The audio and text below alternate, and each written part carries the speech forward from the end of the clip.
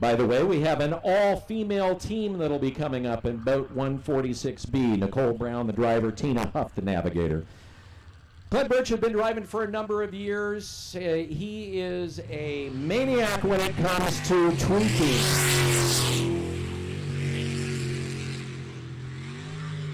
Wow. He is coming out charging hard.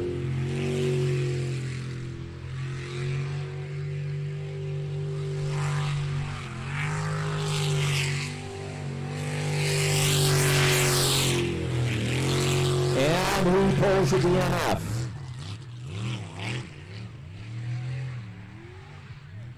So his first run was called a DNF by the spotters. So he will receive no time for that run as boat 71A gets ready to come out. Clint, by the way, is from Malino. So Larry Hines is from, let's see, our driver is actually Jay Correa. Jay is from Salem, Oregon. He has both raced and navigated over the years. They're kind of one of these teams that will take a season or two off and then they'll show up and race a lot and kind of hit and miss as their schedules allow for it.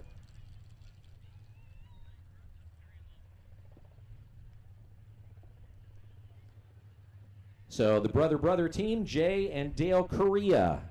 Jay the driver, Dale the navigator.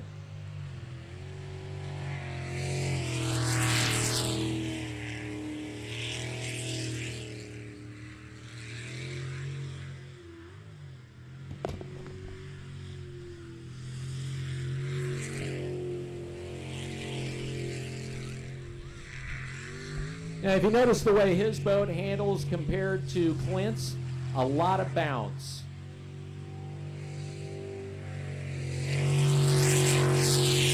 Also, the back end kind of drifts in those corners.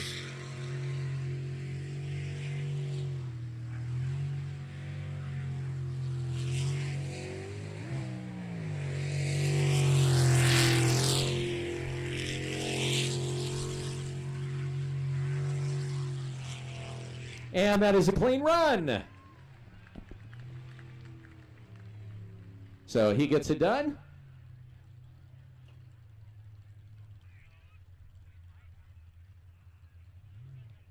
Unofficially, a time of 50.74.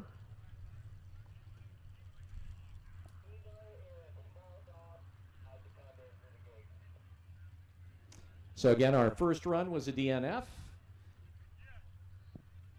Unofficially, the time is a 50.74, waiting to get that confirmed from our timers.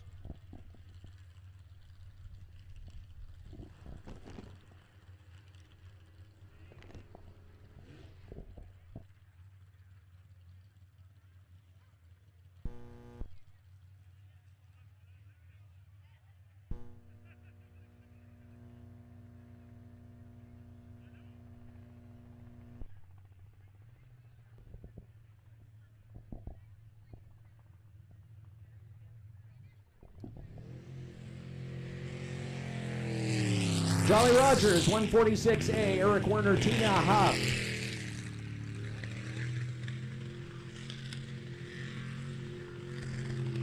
No doubt, sounding a little rough.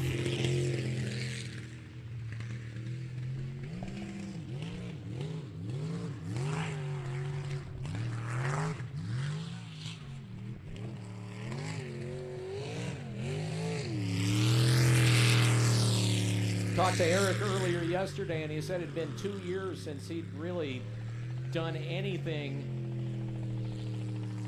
to the engine or the boat. It was kind of a last-minute thing when he found out that Webb Slew was going to be running. Then he kind of jumped into action. He was not quite sure how well it was going to run.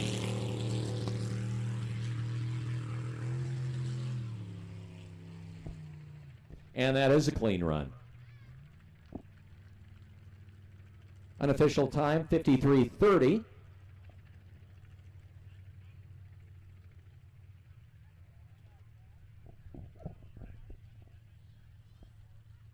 And that is the official time.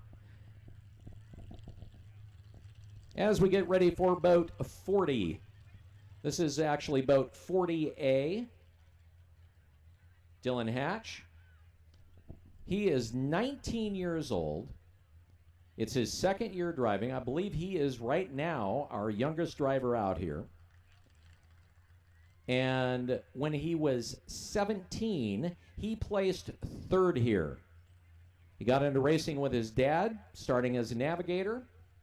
And the one thing that impressed me about Dylan a couple of years ago, watching him run, was how tight his lines were. The kid is a total, well, now he's not a kid, but he went as a kid, real nice tight lines. He was pushing that boat to its full extent. And there are times that the boat, actually, the driver is better than the boat. And Dylan, at least two years ago, was one of those drivers.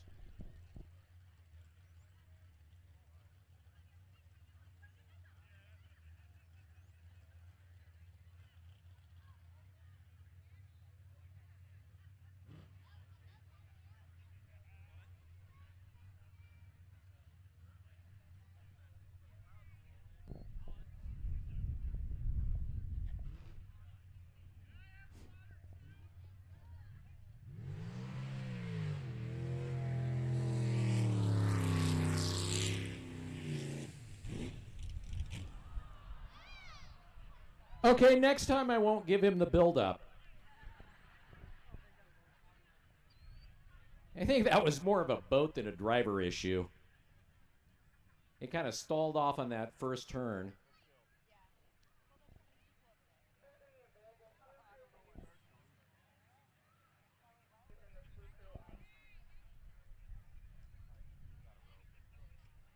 So our safety crew gets to play with the boat. That was not the kind of wreck that's going to do anything to anybody in terms of injuries. So they'll try to get it back in the water. The goal is to try and get it started.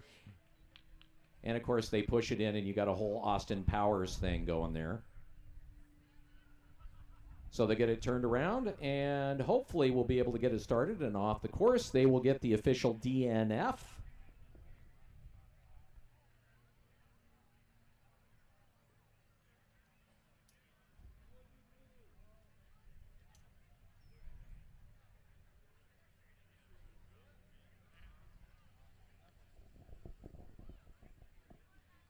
And now they're going to try to get it started.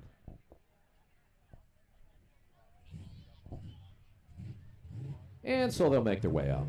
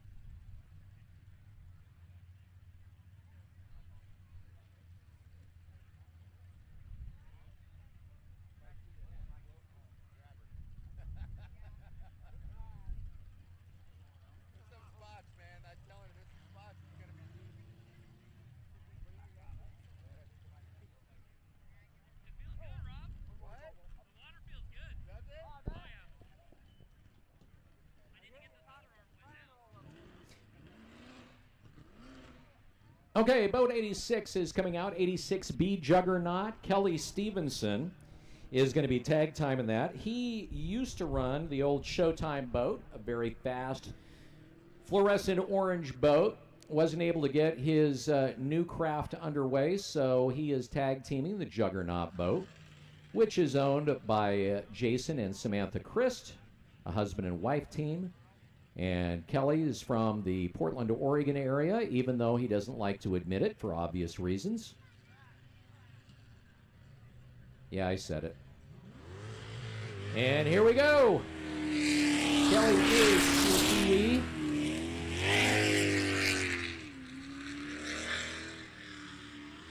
Coming around the donut.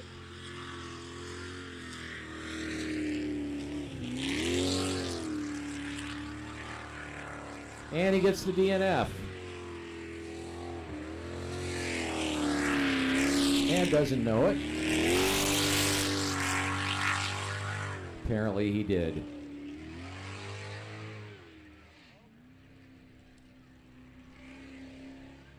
So you may wonder about the spin-out pool if you're new to this. Obviously, these things don't have brakes. So if they're coming down that back stretch, coming in hot, the only way to get that boat stopped is to bleed the energy off of it, and that is to do some really cool cookies in the spin-out pool. Some tracks have a different configuration where you come out kind of on a out on a long stretch, as opposed to the spin-out pool, which they just take their foot off and it just slows them down naturally. Others with the spin-out pool, Web Slew has the spin-out pool. With boat 29B on the way. This is the Hammer Time boat. Now, mind you, it is being driven by Dennis Hughes. Jen McClellan is the navigator. This isn't the actual boat that you saw in the Jeep. This is a different hull, same team. Dennis is helping the owner, Rick, out by driving the boat. Dennis has been driving for many years. Pulls the wheel to start.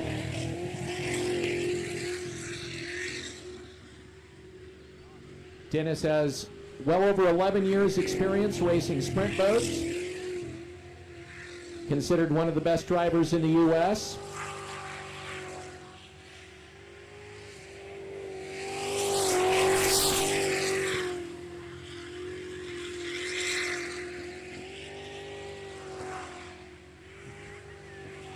He keeps it on the track. This will be the fastest time today.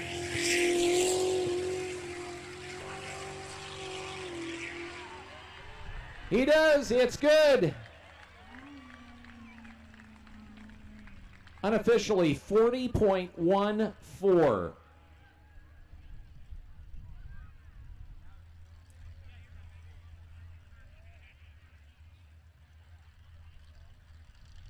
It was a clean run.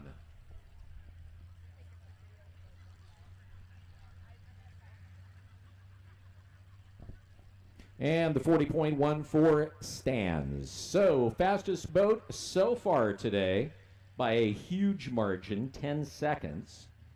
Second fastest would have been boat 71A, Nut Deep, with Jay and Dale Correa. So Dark Horse Racing, these folks are new. Jeremy Sousa, Jesse Law.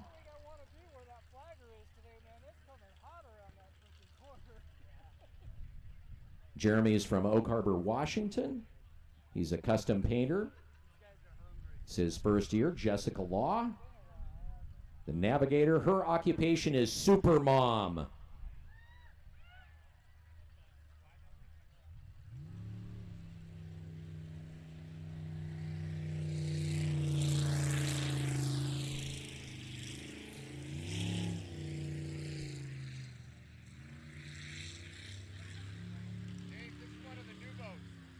Talking to them earlier this morning, other than having this thing out on a lake, they have never been on a course before. Very little seat time. So you're not going to actually see them just tearing it up.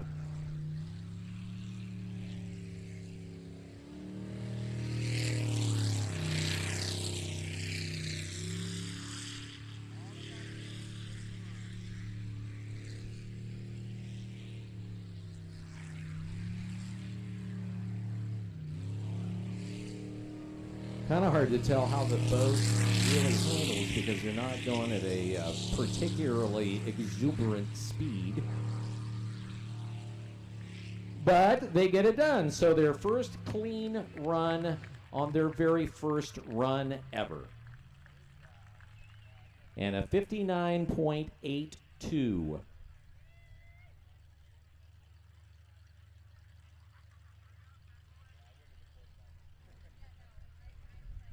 Next out, boat 154, Purcell Racing. Jeff Purcell, the driver, sometimes known as Larry. And Roberta Anderson, the navigator, sometimes just known as Bob.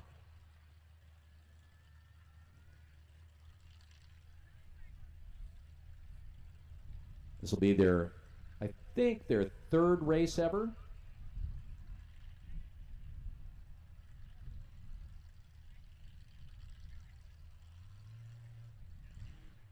Jeff used to be a motocross racer, did that for about 14 years.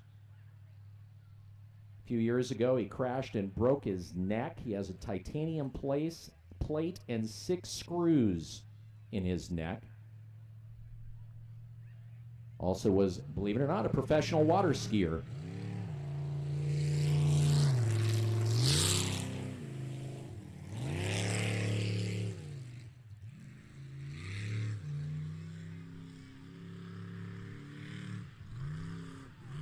His boat dyno's out at about 700 horsepower.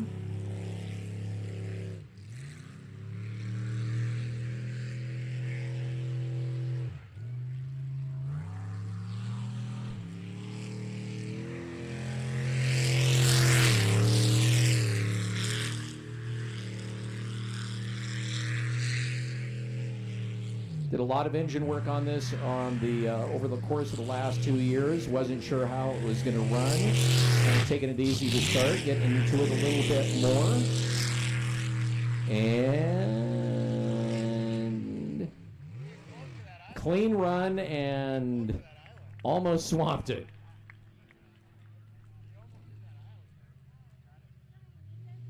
.87 for Jeff and Roberta.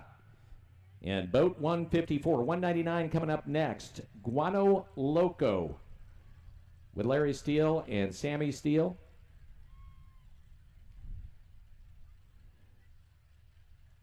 They're from Coeur d'Alene.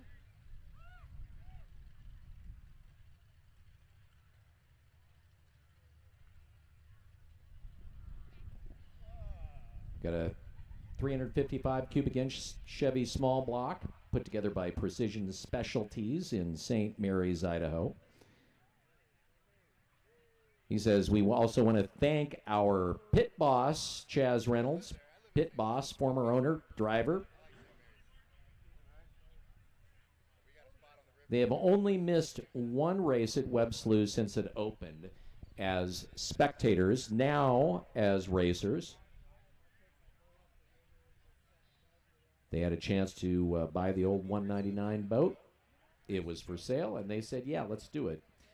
Waiting to see what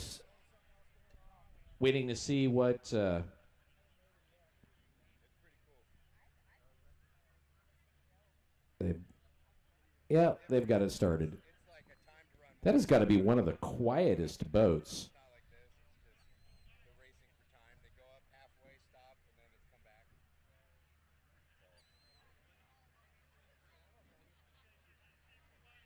So you notice these boats will back in, and the way that works is there is a bucket.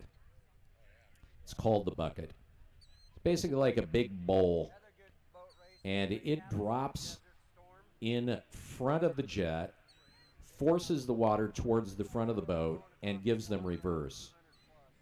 And sometimes the mechanism for that bucket will break in the middle of a race, and somebody will be out there in a run, and you'll see them either come to a dead stop or just start moving at a snail's pace, and it's because the bucket has partially dropped. So they're making their way to the start. The green flag is out. And the track is hot, and they're off.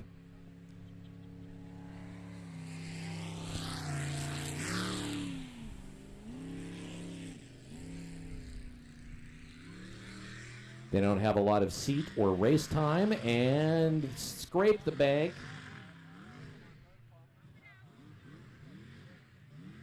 And as you can tell by listening to it, they've sucked up a bunch of sod. There's a grate on the underneath of the boat. And if that gets clogged with sod, with grass and other stuff, obviously it can't suck water in. And you see this kind of thing happen. And that is a DNF. Not simply because they're going so slow because they took the wrong turn. Probably they're just trying to make their way out.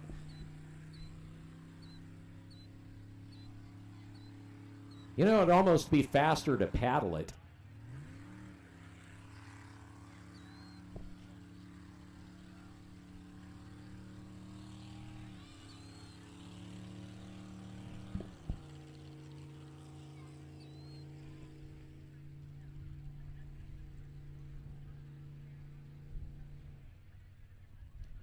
No time, DNF. Yeah, they came around the top of the donut, up the top of the track, came in wide on that and scraped the bank. And if you look at the grates on the bottom, they look like big cheese graters. And it's simply that thing is just all clogged up.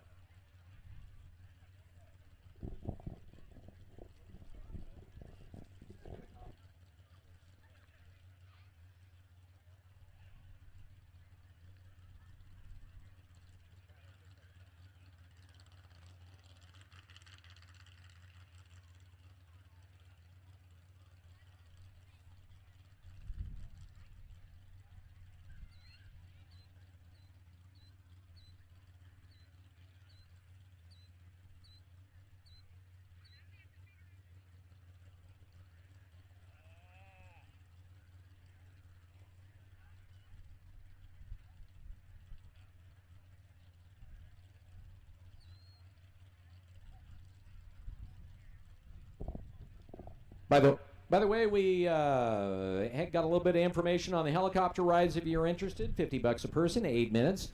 You just go over there to the bridge by the entrance and head across. You can sign up to do that and take a helicopter ride over the slough. So, waiting to get Guano Loco clear, and boat 40B with Darren Mickelson and Dylan Hatch, Blue Bayou, making a second appearance.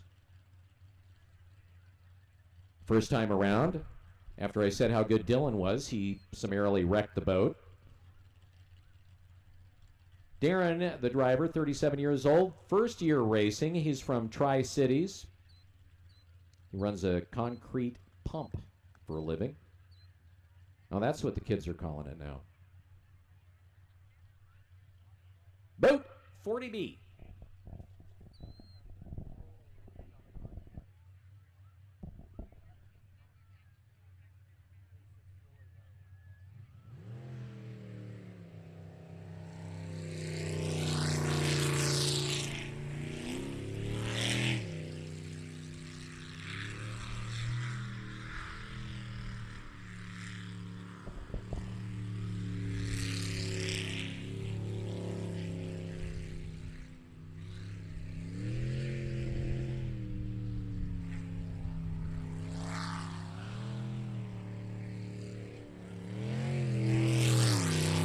gotta say, for his first time racing, even though he's not pinning it, looking pretty good.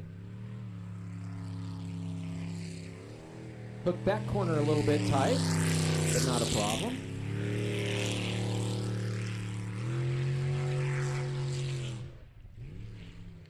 And it's a clean run.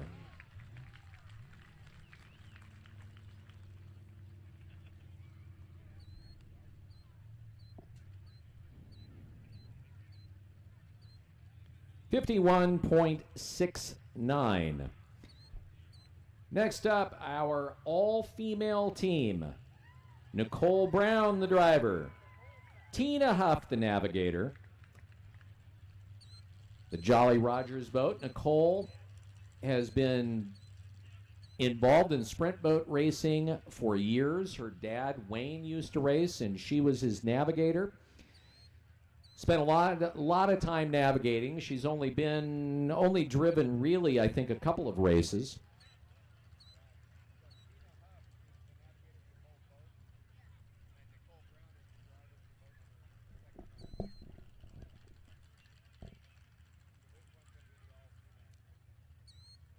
A lot of times you'll see navigators will transition at one point or another into the driver's seat. I think this is her first time, though, racing this particular boat. So we'll see how she handles it.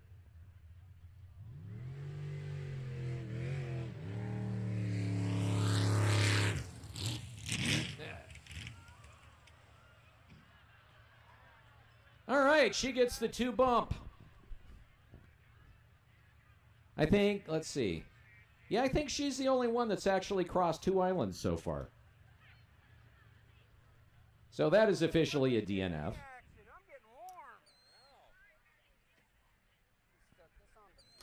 So she'll get pushed back into the water. And boat 86A, Juggernaut, Jason, and Samantha Christ.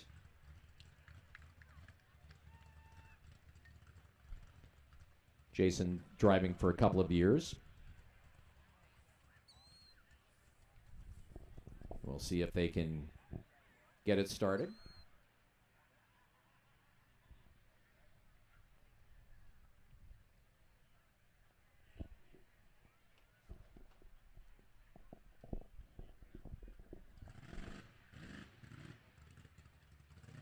Racing here at Webb Slough, brought to you by D&J Farm Supply, proud sponsor of Webb Slough, the largest independent dealer in the Northwest of CAMSO agriculture tracks.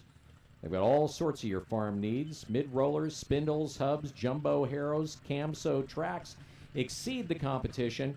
If you need new or used tracks, contact D&J Farm Supply, locally owned by Don and Amy Swanwick. So they got it started. She'll come off.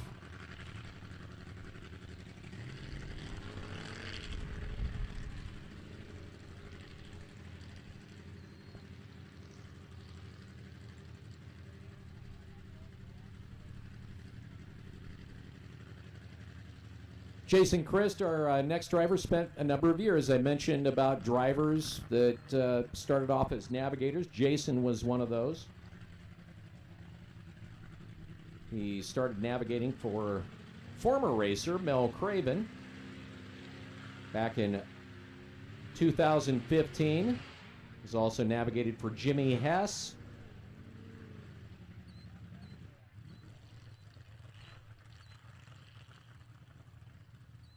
A lot of these boats, a lot of these hulls and the like get passed around from driver to driver, team to team. You'll see boat 156 come out here in the 400 class. This used to be boat 156, the Bad Influence boat.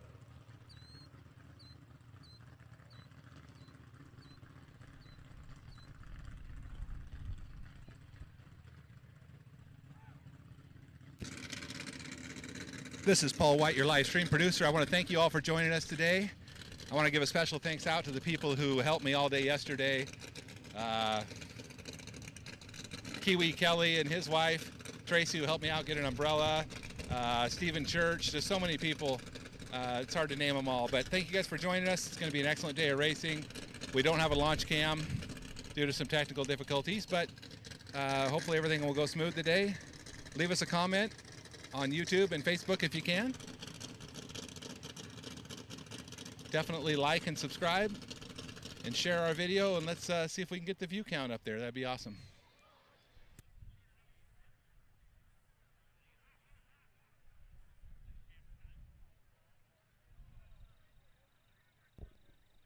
And not sure what the delay is down on the launch. So boat 86 will be next out. Big thank you to Davis Office Furniture, sponsor of Web Slew and a number of the boats out here. They feature Soho small office chairs, home office furniture, desk chairs, everything you need to work ergonomically correct from home. Because we all know you're not ergonomically correct at home. Get on that. They're now located on Sprague next to Rogers at University, davisofficefurniture.com. And they are so happy to be back at the slough. Boat 86A, Jason and Samantha Christ.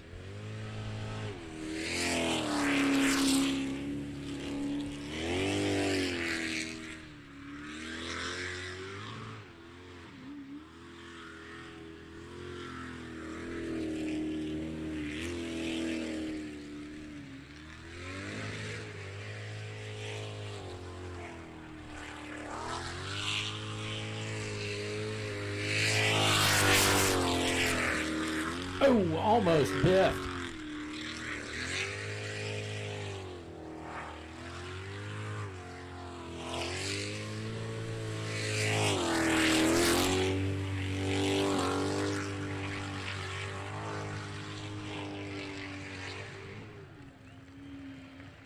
And he gets it done with a time of 45.57.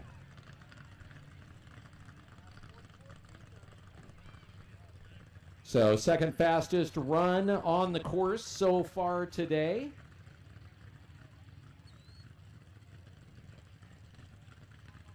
With Dustin Springer and Don Davis coming out in the boat 208, part of the Jolly Rogers team.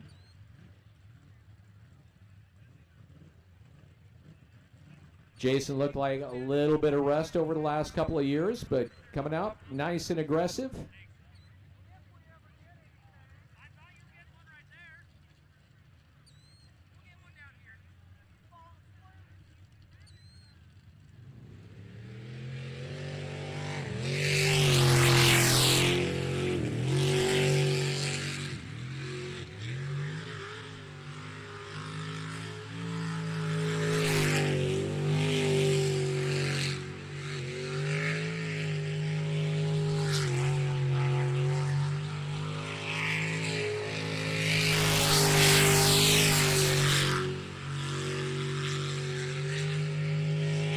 And he's chewing it up.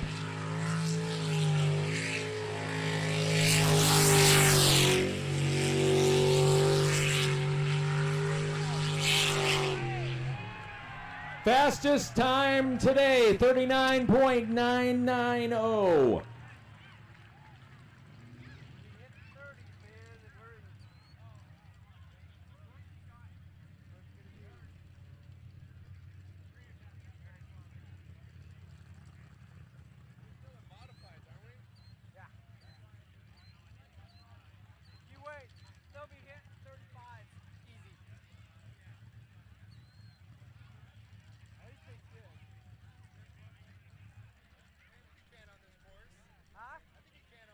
All right, final boat out in the modified class will be boat 29A Hammer Time. Rick Phillips, Jen McClellan. Now, we saw this boat out here with a different driver, Dennis Hughes, who has won out here on this track numerous times in modified and unlimited class. And let's see if Rick can get close to Dennis's time in his own boat.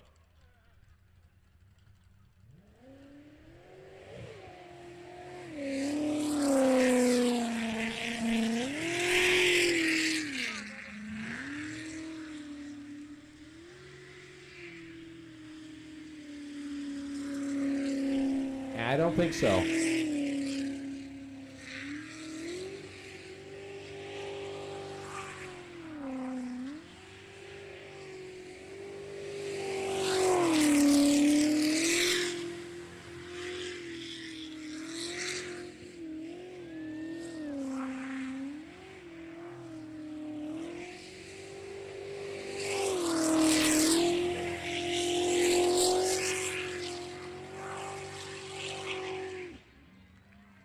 Clean run and a 45.61.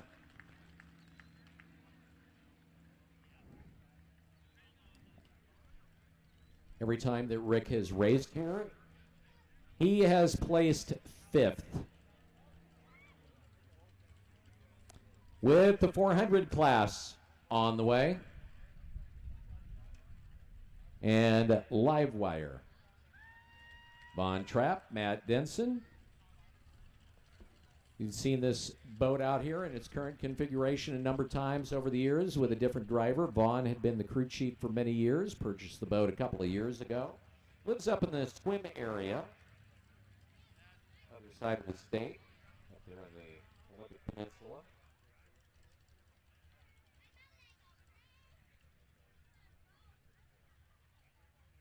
Vaughn's the contractor. Good to have a navigator who's also a mechanic. That's not to say that all Vaughn does is hold the flashlight, but it's a 400 class.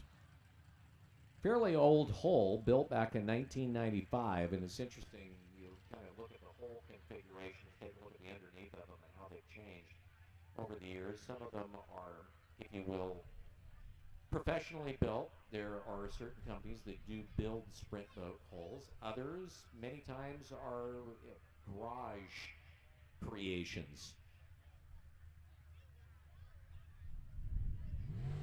Boat itself is actually fairly fast, or has been over the years. Thing is, it's really heavy.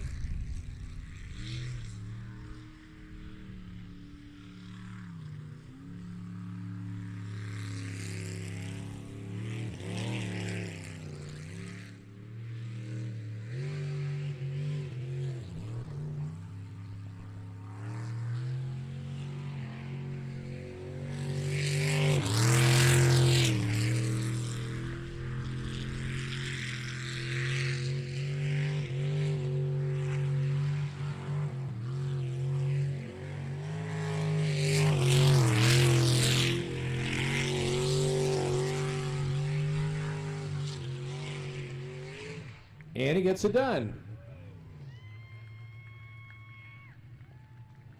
So the first of the 400 class boats with a 49.86.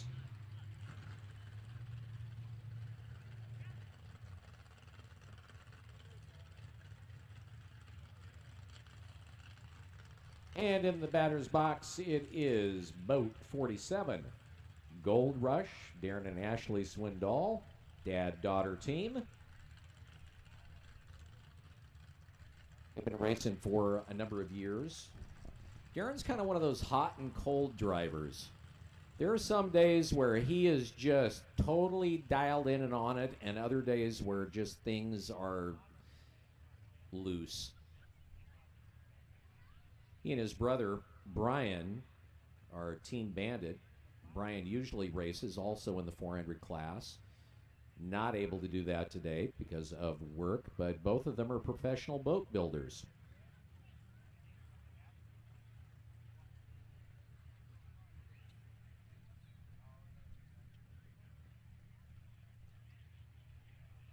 Graham, Washington.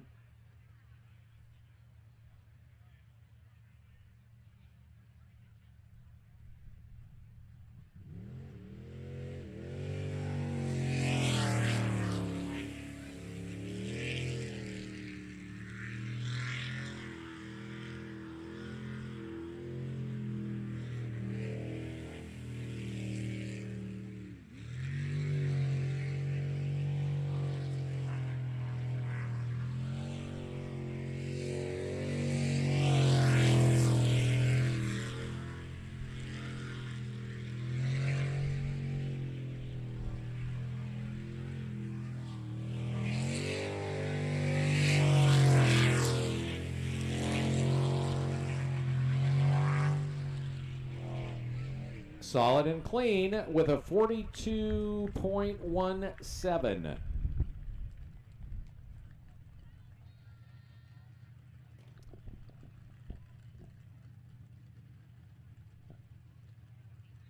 Darren's one of those guys that usually first couple of qualifying rounds, he's into it, but not too deep into the throttle. And then as he gets into the late qualifiers, he really starts to open things up, wants to get a kind of feel for the track.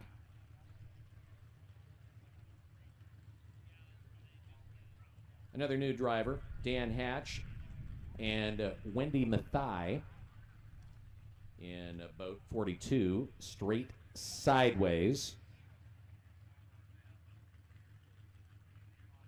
They're sponsored by Pelican Fuel out of Pasco, Washington. He kind of got into this after watching his first race about 4 years ago. His son got into it, and then Dan decided, after navigating for his son, that he wanted to drive.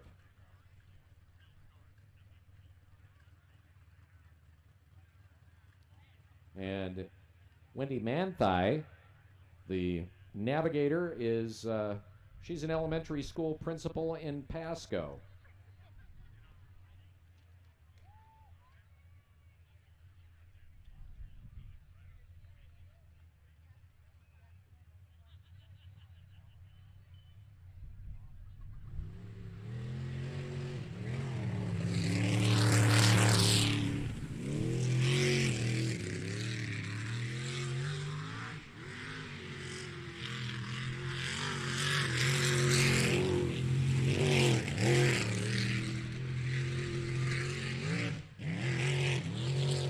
He has hit the bank several times so far. I really like this. This guy is a new driver, and he's coming out aggressive.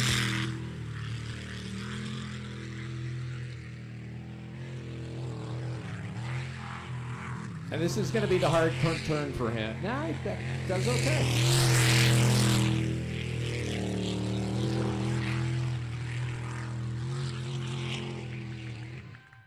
Gets it done.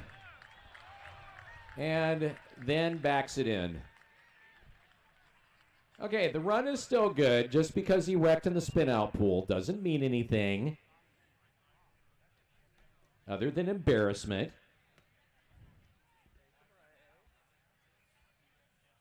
46.09 unofficially. And living up to his name, he went straight sideways.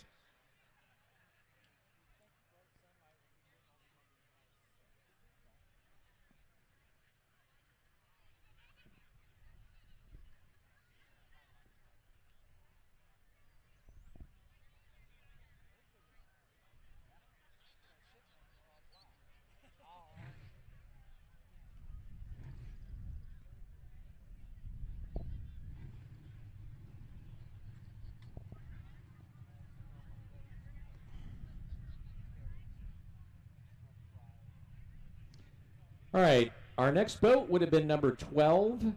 He's having mechanical problems. He will go on what's called the 5-minute clock. He has 5 minutes, he and his team, Daryl Healy's team, to correct whatever the issue is, to be able to still run in this round.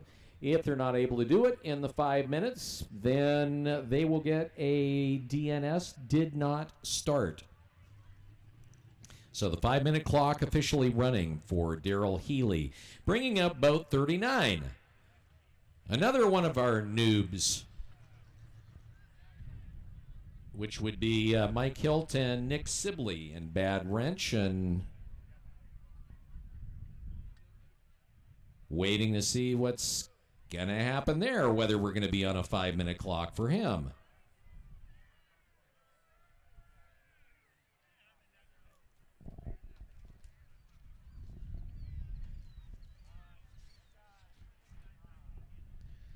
So we're finding out that Bank Shot has a fuel leak that they're taking care of. They believe that they're going to be able to make it within the 5 minutes. Racing here at Webb Slough, brought to you by Felton's Auto Sales in St. Mary's, Idaho. They'll help you find your next quality vehicle at a fair price. FeltonsAutosales.com is the place to go. And the money you save could be your own. Felton's Auto Sales, proudly supporting Webb Slough.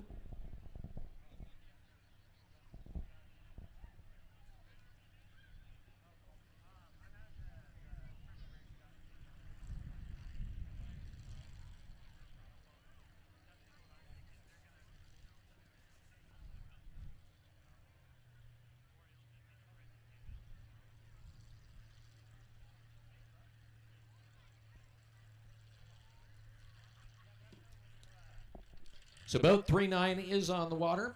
Bad wrench.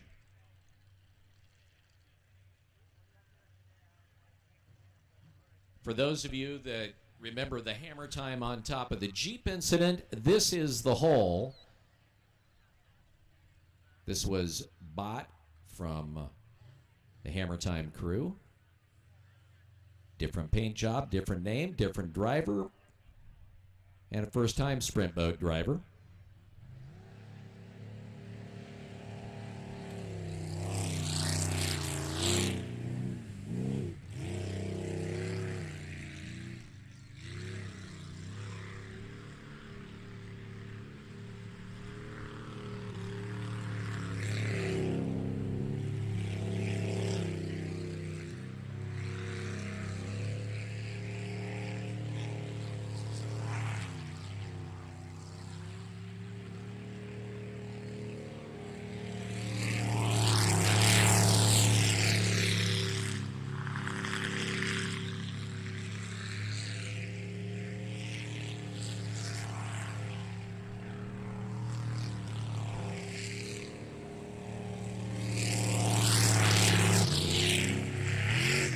Ooh, wide on the corner.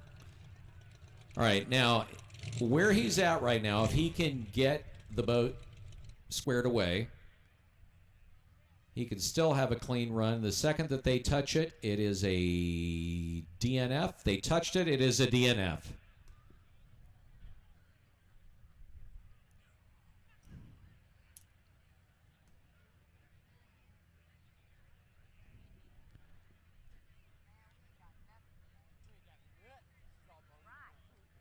So just coming around wide and clipped it.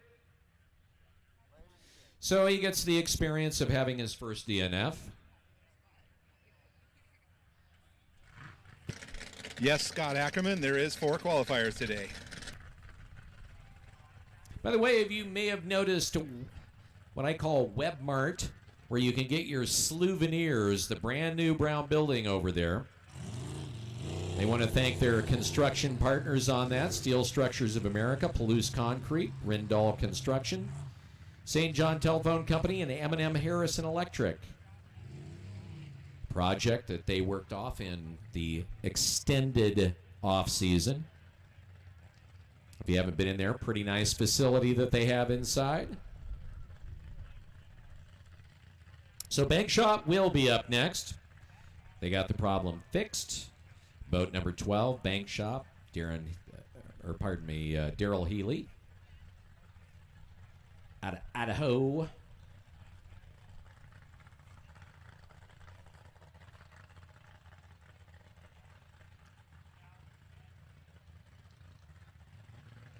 I think Daryl probably has been racing longer than just about anybody on the course today.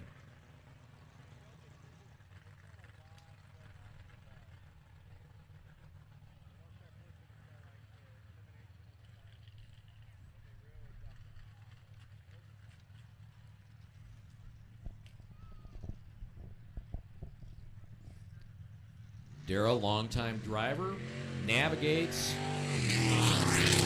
needs a wrench.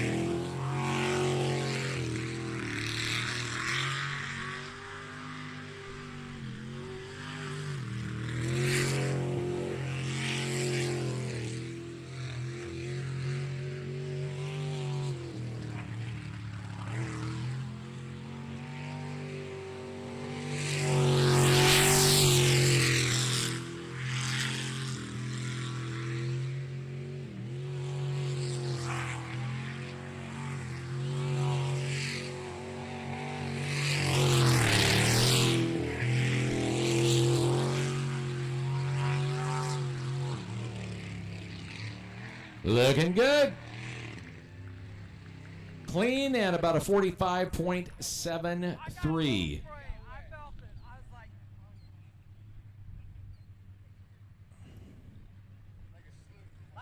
So that is an official time of 4.573.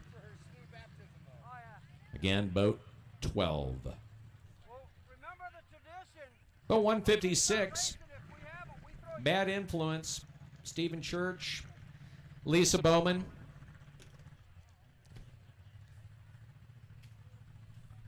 Not knowing exactly what they may have done to the boat over the last couple of years. Stephen, definitely an up-and-comer at that time. And this is a fast boat in the 400 class. They have a B on the roll cage this season in honor of their crew member, Bob Vinson, who passed away in November of 2019.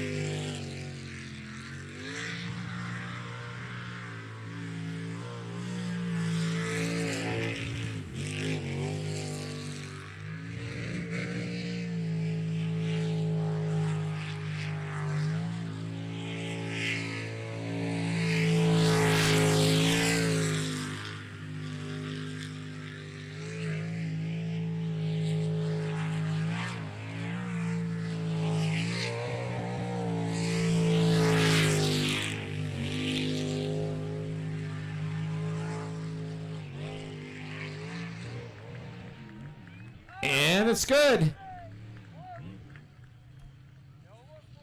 And the fastest run in the class. So a 4.205.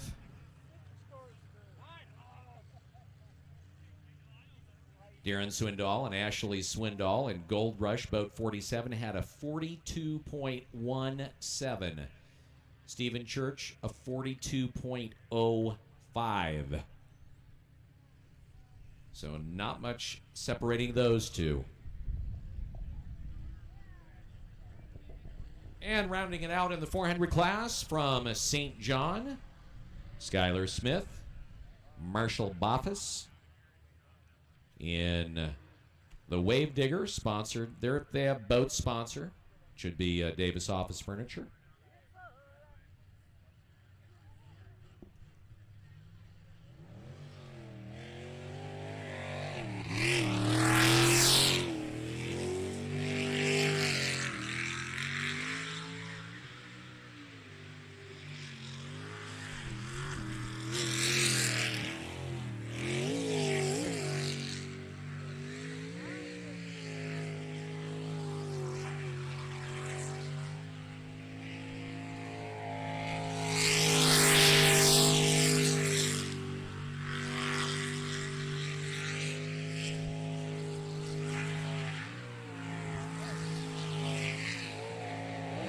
Man, he is bouncing all over the place. It's a rodeo.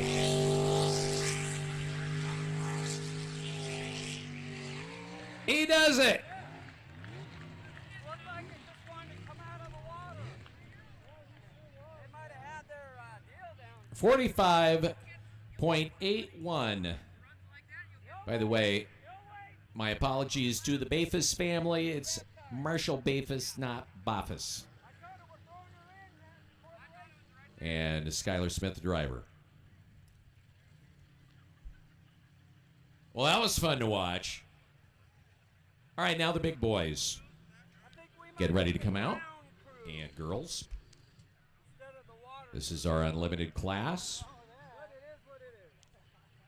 With boat 15M coming out first. Rum Runner boat with Jeremy Brewer and Presley Lawler.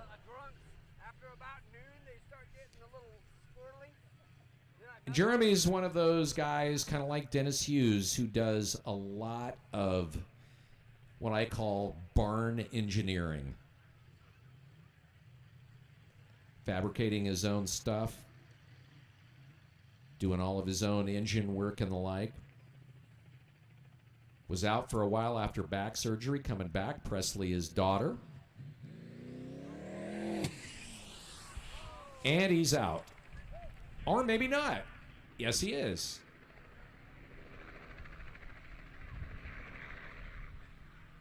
Aww. All right, well, there's your sad face emoticon for the first round for him.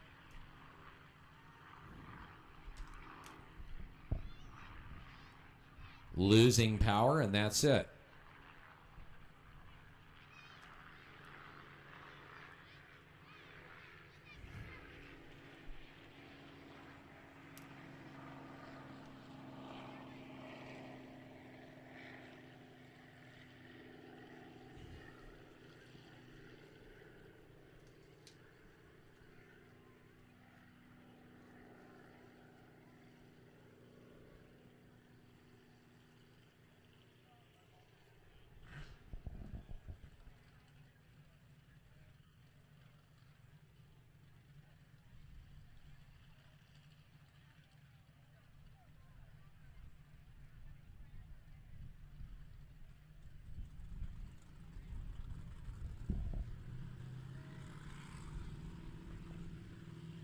So he'll come out under his own power.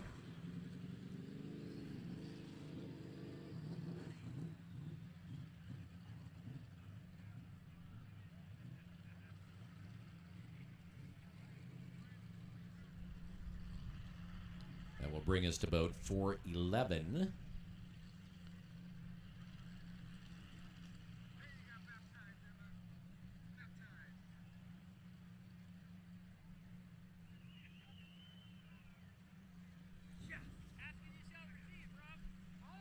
Dean Lautenschlager, the driver, longtime driver. Dean is an interesting cat. A lot of times he doesn't own the boats. He just drives them for different people who do. He's from Glacier. Pardon me. He's from Lewiston, Idaho. And has been in and out of sprint boat racing for over 23 years.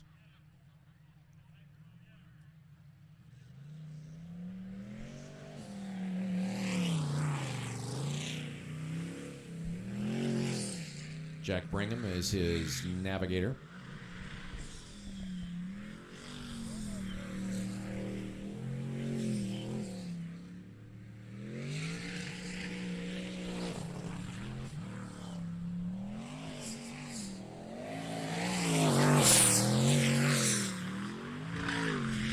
He starts off slow, picks up speed.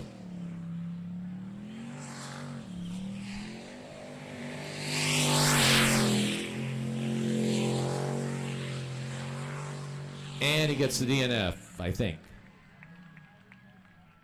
Okay, clean run, my mistake, bad announcer. 4177.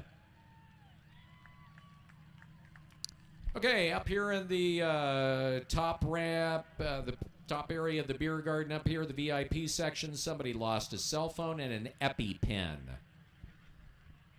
So, if those are two things that you typically carry, a cell phone and an EpiPen, they have them. Up there where they accept the tickets to get in kind of the VIP beer area. So your lost cell phone and your EpiPen, right up here. Boat 049, that is the Obsession boat that was scheduled to run here on the Unlimited class in this first qualifying run, will not be running. That said, boat 69, Overkill, with Dennis and daughter Samantha. Dennis Hughes, Samantha Hughes. Out of the Spokane Valley.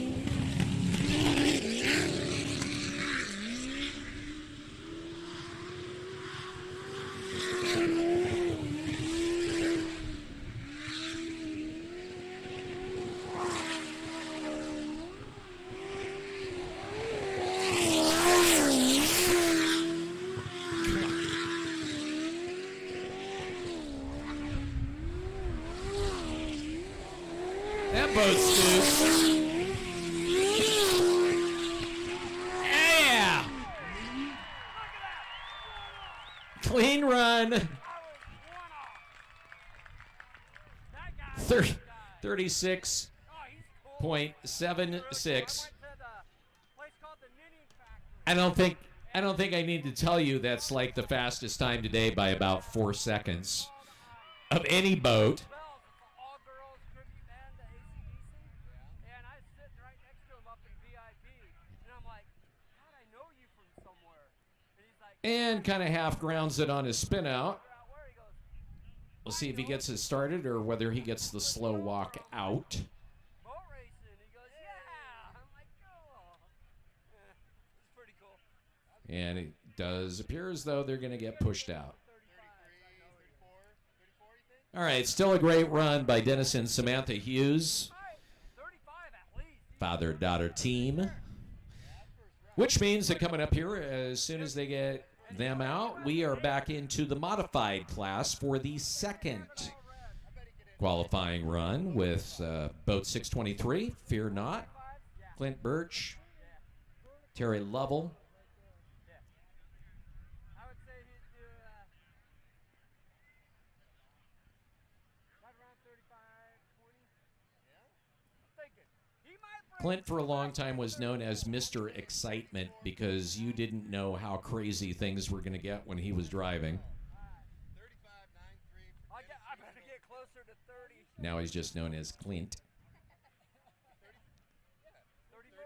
9.3. That's A lot of his boat, he is, I started to mention a little bit earlier that he is somebody that is all about trying to make his setup, and that's the boat, engine, everything, as light as possible.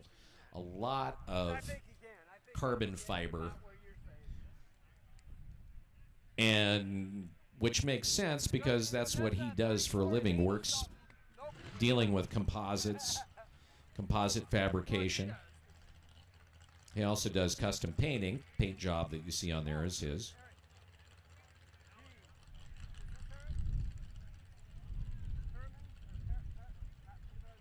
He's got carbon fiber seats, carbon fiber steering wheel, dash, console, fuel cell, rollover slippers, steering shaft, pump cover, reverse bucket, all carbon fiber.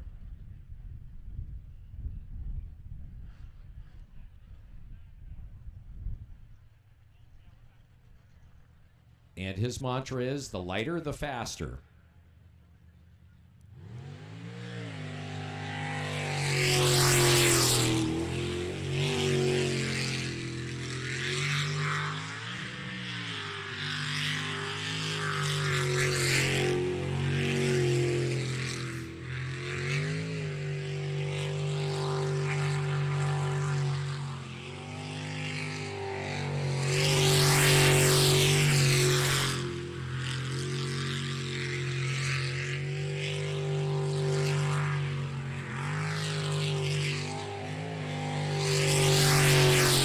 Boy, nice and smooth. Nice and smooth and fast. Clean run. With a 40.35.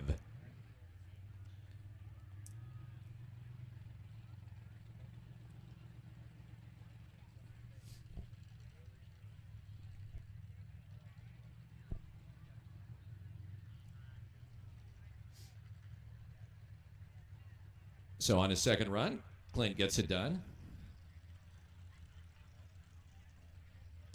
One of the things that, since Clint has pretty much built that boat from the ground up, in the past he's had handling problems trying to get the boat set up, and one thing I noticed there, that was nice and tight, not a lot of drift in the back end. You'll see some of these older holes where the back end will kind of drift out, and others look like they're actually on a rail where there is no drift, there is no bounce. A little bit of bounce, but hardly any drift. Now, last time, if you recall, this boat, boat 71, nut deep, lots of bounce. With Jay Korea's driver's seat, had a 50.7 and change in his last run, or first run.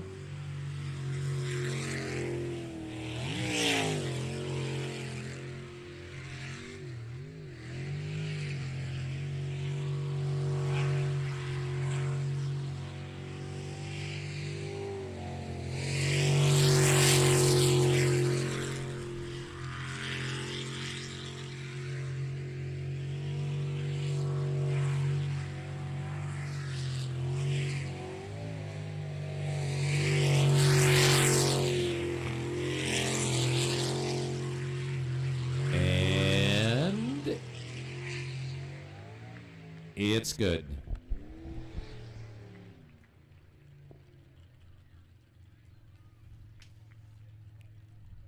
.06, shaving off about 0.7 of a second from his previous run. As Eric Werner and Tina Huff in 146A Jolly Rogers get ready to come out. But 146, Eric Werner, longtime naval aviator. They don't call Navy pilots, they're aviators. So he's a longtime naval aviator, flying off of carriers. Transitioned into, after retiring from the military, transitioned into airline pilot. He's been doing that for a number of years. Been sprint boat racing for, I'm going to say probably about 10 years or so. He's also one of those guys that is a barn engineer, building his own hulls, experimenting with different setups and the like. Last time he came out, the boat was running kind of rough. Obviously, he's straightened that situation out.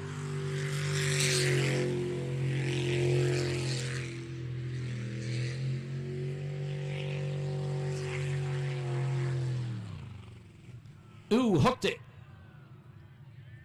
And almost sinks it.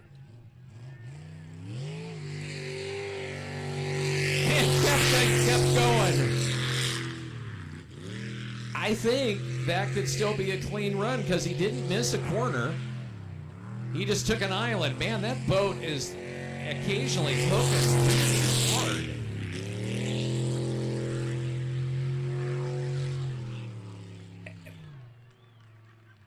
Spotter, is that a clean run? It is a clean run. He gets it.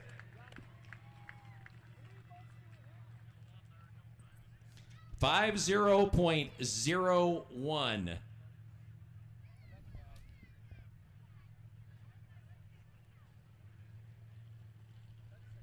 Well, he didn't save any time with the island hop, but it looked cool.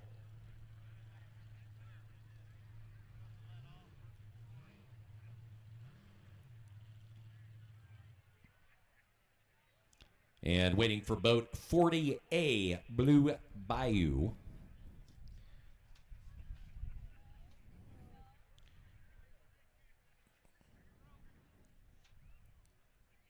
So Greenboro is proud to be the official screen printer and embroiderer for Web Slew. They do great custom designs. They have personal, friendly service compared to the other printers who are unfriendly and impersonal. They also offer in-house customized screen printing as well as embroidery with a team, a small team, but a team nonetheless, of dedicated employees. You can visit them in the historic Hilliard neighborhood of Spokane, or check them out online at greenboro.com. That's GRENBURO.com for your next screen printing or embroidery project.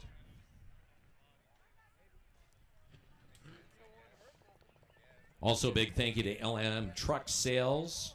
You've been seeing their water trucks around here. They have new and select used trucks. They started off selling select used trucks to transportation companies. They've got farm trucks. They do just about any kind of specialized truck you can imagine, from water trucks, dump trucks, bucket trucks, truck mount cranes, you name it. They do it. Their trucks are also used by rural fire departments, the United States Forest Service. Lots of years of experience. L&M, and they also do rental trucks as well. So they got an extensive rental truck fleet. Everybody doing okay over in the beer garden?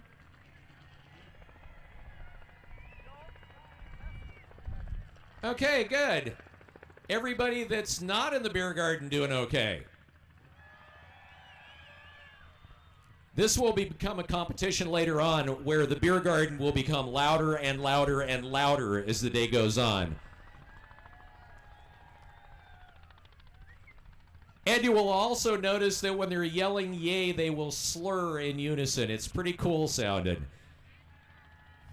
It's kind of like a vocal matrix kind of thing going on.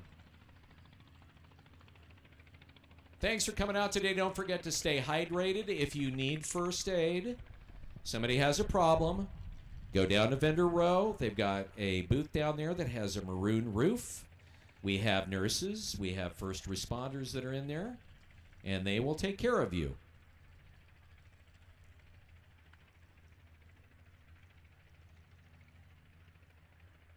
Fortunately, a little bit overcast, a little bit of a breeze. Kind of keeping the temps down so far, making it more comfortable than what we kind of expected this time of the morning.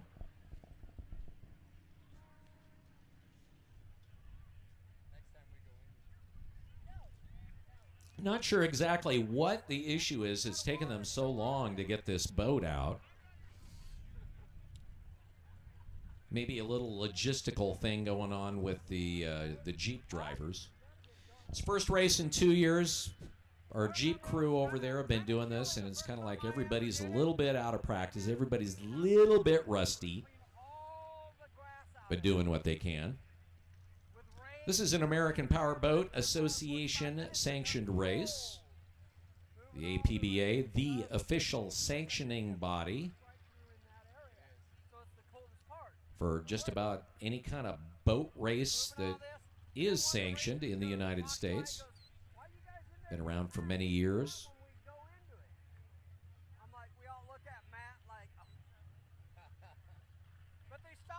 Every thing from the big drag boats to those little teeny hydros. I don't know if the little mini hydros where the guys are just kneeling on the things, those are a kick. Anyway, all right, we're back.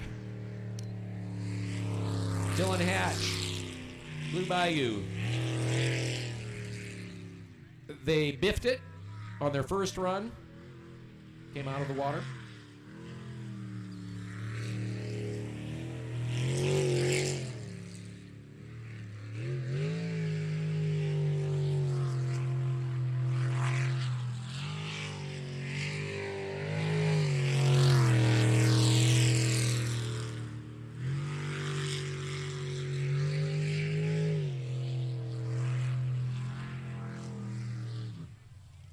And oh,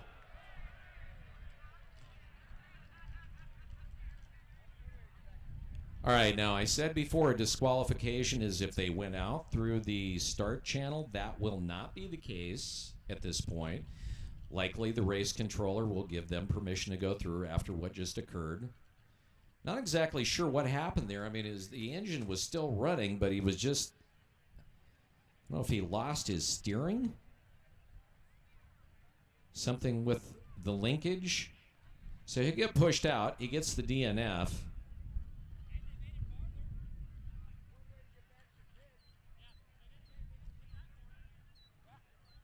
was kind of an odd crash. So that will be his second. No, yeah. Second DNF on a wreck today. And I'm beginning to think it's not necessarily him. He may have an actual issue with the boat. Kelly Stevenson and Tracy Montgomery will be up with boat 86B, Juggernaut.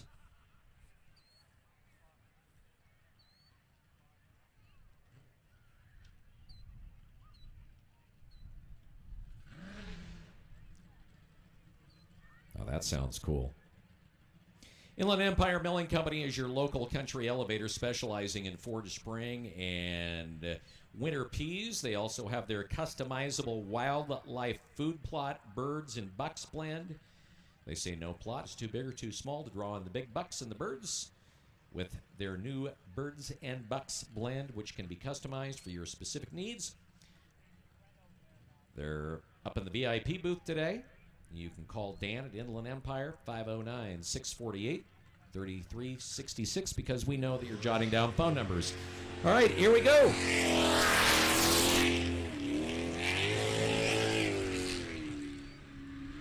The Mad Kiwi in the Juggernaut. That right there is about the most technical this course gets. Nick in the bank.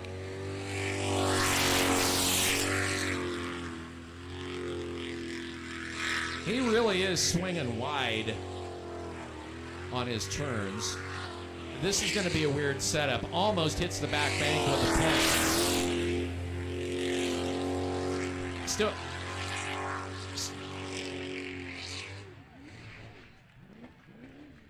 Clean run.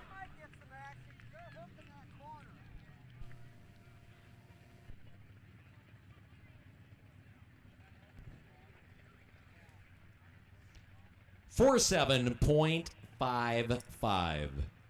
47.55. Kelly Stevenson, Tracy Montgomery, the Juggernaut, 86B. 29B, Dennis Hughes, Jen McClellan. Last run out, they threw down a 40.14.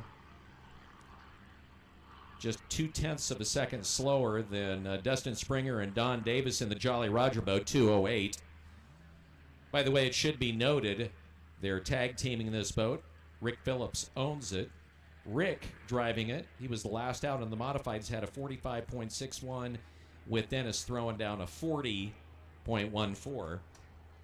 This could be one of those situations where somebody else driving the boat actually beats the owner on the day. Depending.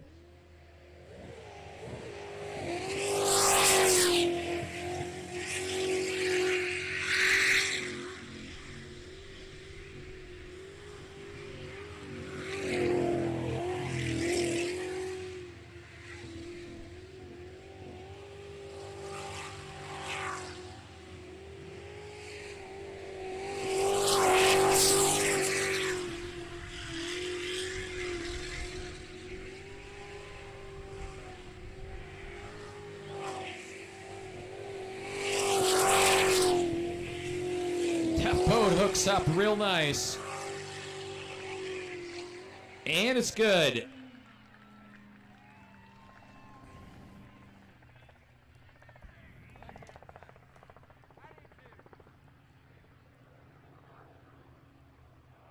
$40.75.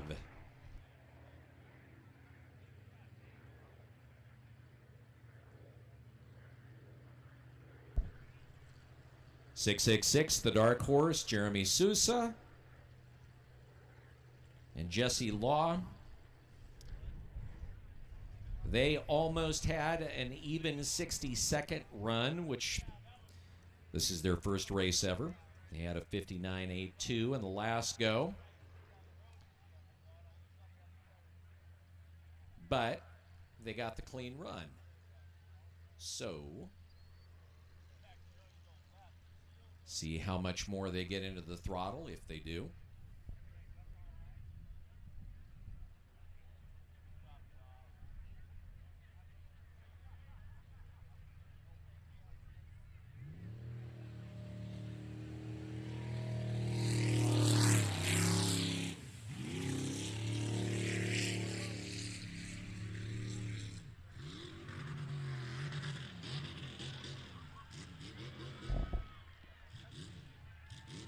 Well, that was kind of nice. He got his butt out of the water.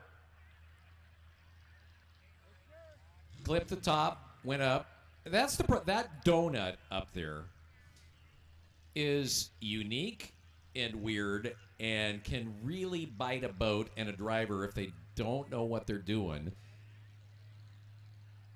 There's not a lot of space in there. Of course, they get the DNF. There's not a lot of space in there, and generally what the drivers try to do is stay tight on that island as opposed to coming in, because you come in wide on it and it's going to be over for you. And he came in just a little bit too tight on it, clipping the nose, back end comes out, he biffs. And the way the boats handle are different in kind of an interesting way. You'll notice a lot of time, particularly up there, that it almost looks like the driver is putting the tip of the boat right on that island because all the steering is coming from the rear and not the front of the boat. So you almost put the nose on the tips of those corners and kind of swing that back end around as it pushes the boat through.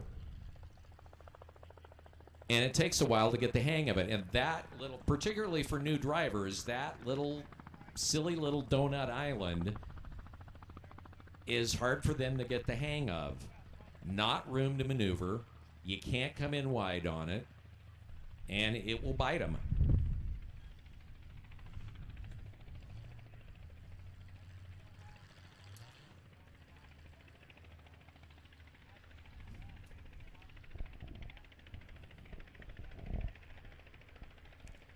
Boat 154, Jeff the Larry Purcell and Roberta Anderson. They had a 52.87.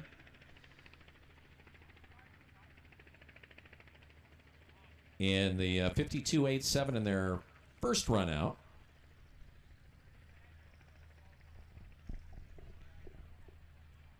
These two are kind of unique because they actually work together.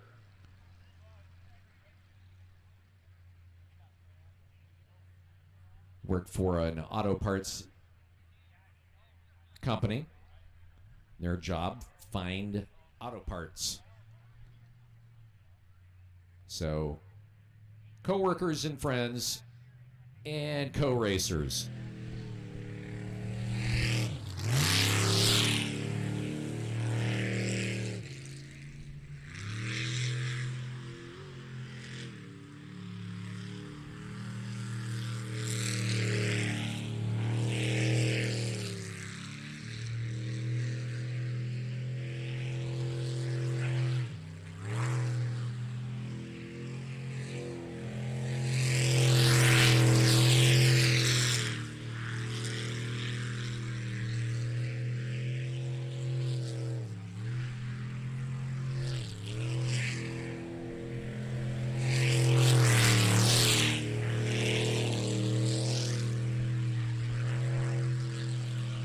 Call it good.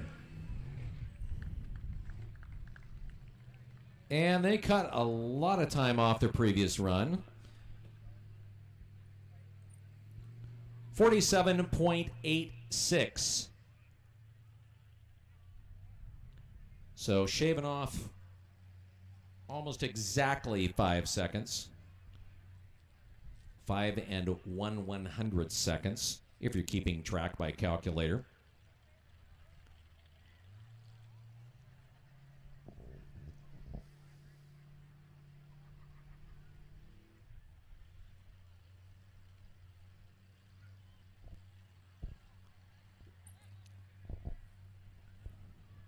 Larry Steele, Sammy Steele, Guano Loco, boat 199.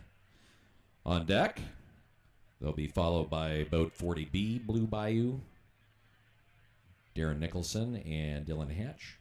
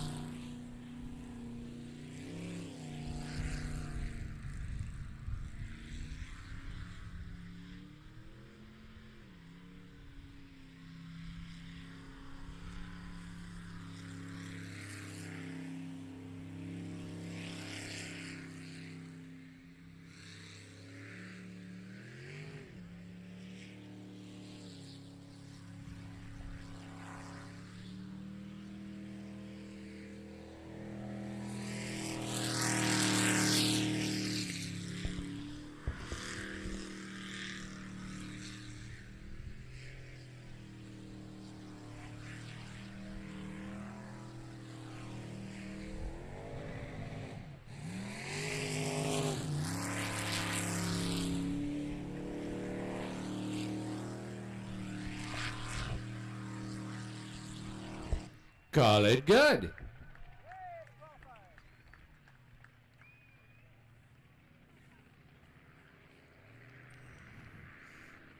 $65.83.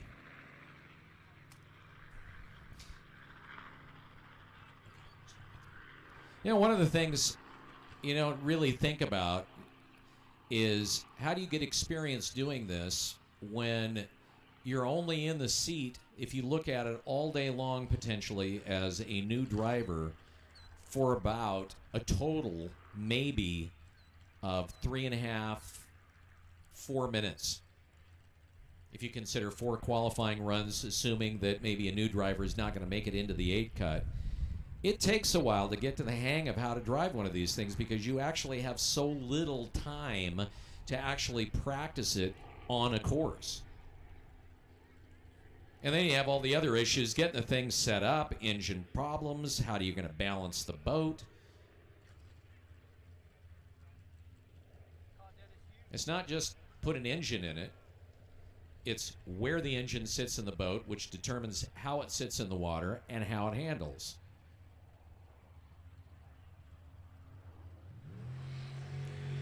All right. 51.69 in the previous, and he is out. Okay, Darren, you have to fill in your divot.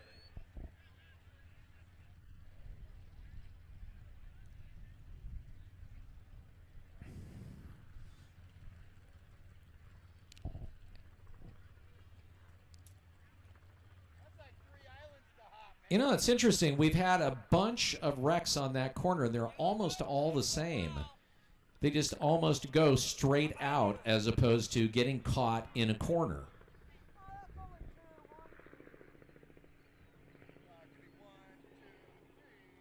And one of the other things you don't think about, because as we are up here, we've got a great vantage point. This has such a wonderful vantage point for watching the race with the terraces. Those boats don't sit that high above the islands. So you're coming around there at, depending on your speed, 70, 80, 90 miles an hour. Slower boats, maybe 45 to 50. You can't really see where those channels are. So a lot of times, because you're sitting so low on the water and you've got an island, of course, that has a bit of a hump to it, seeing that corner, some drivers actually can't when they're going really fast, and they just literally do it from memory and where they feels like it is. Talk to a number of drivers, they say the exact same thing. Sometimes you just don't see it, you just guess. And so getting the feel for it, because they're sitting so low on the water, and having actually myself been out here in a boat a few times going around this course, those channels come up really fast. And you're in a corner, it's like, where did that even come from?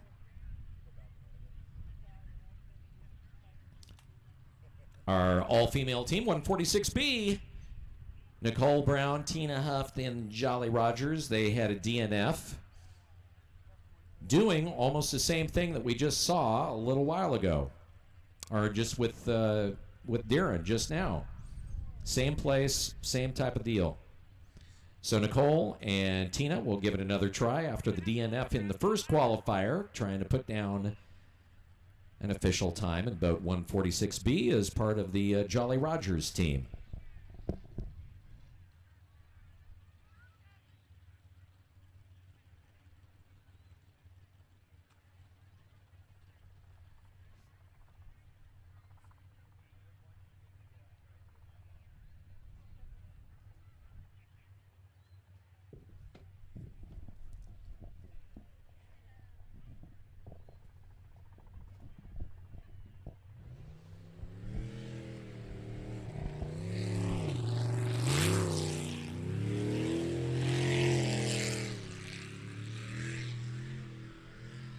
Nicely done around the donut.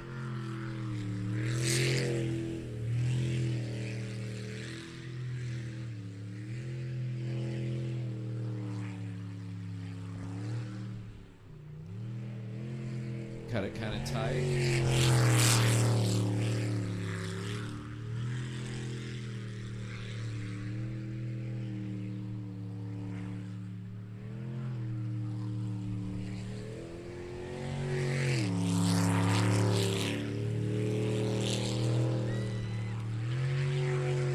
Nicely done, Nicole. Clean run.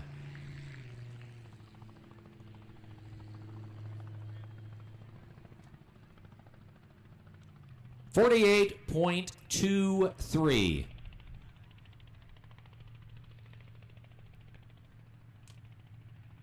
With Jason Christ and wife Samantha and the Juggernaut 86A on the way.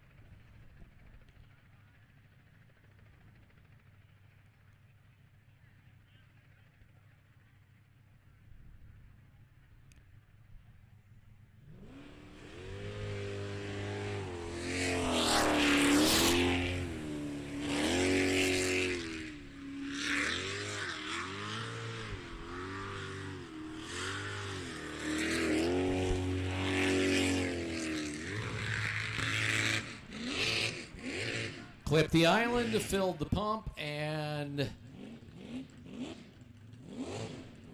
he's going to have a slow go as he tries to clear that grate on the bottom of it with revs, and that's just not going to happen.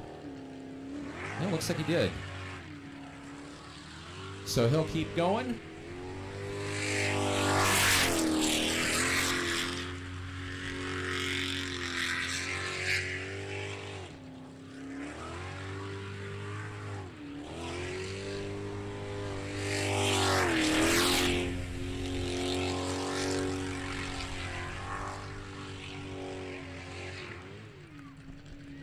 And he gets it clean.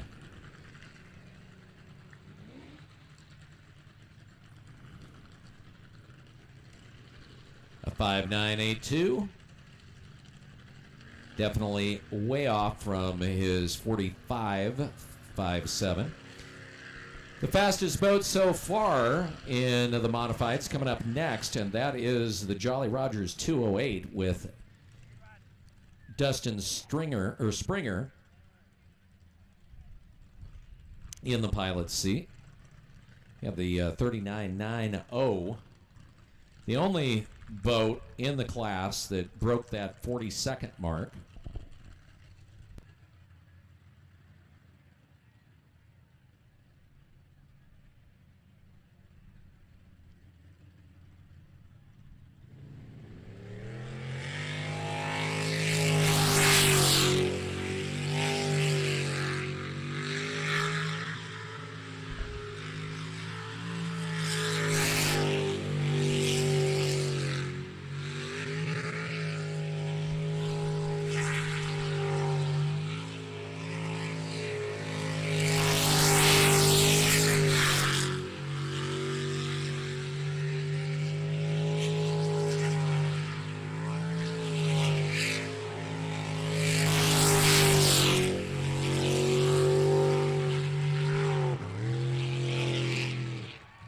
And it's good.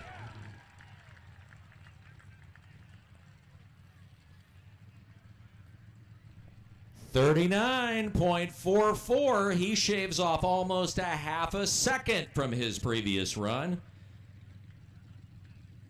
So Dustin definitely setting himself up as the boat to beat in the modified class today so far.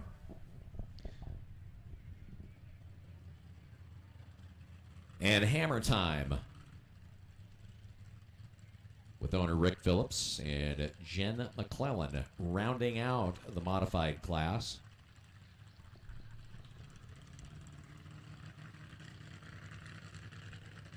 Long time ago, Rick used to drive stock cars back in the 80s.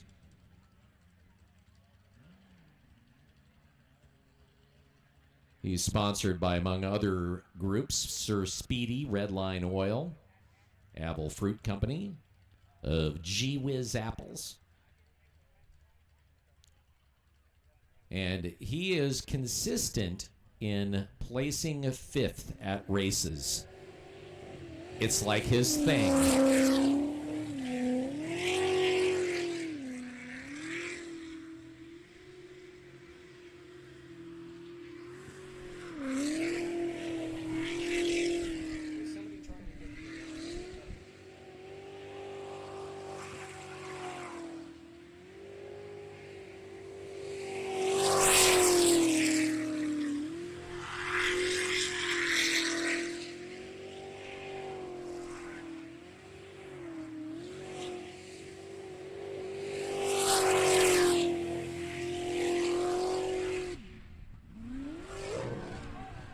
on to it, Rick!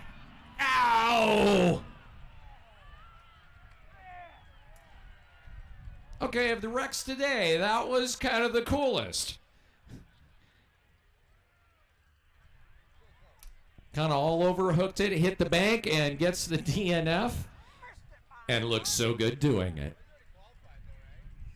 I am supposed to make an announcement. I have been told, and I would have thought this would be common sense, but apparently not. And that is, do not put your aluminum cans in the porta-johns. Don't do that. Bad form. You will see receptacles everywhere around here that are made for cans and bottles and other debris.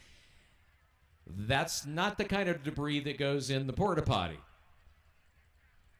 Or as I like to call them, the red saunas. So just don't do that.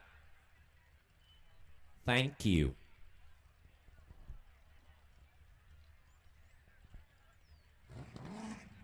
All right, he gets it started. He gets it off the field, and our 400s will get ready to rock and roll here.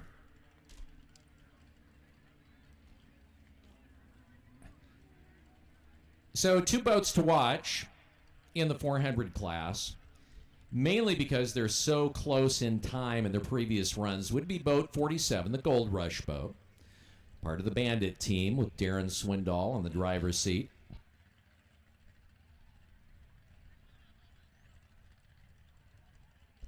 And the Bad Influence boat, boat 156 with Stephen Church.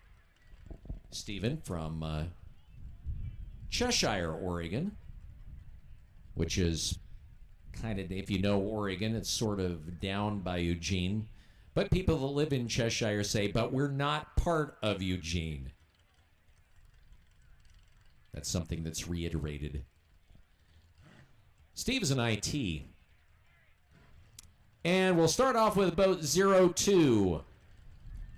Von Trapp and Matt Denson, they had a 49.86. They also, if you go down to Vendor Row down there, if you want to get some cool live wire swag, they've got their t-shirt and gear booth set up. You don't make a ton of money, and that's even kind of an exaggeration. You don't make a lot of money sprint boat racing, so a lot of the ways that they fund these boats, the parts that they need, the things they need to do to them, is through t-shirt and swag sales, so you can help these guys and gals stay on the water by picking up some of their gear. And you will look styling in it as well. Give yourself, ooh, that was quite a, ow. All right, Clipsy Island. Waiting to see if we can get a hands up. We've got one hand up from the navigator, waiting to see the hand up. Safety crew, if you can give us a hands up if they're okay, please do so. So that we know they're all right.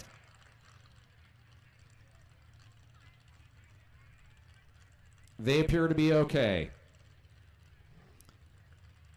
All right, our driver and navigator are okay. Give them a round of applause.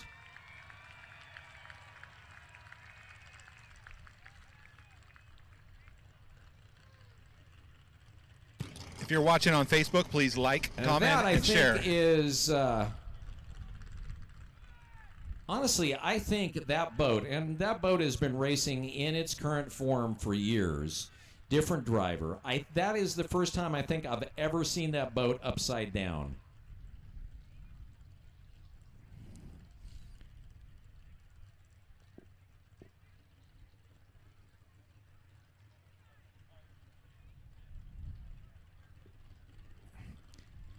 So came around a little tight, hooked the island, and then things just went gunny from there. And big question, will they be able to get the thing started to get it off the course?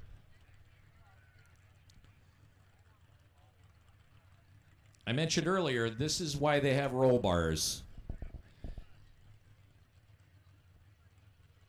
And there's different specs for where that roll bar needs to be, what it needs to be made of, how it's attached to the frame.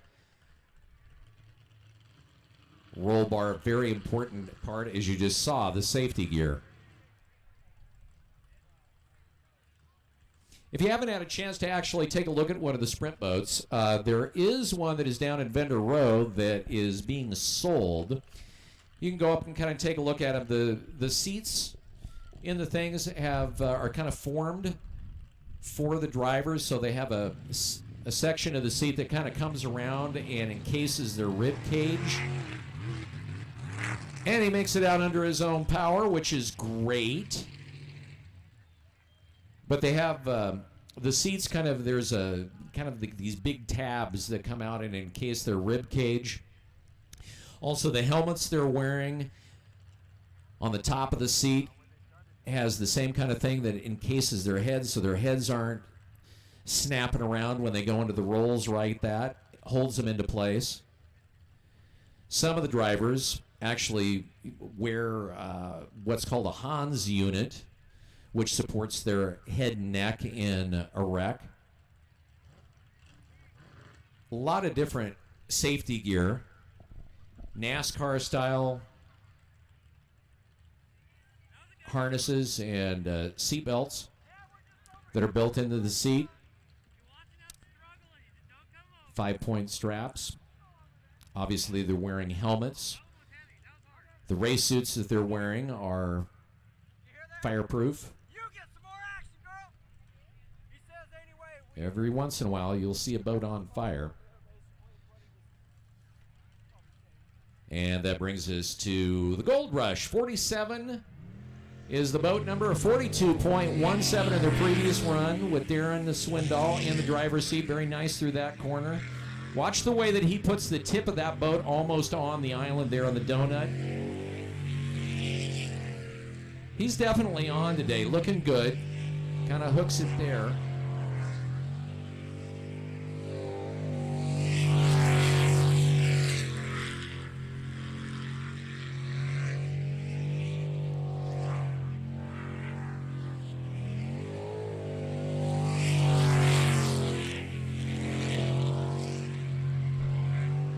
And he makes it look so easy. And the first of the 400s to bring it in under 40 seconds. With unofficially a 39.88. 39.88. That is the fastest run in the 400s today by about 3 seconds. Actually, more like 2.5, but still, great run for Darren Swindoll.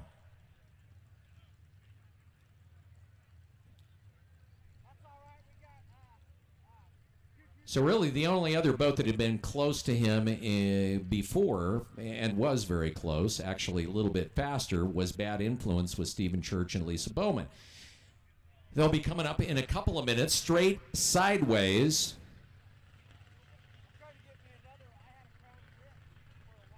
Who biffed in the spin-out pool before after getting a clean run of a 46.09. Dan Hatch. Wendy Mackay. Watch how he puts tried to put the tip right there on the top of that donut island.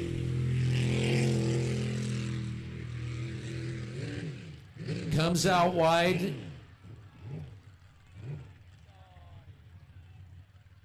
And that's going to be a clogged pump. And it looks like he's going to need help just getting off the bank. It is touched. It is a DNF.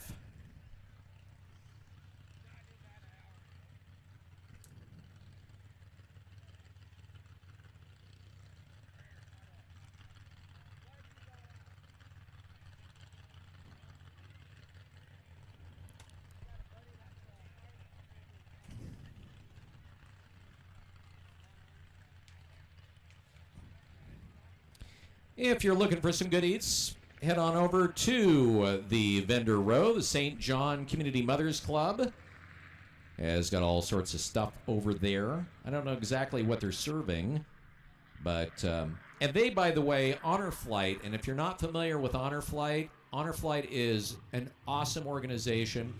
taking vets from World War II, the Korean War, Vietnam, back to Washington, D.C., absolutely free for the vets, so they can see their respective memorials, the Vietnam Memorial Wall, the Korean Memorial, the World War II Memorial. There's still some of those World War II guys that have yet to go back. Costs about $1,800, I think, is the last number I saw, to actually send one of the vets back there.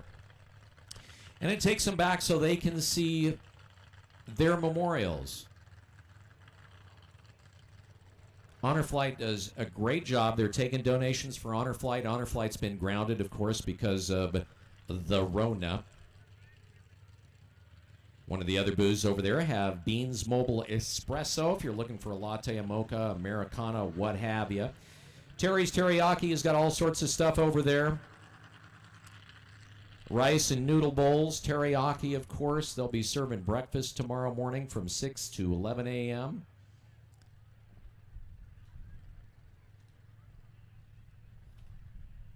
And on the way with Daryl Healy and Bank Shot.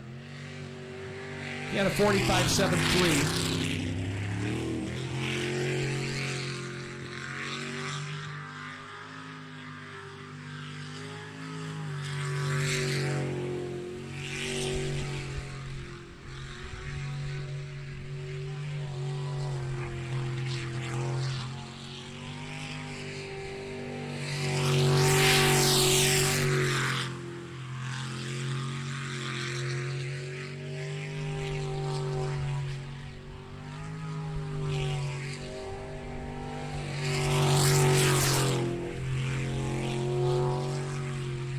Fairly nice run for Daryl Healy. Looks good.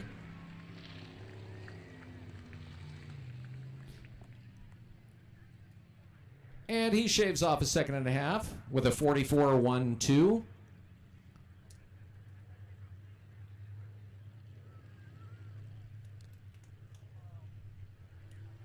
Boat 39 on the way. Bad Wrench. You have the DNF in the first qualifier. Mike Hilt, the driver. With Nick Sibley, the co-pilot.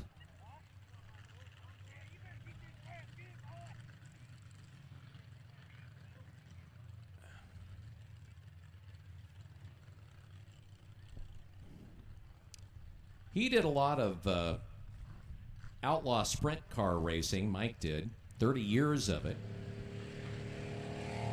And he was an IndyCar mechanic for the STP team for a time.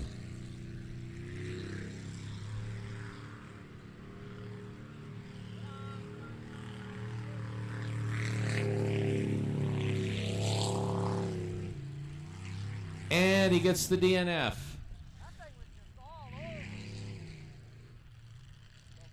So 2 DNFs in a row.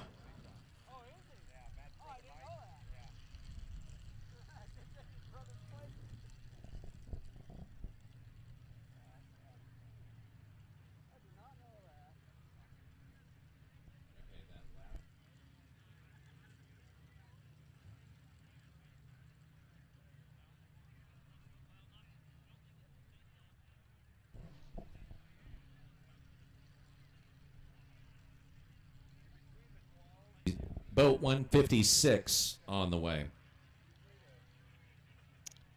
42. He had the fastest run in the first qualifier.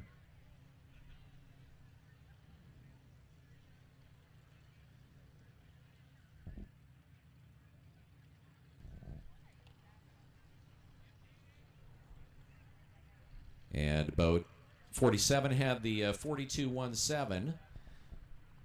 So how much does Bad Influence have?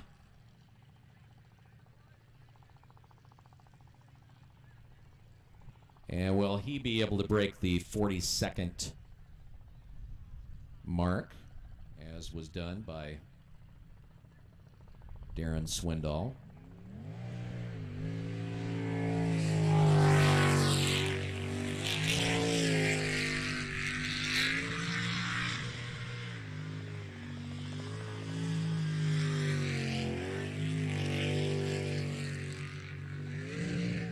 Boy, he is using every inch in the width of these channels.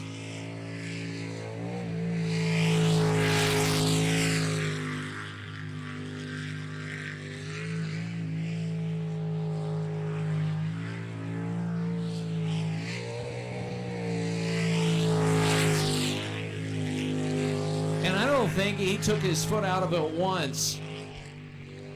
Good run.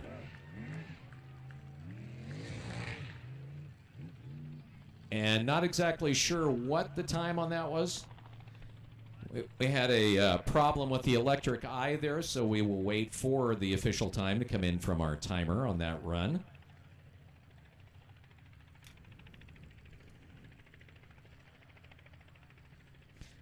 .56. So he shaves half a second off of his previous run. And Bro 3-4 will end it for the second qualifying run for the 400 class. Skylar Smith, Marshall Bafus in the Wave Digger from St. John.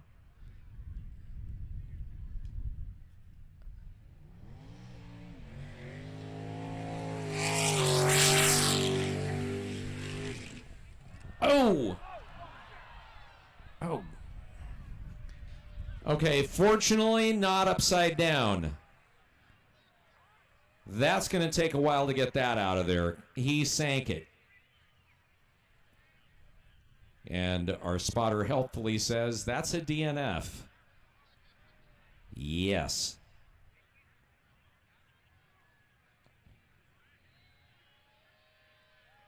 So people just having a hard time on that particular turn.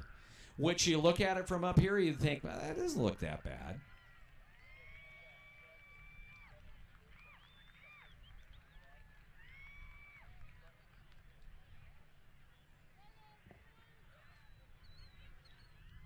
All right, our driver and our navigator are out. They're okay. Give it up for them. Give them a round of applause.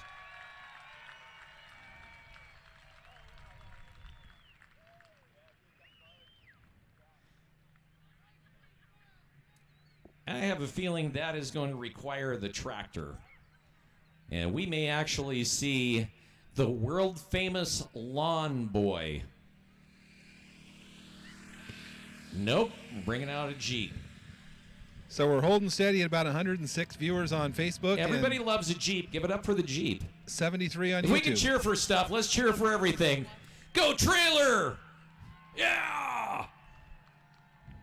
Leave us a comment, share it out, tell your friends. We'd love to see this viewer count grow. Thank you for tuning in today on behalf of Web Slew. Wave to the beer garden, guys, as you're walking by.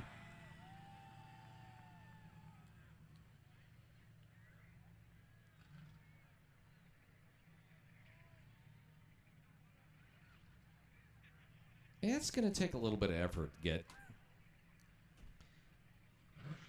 out of there.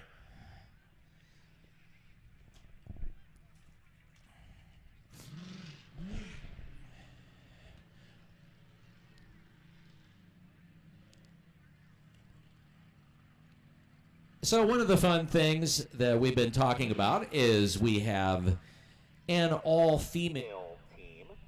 If you get a chance, go to the Web Slew website and you'll find out the dates for our next race, August 28th. You can buy tickets there. And there's lots of good information there if you've never been to Web Slew. So check that out. What she's done previously, and this is that chat. Long time you've been doing this, and it's great now as opposed to once in a while behind the wheel, full time. Yes, finally full time. My own boat. We're actually we have big plans for this boat taken into 400 class next year, and hoping to just get more seat time and get more comfortable and hopefully be able to, I don't know, maybe excel a little more. We'll see. Well, I mean, obviously it takes a little bit of time to, first off, you got to get the boat set up, and that generally takes a season, and then just get used to being behind the wheel. Although probably a little bit easier for you as a transition being a longtime navigator.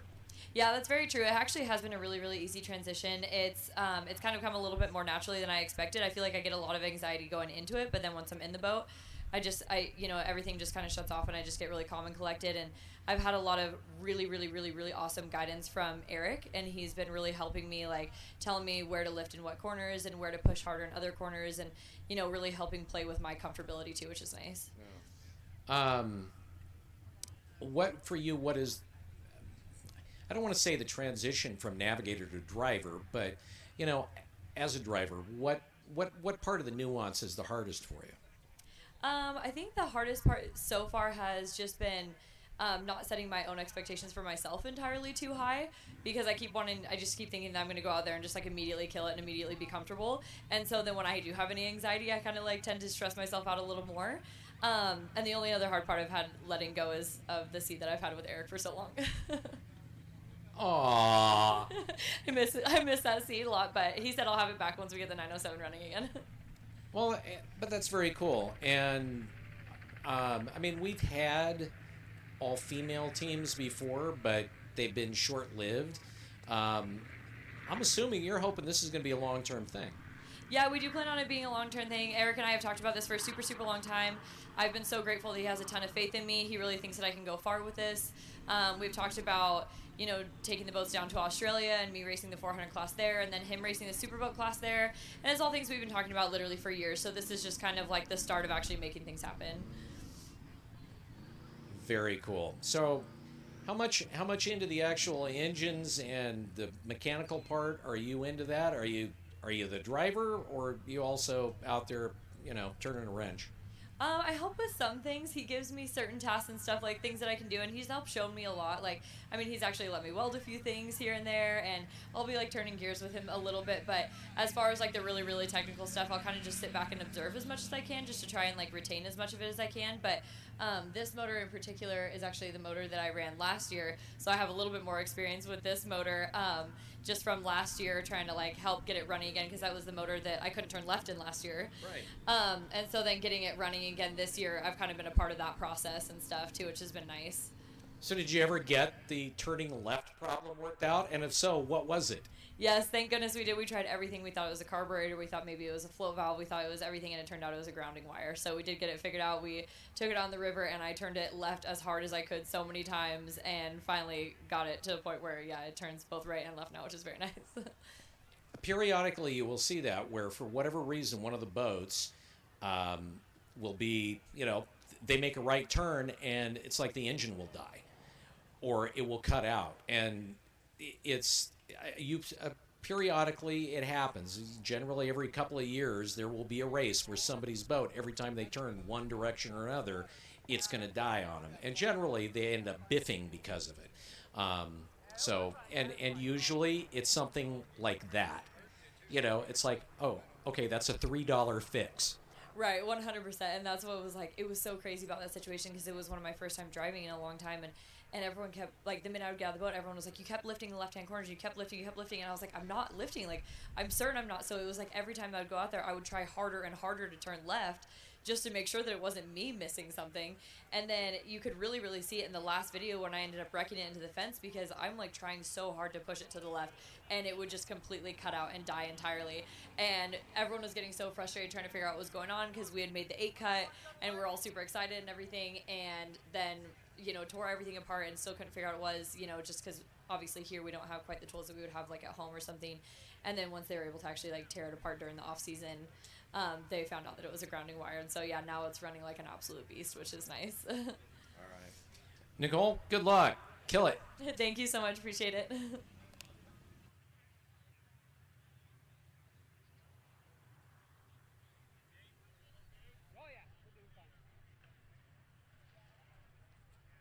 That, of course, Nicole Brown. Chat with her from last night as we get ready to get racing back underway. So it will be the unlimited class that is coming up after Marshall pretty much sinks it. We won't know for a while whether they're going to be able to do whatever needs to be done to get it water ready again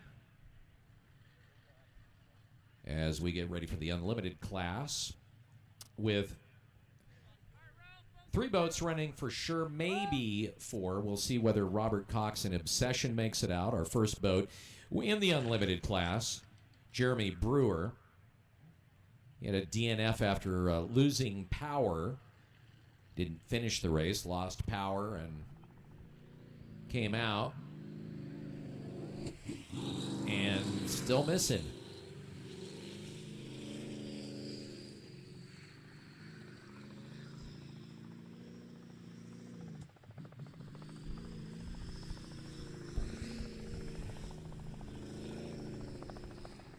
So the unlimited class, these boats, really, depending on what they do with it, can be as complicated or as simple of an engine setup as you want. And a lot of times, to get as much horsepower as they can, they will get real complicated. And Jeremy's is one of those. And to get them running smoothly, I've seen it take a couple of years for a racer to be able to do it. But he gets the clean run. And about a 52-54. So 52.54.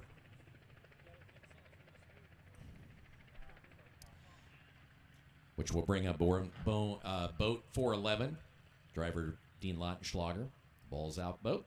Had a 41.77 in his first qualifier. Fastest boat in the class so far today has been, of course, boat 69, Dennis Hughes over Kill. And we'll wait to see if we have the big boat 49.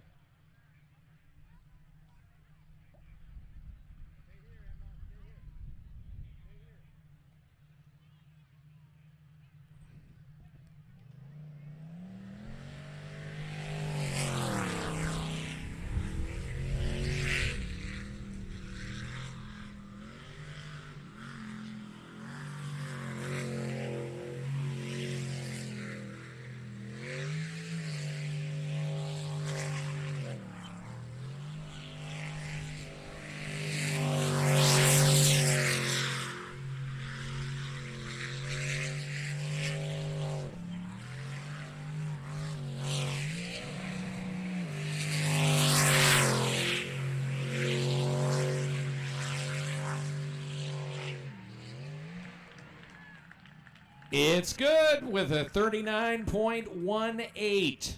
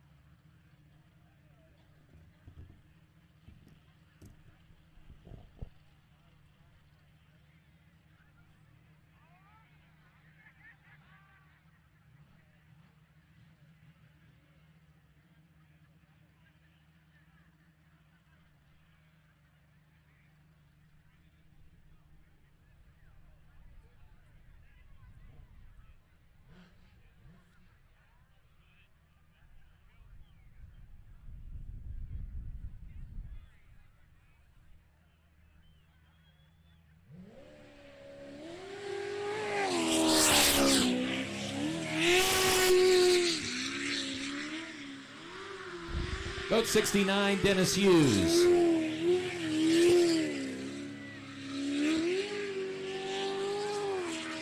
Once again, chewing it up.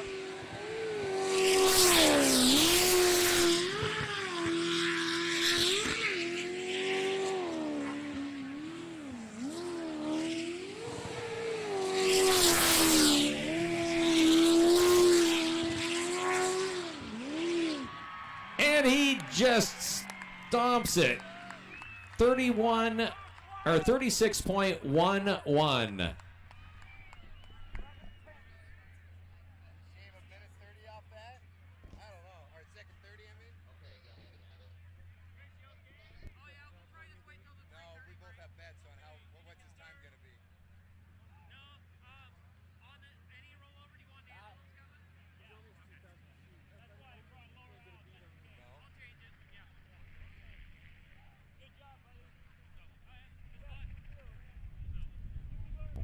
right, a couple of birthday wishes out here. Happy birthday to Dennis Anderson and Jamie Huminski. Both having birthdays today. My understanding is both are under the age of half a century. So happy birthday to Dennis and Jamie today.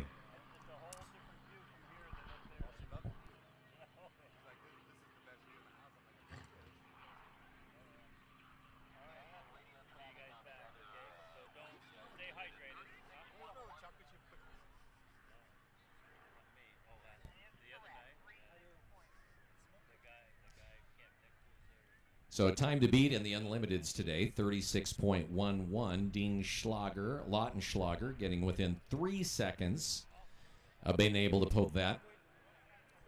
And boat 49. The Obsession boat with Robert and Amy Cox is now on the 5-minute clock. They missed their first round. And now having issues. Literally just got it back from the boat builder on Thursday night. His engine builder, who is about 5 hours away from his hometown of Coeur d'Alene, Idaho. Spent all night last night working on it. Just got in this morning. The question everybody was wondering whether he was even going to make it or not. And he does. The question is he able going to get it started? That, by the way, and I don't want to hear any snickering, it is the only Ford-powered boat.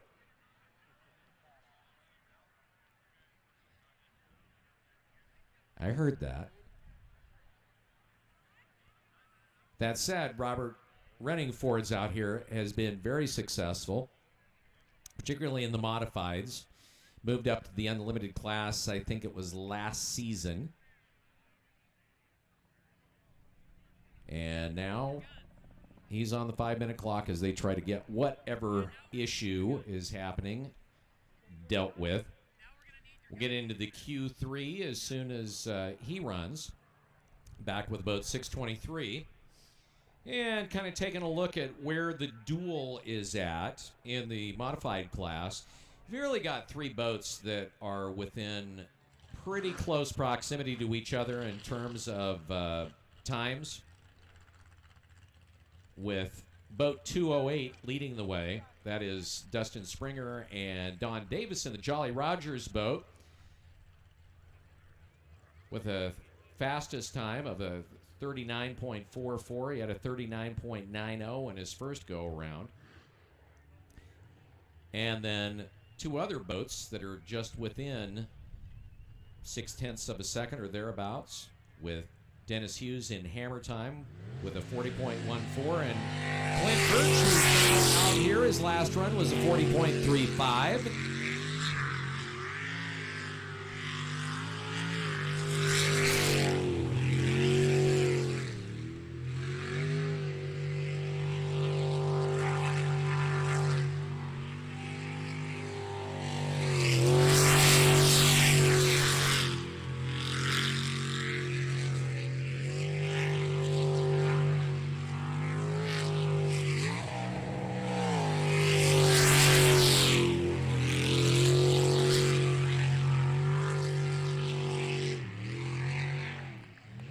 And it's all good.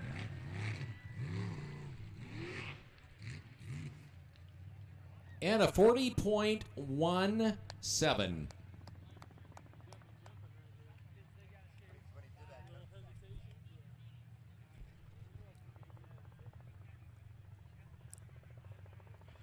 He knocks off about 0.2 of a second from his second qualifying run at a DNF in the first. Bringing up boat 71A, the Nut Deep boat.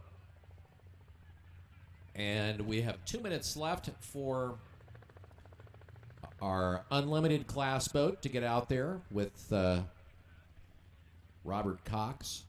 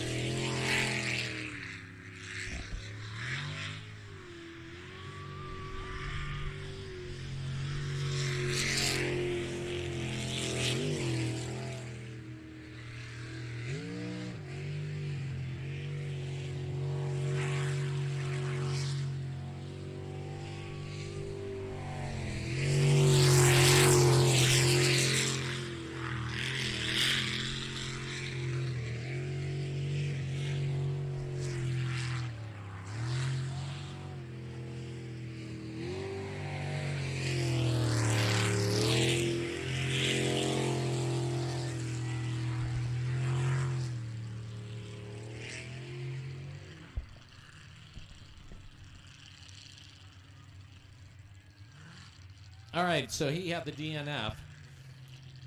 We have a couple of vehicles that are blocking other cars that need to move. We've got a light gray. We have a light gray Chevy Trailblazer, light gray Chevy Trailblazer, Washington plates BAU 5769 that needs to move. And from Idaho, we've got a gray Hyundai. License plate looks like 16152IU. Both of those vehicles are blocking cars and need to move before maybe they get moved for you. And that's the cool thing. When we move stuff here, we hide them. All right, Robert Cox making it out. So, powered unlimited class boat making it out before the 5-minute clock expires. Obviously, this is the first time that he has had it in the water since he received the boat back from the engine builder, or the engine back. Spent last night putting the engine in the boat, hooking it up, and bringing it in this morning. So this is his shakedown run.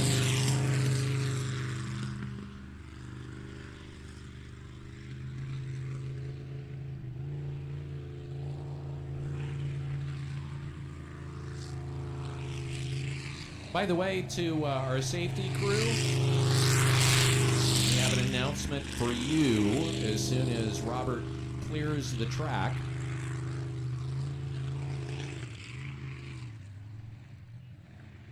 And a clean run. Not particularly fast, but clean. 58.61. And that is safety crew. There is a microphone on the non-beer garden side of the track. And apparently it's on, and everything you're saying is going on live stream.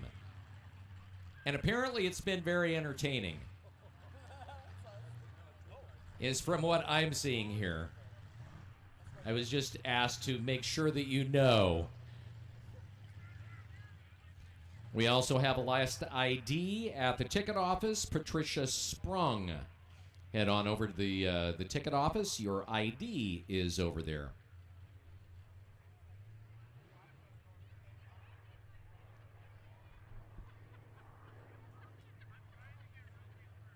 Eric Werner, Tina Huff, Jolly Rogers, 146A. Best time so far, a 50.01.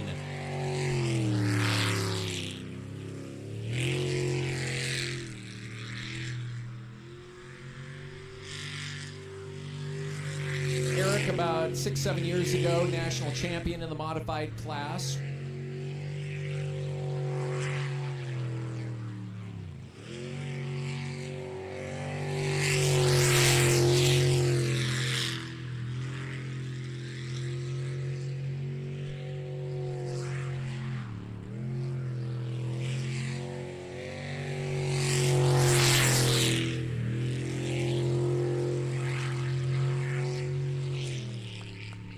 Looks good. He definitely shaves a bunch of time off. 42.88.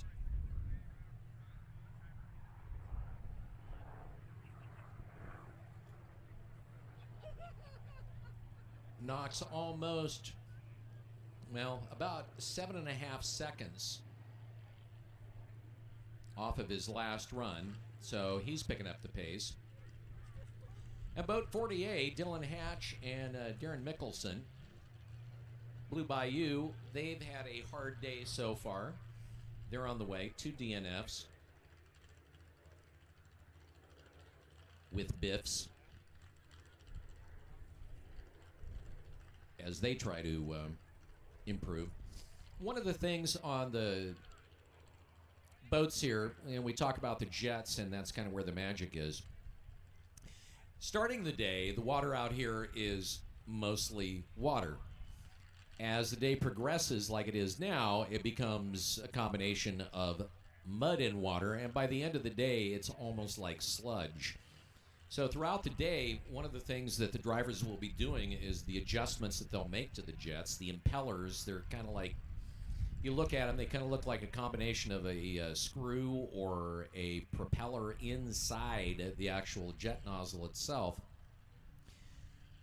A couple of impellers that are in there, and they'll be adjusting those, different sizes, different types, to try and make up for the changing viscosity of the water.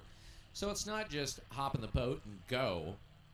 It's constantly making adjustments and modifications based on the condition of the water.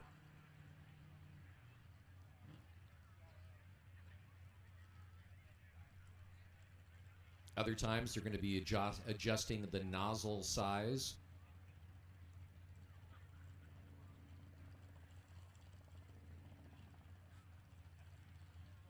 Which can affect a variety of different things other than just speed, also maneuverability. So 40A on the way out, trying to make a clean qualifying run. 2 more chances at it. If they're unable to do that, then they can forget about making any hope of making the 8 cut, and they'll be done for the day. So,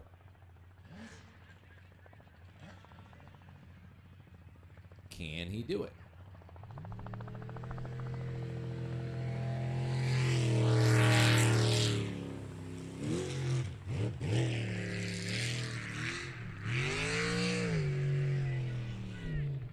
And that's the DNF.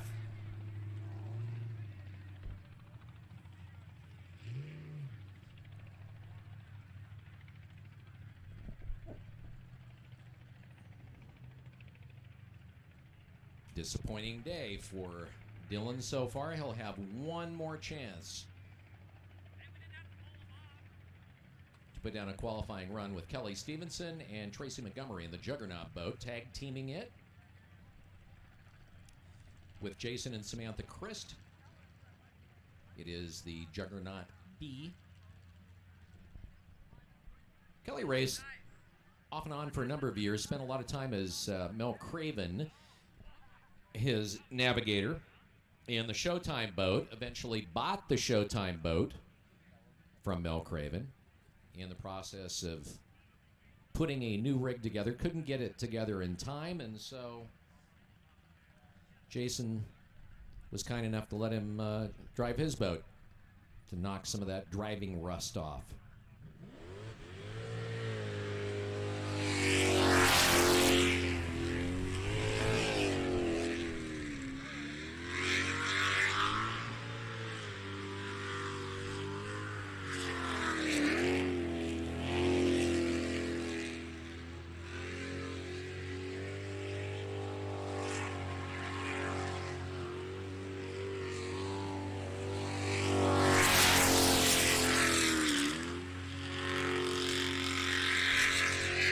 Kelly kind of squirrely on this run.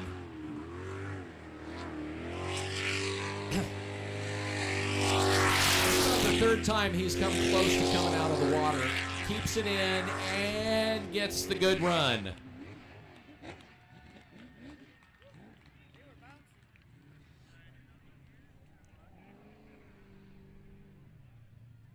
.76, and with all of that, he still gets his best run of the day. His previous at 47.55 gets the 45.76.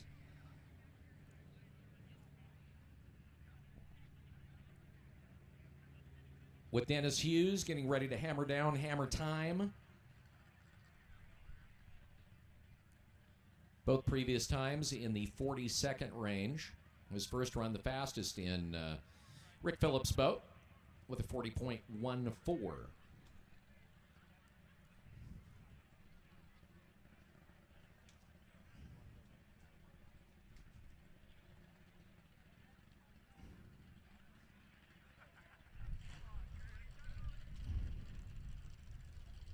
And another happy birthday going out to Callie Jeske.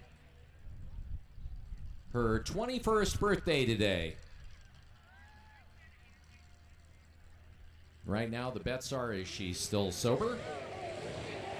And Dennis Hughes coming out hot and a lot of bounce.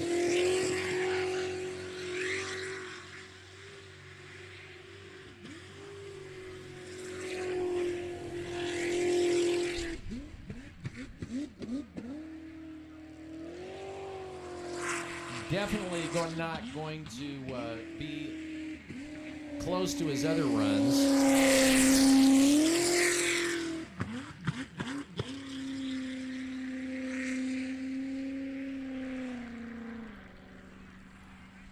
Yeah, I think he's just going to bring it out. Gets the DNF. Doesn't want to break the other guy's toy.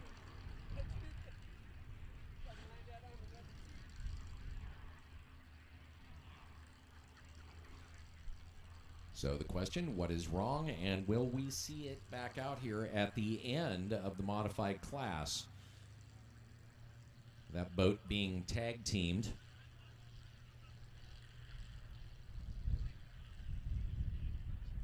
So 7 more boats between now and when Rick Phillips would be bringing that boat out to round out the third qualifier in the modifieds.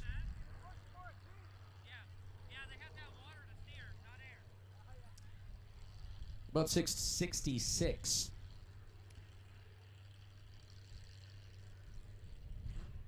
DNF'd on the last go around. He had almost close to 60 seconds on his first run. A new racer this year, Jeremy Sousa.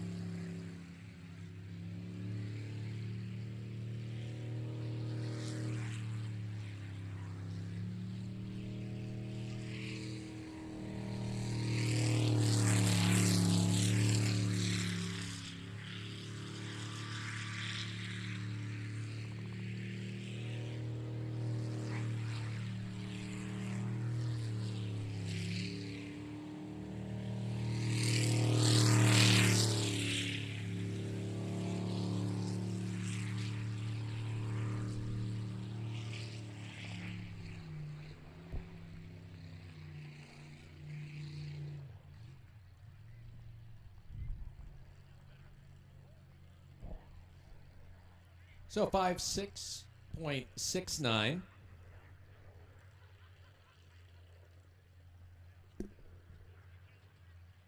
For the 666 boat, 154.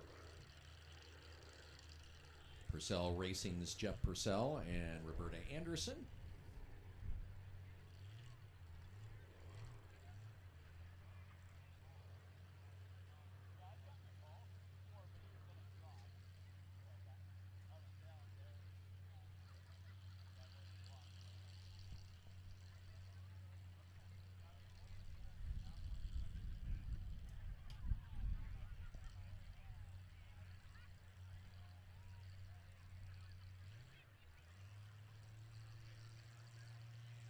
Their first race here a couple of years ago was their first race ever, and they qualified in the 4th round, placed 9th overall for the day.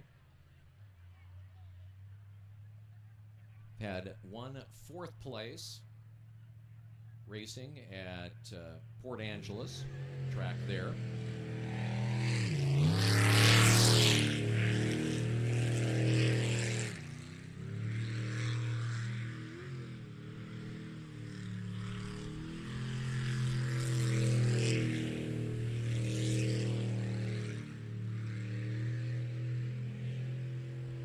Another boat with a lot of bounce.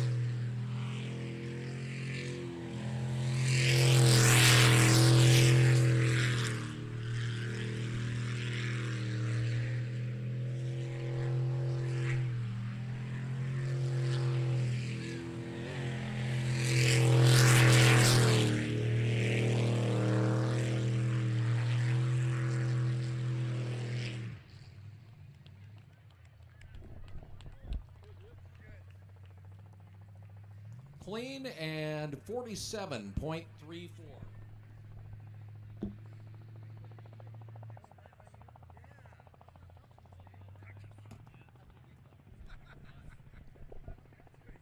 Yeah, their times today should be enough to get them probably into the 8 cut, depending, of course, what happens in the Q4. But if we were basing it on the time so far today, they would be one of those in the 8.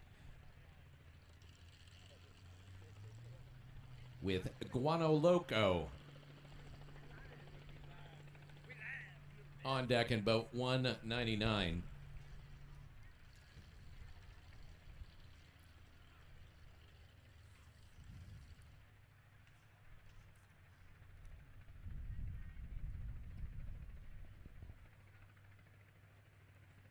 If you're looking for something tasty, the Waffle Wagon and Kettle is over there with 10 different ice cream flavors and fresh bags of kettle corn. Proceeds are going to the Bikes for Books program and high school scholarships.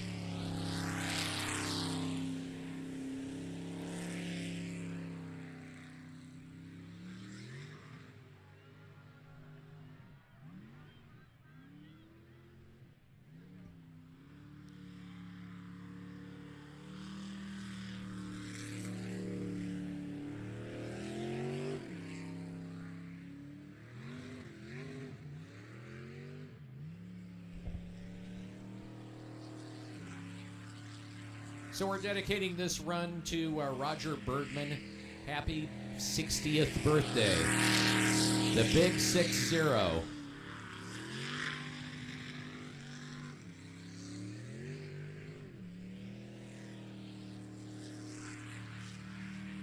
And I think, isn't it age 60 that you're supposed to have like a colonoscopy?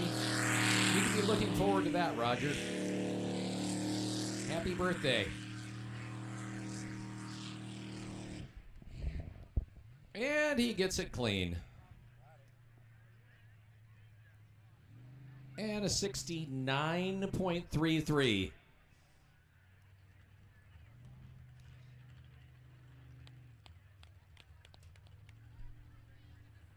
So I think we can say so far that Larry Steele and Sammy Steele so far have the absolute longest run of the day, coming in at almost 70 seconds.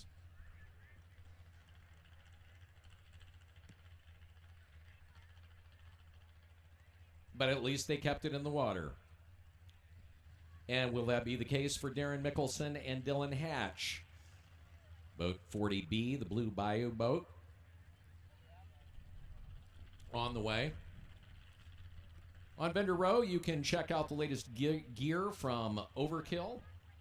Dennis Hughes and the Overkill team. You can pick up some of their cool swag over there. Jolly Rogers has race merchandise, as does Live Wire Racing, with t-shirts, hats, decals, sweatshirts, and cookies. Fear Not Racing has their merchandise down there as well, as does Flirt with Dirt, the off-road vixens and their off-road gear shop. They've been a part of the fun here at Web Slough over the course of the last couple of years.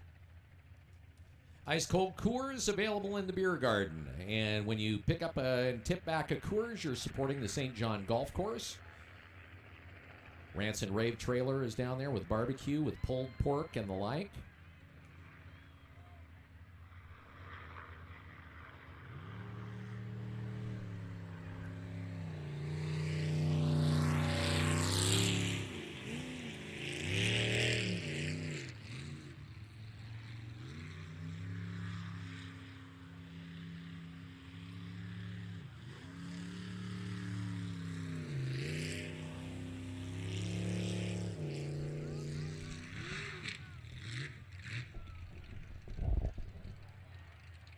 I have no idea how he missed that corner at that speed.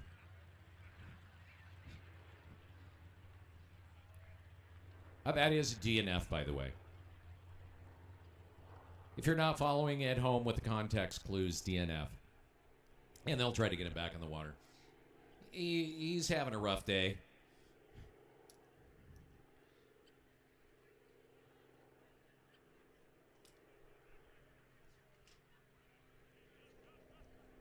Again, thank you to Marine Transport.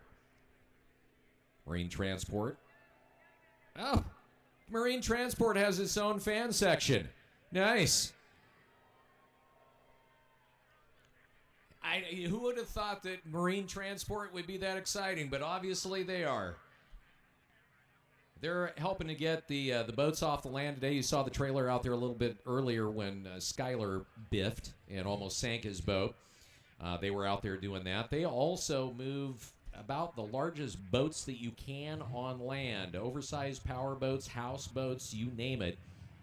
They've been moving the largest boats in the Northwest for almost 20 years. And they have their own routing section here today.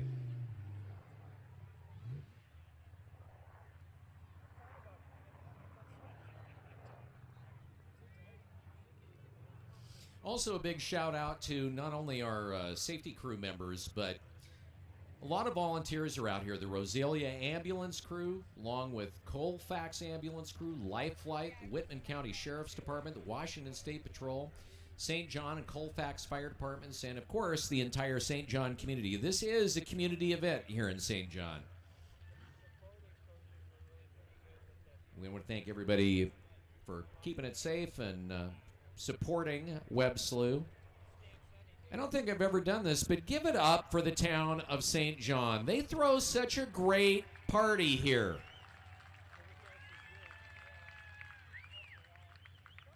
I love this town.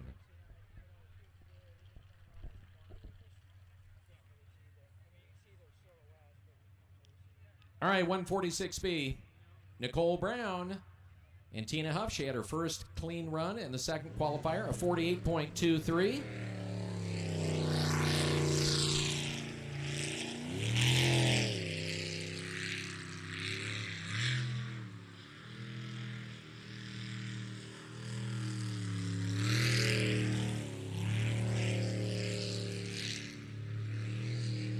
All right, that's the most technical part of the course. Let's see if she gets into the throttle a little deeper than previously. This portion of it mostly around the outside. And then the quick jaunt around the island starts here.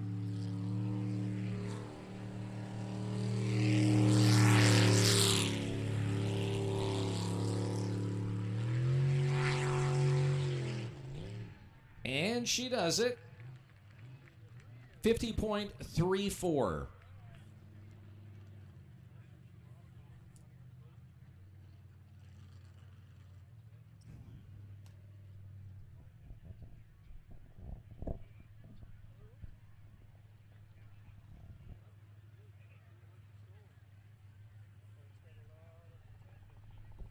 All right. Word that Hammer Time is going to be out here. They were having engine problems earlier in this particular qualifier with Dennis Hughes as the driver. Apparently got those issues worked out, so we will be seeing Hammer Time to round out the modified class in this, the third qualifier here in St. John, where it's starting to clear up. Make sure you keep yourself hydrated. Every year when it gets hot out here, there's always a few people that the heat affects them negatively, and they end up over in our first aid tent, which is over on Vendor Row. Look for the tent with the maroon, I guess, canopy roof on it. If you need some sort of medical care, that would be the place to go. Or the place to go look for some medical help to come to where you might be. Jason Christ, Samantha Christ, 86A, the Juggernaut.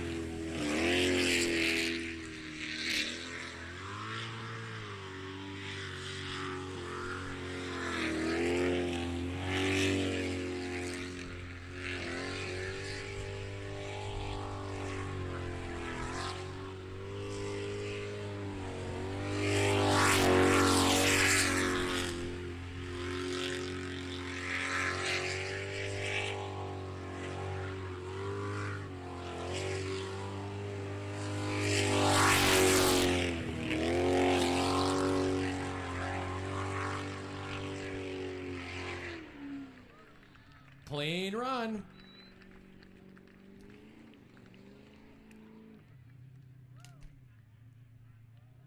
42.31 as driver Jason Christ gets really quite a bit more aggressive than he has been in his first two qualifiers. And it shows by his time. His last run, it was almost 60 seconds after getting hung up. 45.5 in the first qualifier. And the boat to beat in this class today, expected to come up next. That'll be boat 208. The Jolly Rogers boat with Dustin Springer. He is the only boat so far in the modifieds that has been able to break the 40-second mark. Twice putting in a 39.9 and then a 39.4 with change in his last run. 29A will end the third qualifier for this class. All right, we're hearing that timing is having some problems. So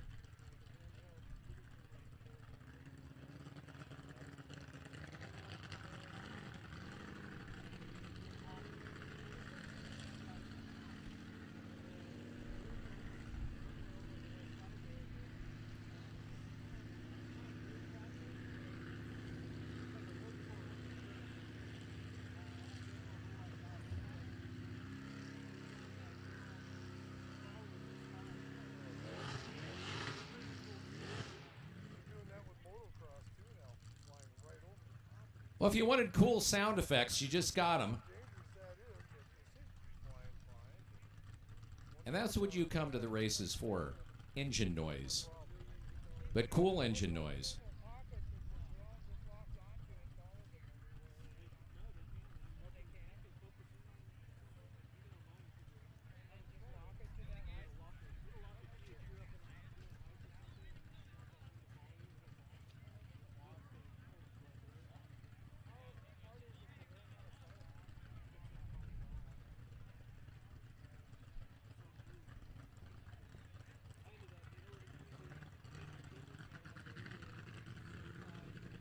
Dustin's from Coeur d'Alene.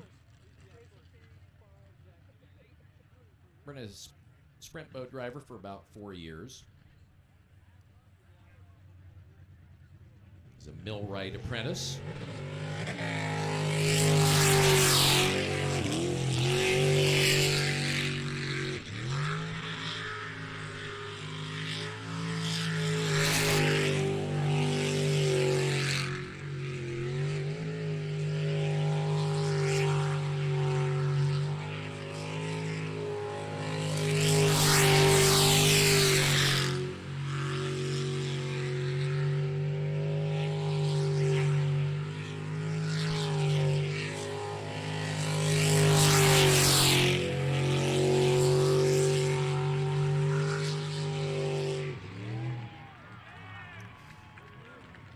Great run, 39.93. And you just kind of have to say that today Dustin is just doing everything really right. His setup going into the corners, the line that he's taken. He's not making the little bobbles that are going to increase your time. He's just looking good.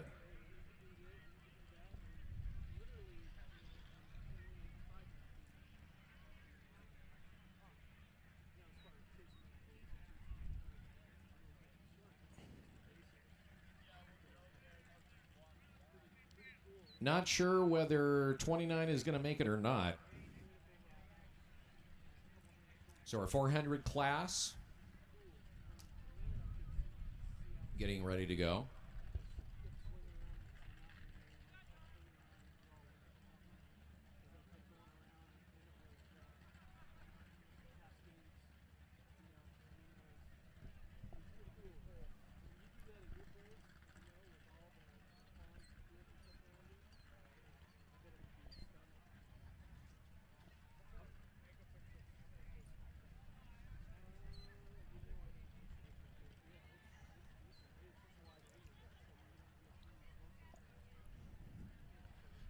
Web Slew would like to thank Dale Nunn and Jeff Halstead for their sprint boat racing photography.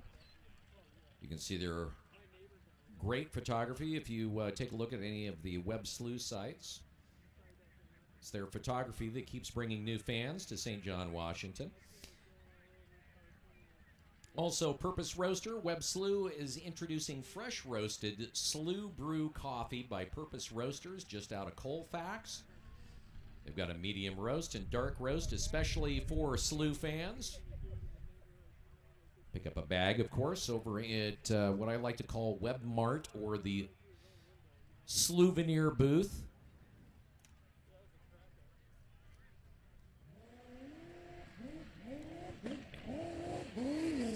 And Hammer Time made it out.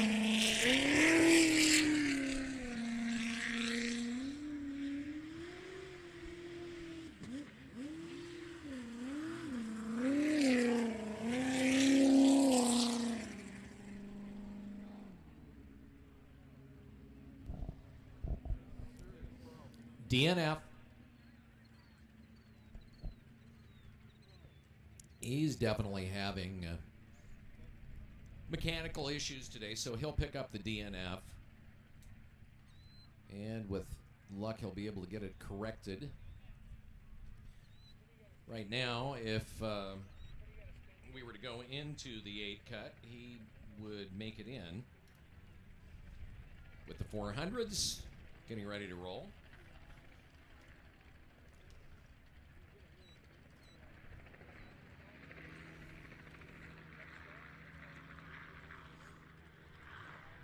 When time is money and people are depending on you, you need Star Rental. Reliability means a lot, and you can count on their extensively trained staff for fast, responsive service, no hassle billing. Over 100 years, Star Rental has been around, the oldest, largest, most reliable independent rental company in the Pacific Northwest. Star Rentals. Head over to the beer garden where you can pick up a can of the Web Slew Brew. It's an American lager brewed just down in Pullman, Washington at the Paradise Creek Brewery. All right, Livewire. He did the rollover right about there earlier and back in the water.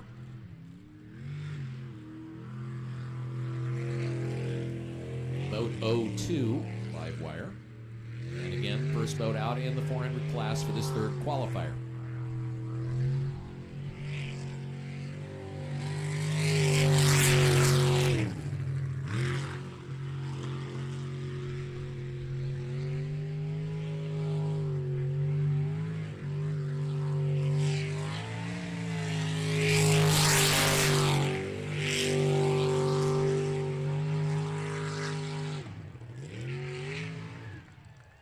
It's clean.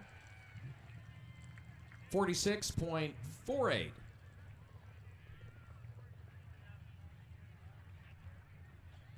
That's his best time today.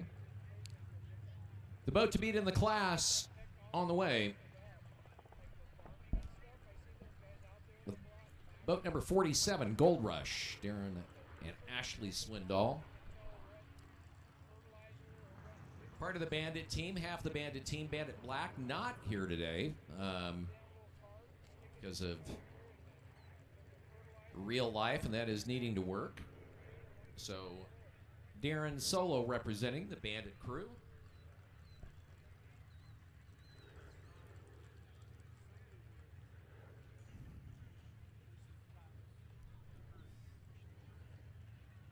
They're sponsored by Majutech Marine, National Marine Exhaust, and Honest Performance. Now watch the way he puts the tip on the island. He does that so well to navigate around that island.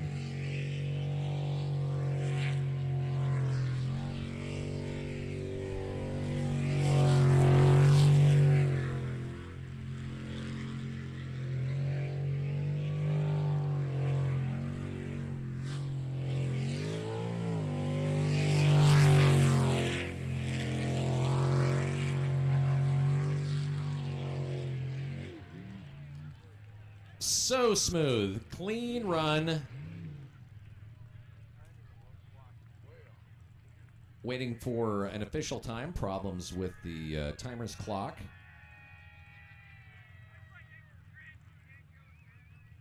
His best time of the day, 39.34. Fastest in the class for the day as well.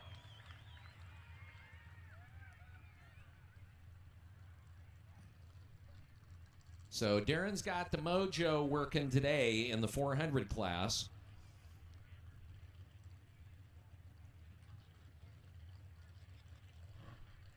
Straight sideways, boat 42. Ready to roll here.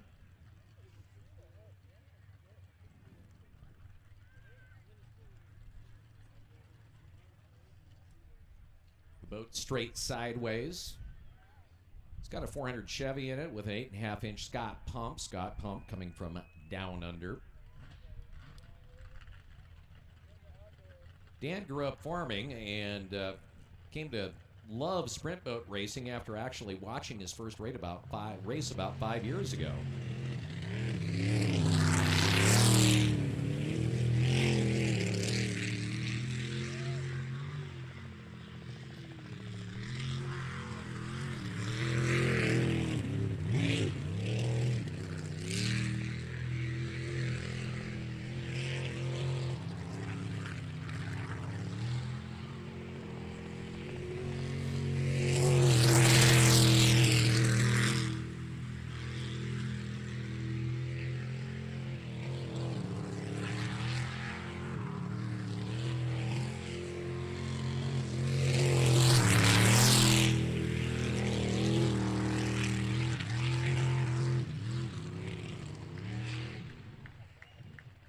It's clean in about 46.5 seconds. 46.56. Dara Healy in bank shot, making his way in from Caldwell, Idaho. At a 45.7 in the first, 44.12 in the second. See if he can shave off another second or so here in the third qualifier.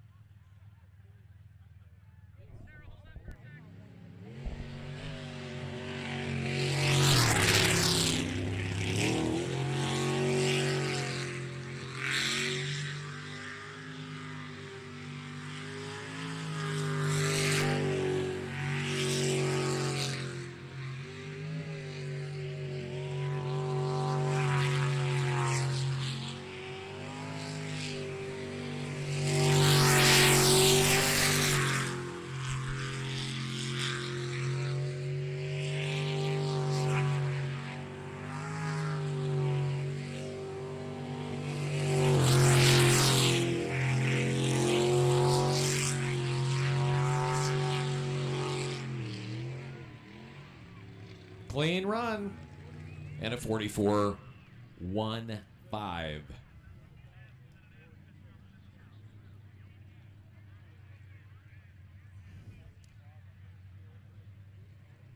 Newbie Mike Hilt has had 2 DNFs in a row in the Bad Wrench boat. Nick Sibley, his navigator.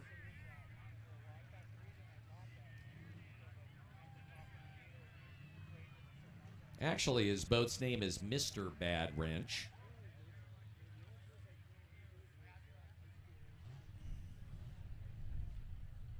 He's all the way down from Talkeetna, Alaska. His navigator's from Deer Park, Washington.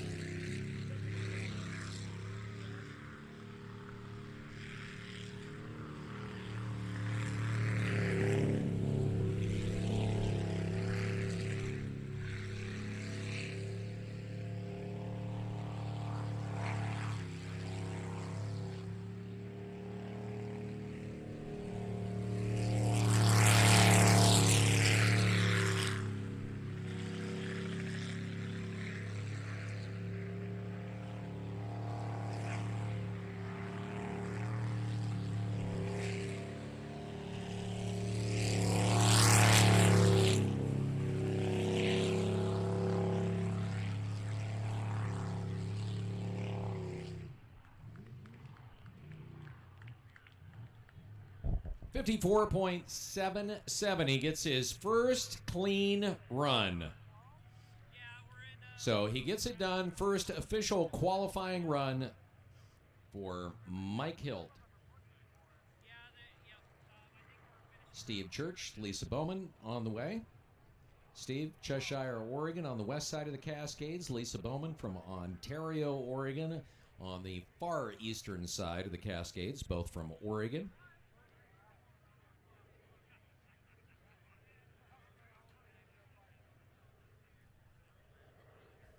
We're sponsored by Jocko Fuel or OriginMain.com. Oh, the Order of Man podcast. Sierra Mobile RV Service, Cobalt Computer Services, Ram Trucking, Imagine Graphics.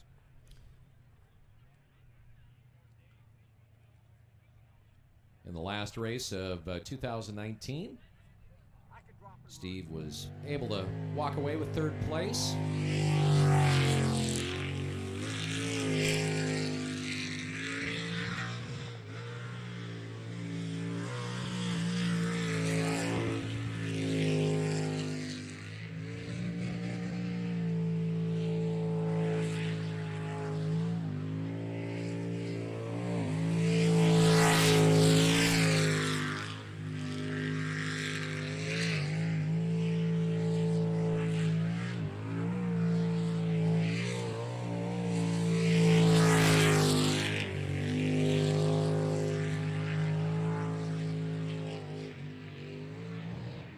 .41.07.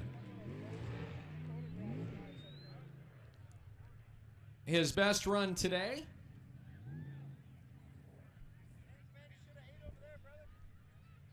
Oh, you can go now. I don't want to leave you while you're eating, bro. No, go ahead. I'll drop and run.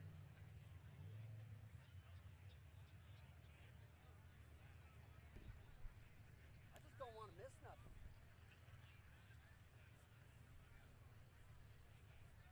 Yeah, I stepped away and it sounded like there was a couple of wrecks. Yeah, there's one that was on his top to being in the drink. On his top? Yeah, he was on his top, but he almost, well, he was on his top for about 2 seconds in the water, and then he rolled back over on the land. That's my luck. Walk away. He thought he was going to stop. Waiting to get confirmation on whether we will see boat 34. That was Skylar Smith, Marshall Bafus in the Wave Digger boat that actually dug into the waves, almost sinking itself, and pulled out earlier after a fairly nasty biff jump and dive. Not sure. We're waiting on confirmation of whether we're going to see them in the water again. And if we don't, all right, so he is going to bag it for this round and hopes to come out for the fourth qualifier. So I did not start for Skylar Smith, Marshall Bafus. And hopefully we're going to be seeing some of the Unlimited class coming up here very shortly as racing returns after 2 years to Web Slew and life feels like normal again. By the way, Web Slew would like to apologize to a couple of sponsors whose logos are not in the race program: Inland Empire Milling, Star Rental, St. John Telephone Company, L&M Truck Sales, Paradise Creek Brewery, Joseph's Greenery, Dale Nunn Photography, and Greenboro Printing. Apparently there was an error in the uploading of the file to the printer, and some of the logos were inadvertently omitted in the process. And then it was a short timeline. They couldn't get the things reprinted, and they want to buy all of you a beer. Because beer makes all bad things good. Would you not agree over in the beer garden that it makes all bad things good? All right. Thank you for the confirmation and the validation. Wilbur Ellis, proud to support Web Slew in the St. John community. They're your premier agricultural product and service business. Wilbur Ellis has a network of local experts delivering all sorts of innovative solutions to anybody growing anything. Family owned, 98 years of experience, and they know how to put the customers first. For more details, reach out to your local branch today. Wilbur Ellis, ideas to grow with.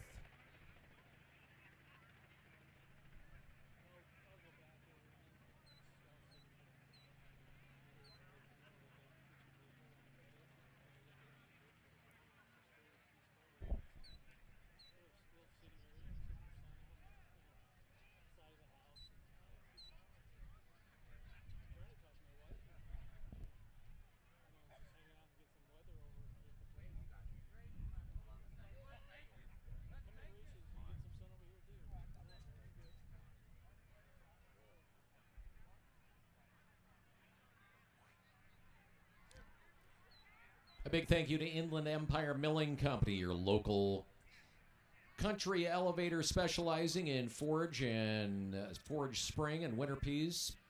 They have a new customizable wildlife food plot, birds and bucks blend, so you can draw on the birds, the big bucks. Doesn't make any difference how big the plot of land is. They can set it up and make it work for you. They also have nitrogen fixing green peas. Dan at Inland Empire Milling is right up today up in the VIP booth. Stop by and wave him down and say, "Tell me what you got."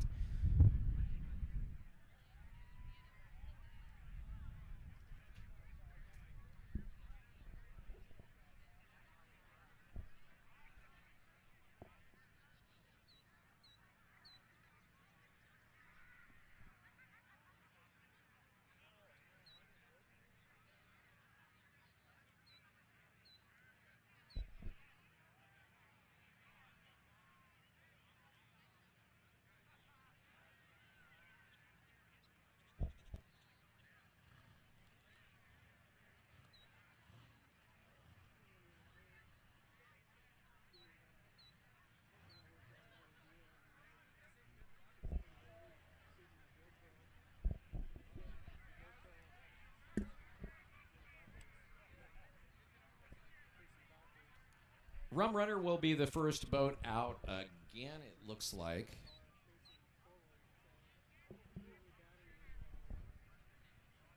As they will try it again. He's been having kind of problems and issues all day long.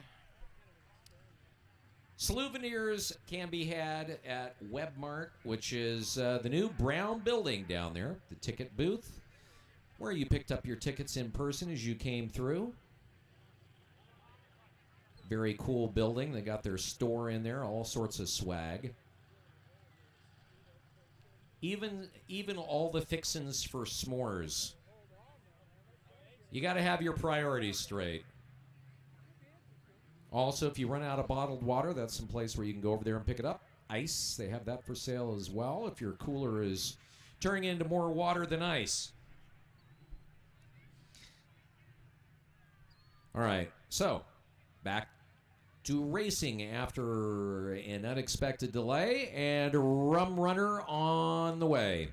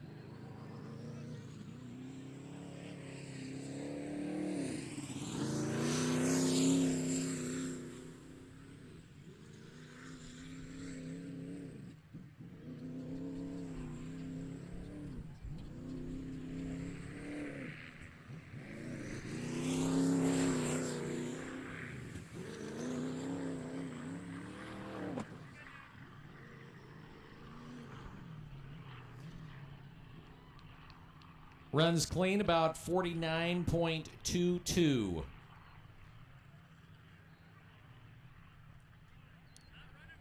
Boat 411 on the way. Dean Lautenschlager and Jack Bring.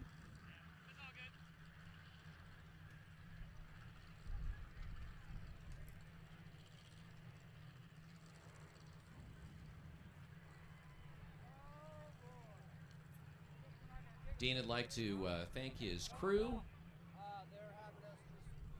Kirk and Ken, Kenny Van Tassel, Laura, Panda, and Bunny, Chris Monroe, Chris Bowman.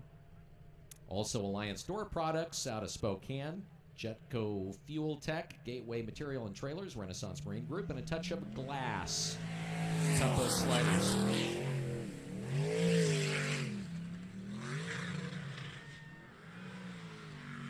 You know, as they get this boat dialed in, I don't know if you notice, he's attacking harder and faster each run. Having a little problems with cavitation when he hits those hard hooking corners. But man, he gets on those straightaways and that thing has legs.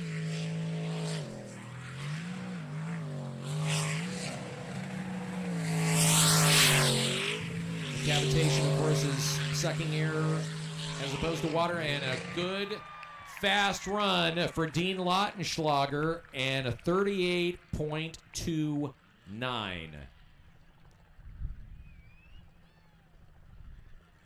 His fastest run today. Started off with a 41.7, then a 39.1, and now a 38.2.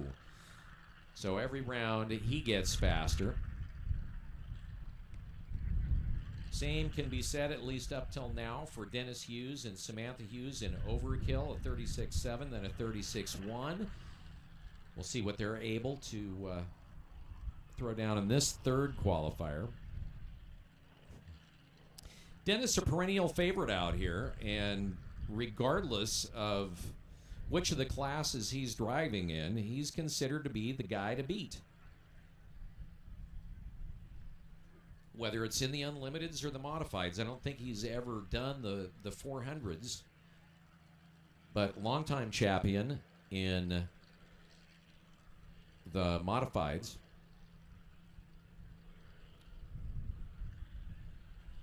All right, birthday wishes. Bradley Farrell is 15 years old today. Happy birthday, Bradley.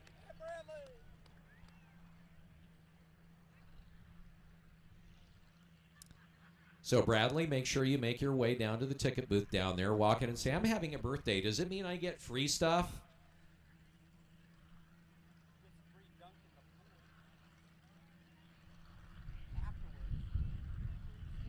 See, I was sure I was going to be hearing something from Amanda on the radio about that, but no, nothing.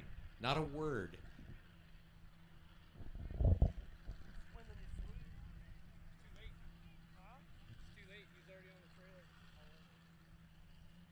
I'm not sure why we're having such a tugboat speed or less here for Dean Lautenschlager, unless he's just, you know, waiting for the currents to put him on the trailer.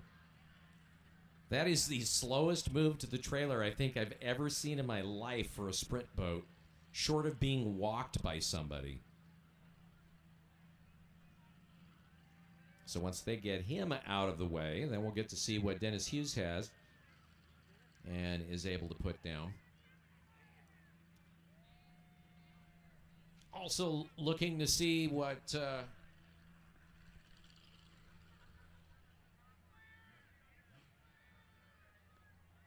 all right, so boat 6-9.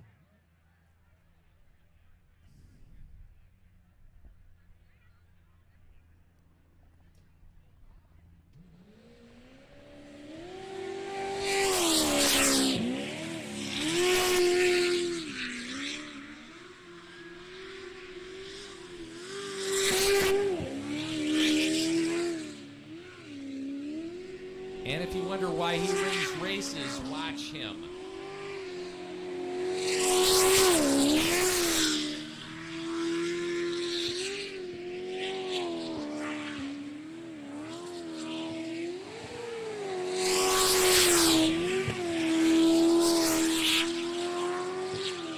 Oh, wow. 36-1-2. So good. So clean.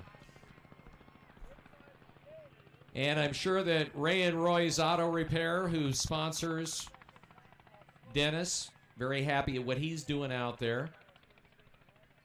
Ray and Roy's out of the Spokane Valley. It's also sponsored by D&J Farm Supply and L&M Trucks. Dennis is one of those guys that talk about the barn engineering.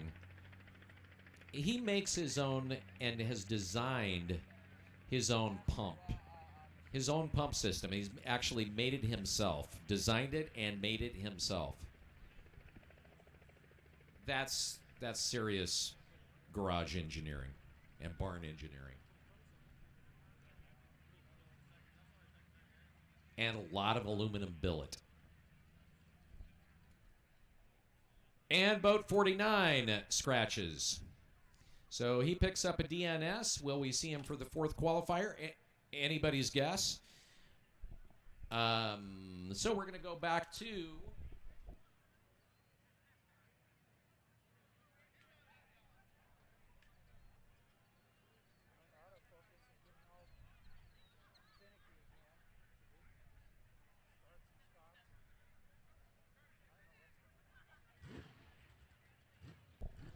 All right, so we're back into the modifieds.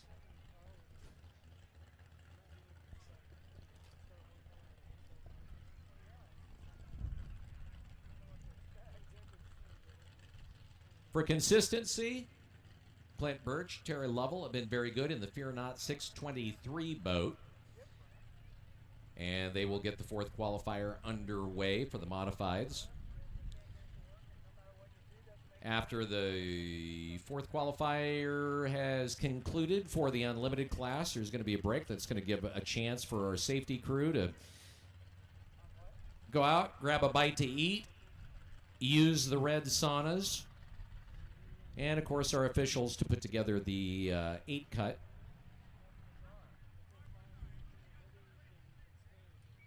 So, boat 623.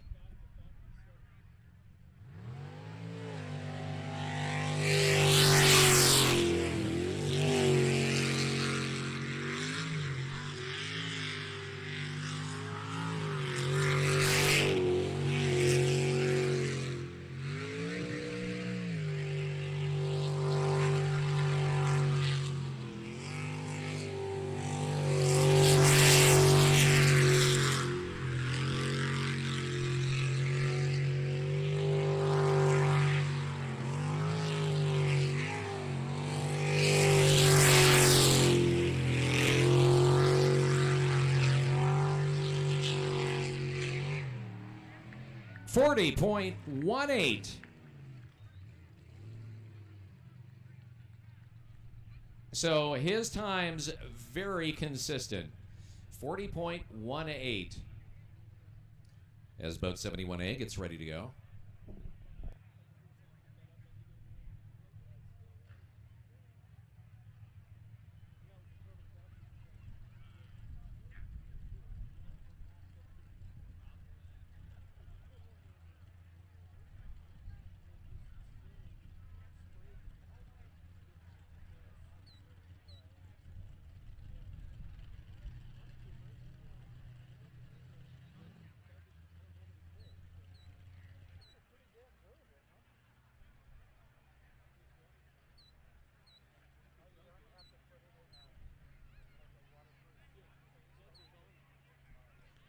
Boat 71A.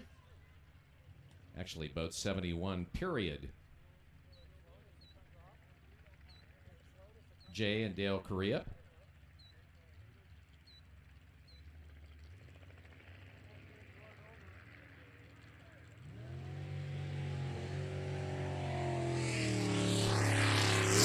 By the way, the official Lost and Found here at Webb Slough is down at the ticket booth. And hello. Let's kiss an island or two. And come up on the bank.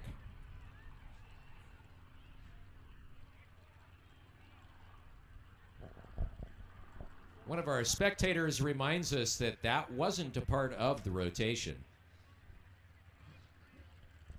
And she will be here all day.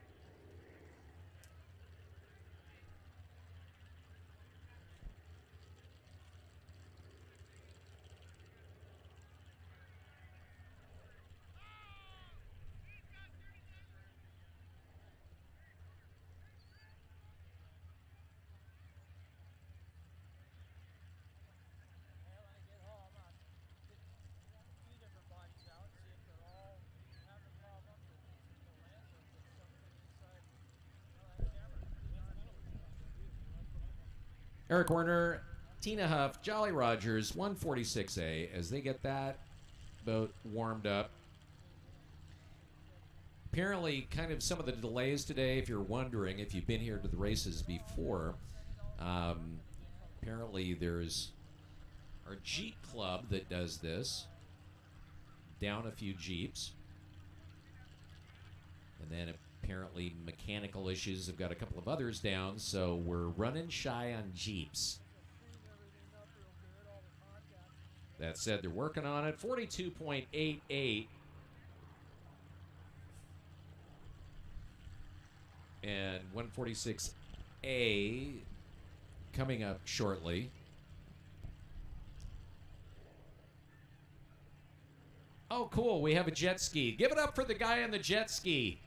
This guy just shows up from nowhere and just decides to take a trip around.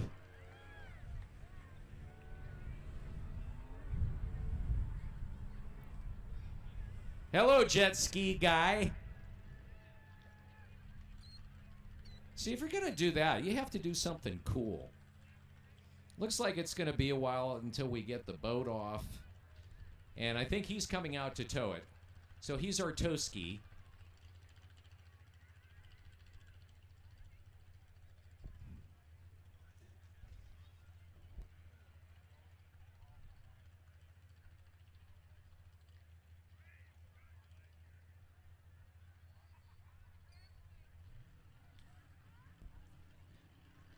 Well, one of the fastest racers on the course today and many days of racing is Dennis Hughes. Many races that he's won here, many times that he's raced. Chatted with him a little bit last night prior to today's race. Dennis, over the years, you pretty much owned this track with a couple of problems once in a while, but overall you've done real well here, and now you're coming back in a completely different class. Yeah, we've been running the Unlimited for a few years, and it's been challenging to get the pump to hook up for us. We try to set the boat up specifically for this track, and the speeds that we're getting up to now is kind of putting the limit on what we can feed our pump. So, but we're still working on it. We're figuring it out. And, probably going to have a couple of different changes throughout the day to try out, and hopefully we do well. Is it all right to mention that your pump's different than others? Yeah, it's okay to mention that. We do a lot of hand work. A lot of our own parts are in that pump, and we make our own impellers and stators, and it's a lot of trial and error and research and design, and I mean we think we've got a pretty good combination now. This track is not usually what you would call the optimal superboat track. No, it's a tight track, and boy, it's really narrow, and it really, you can't really open up the superboats on this track, but so we're trying to adjust our program a little bit by making the boat accelerate faster out of the corners. We don't really need top end speed at this track, so what we want is quickness. So it's like a sprint car versus a mile car. So yeah, we're just trying to get things dialed in, and hopefully we do what we're supposed to do. The other thing is you're also going to be running somebody else's boat, which is Hammer Time. Yeah, me and Rick have become good friends over the last few years, and he invited me to race in his class, and so I'm gonna take some of my knowledge and luck, hopefully, and bring it over to the Hammer Time crew. All right, that is Dennis Hughes, who so far is doing really well in both the modified and the unlimited class. As we get racing underway again with Eric Werner and Tina Huff. 42.88 in his last run. Issues in his first two, but he's definitely picked up the pace here at Webb Slough.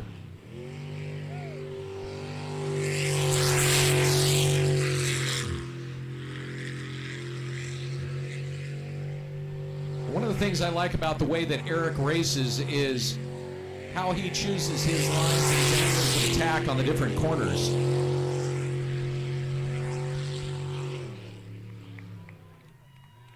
And he puts it in at about a 41.8.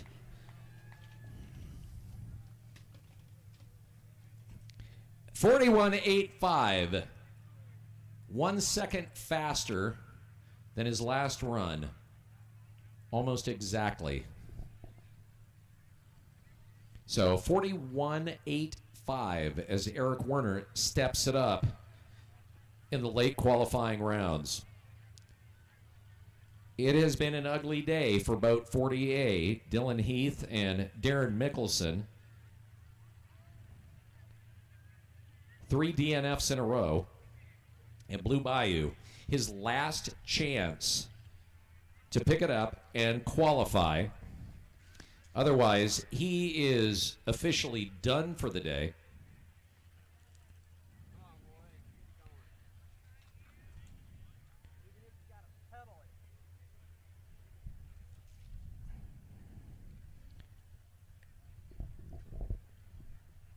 Dylan has done very well in the past. He's the youngest driver on the course at 19. Today just has not been his day.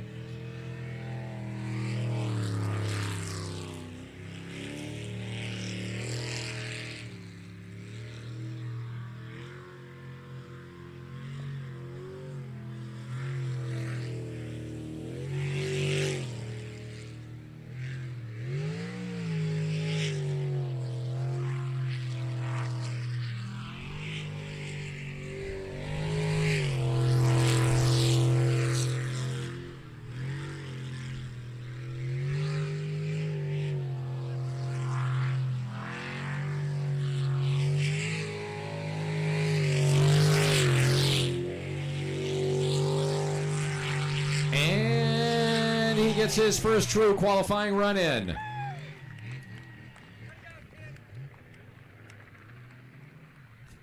.47.19 is the official time. So he gets one in the books as Kelly Stevenson and Tracy Montgomery get ready to roll in 86B. The Juggernaut boat, 45.76, his best run today. DNF in the first, a 47.5 and change on his second qualifier. Getting ready to rock and roll for his fourth and final qualifying run today. And whether he can shave off yet more time. Knocked off 2 seconds in his last run over his previous and his best at that point. So looking forward to seeing what the Kiwi can do.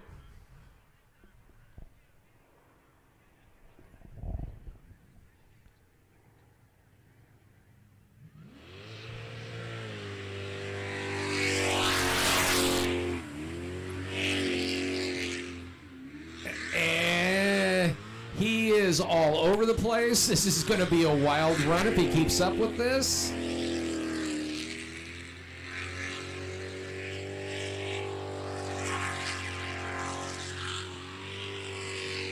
Looks like he's settled down, found his groove.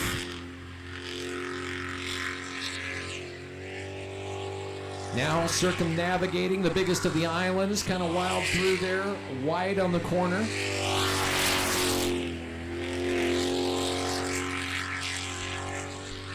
And Kelly gets it done. 44.19, and he continues to shave time off. 1.6 seconds, which kind of makes you wonder how much more does the boat Juggernaut have?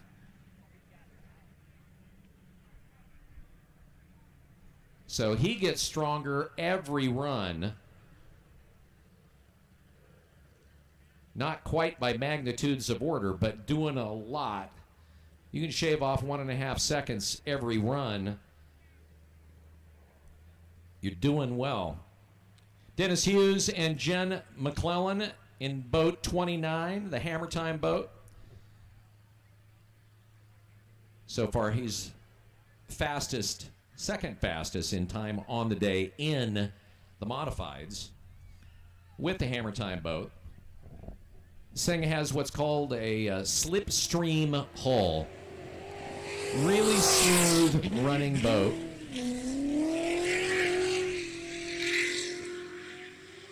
The way that it attaches and hooks up on the track.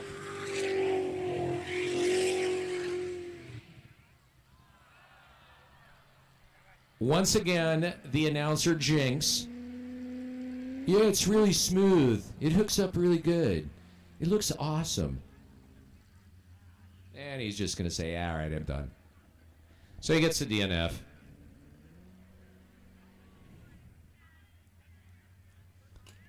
Being a borrowed boat, you don't want to wreck the other guy's toys.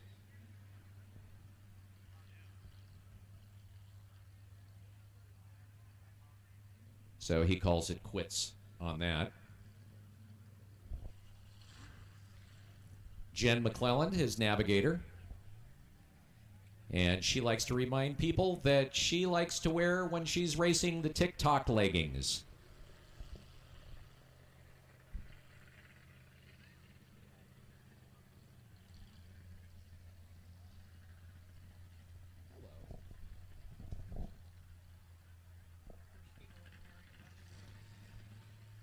So, we have two people here that are celebrating their 11th anniversary. Tom and Lori Nelson were married during the lunch break here at Webb Slough in 2010. They're celebrating their 11th anniversary back here at Webb Slough today. Give it up for Tom and Lori.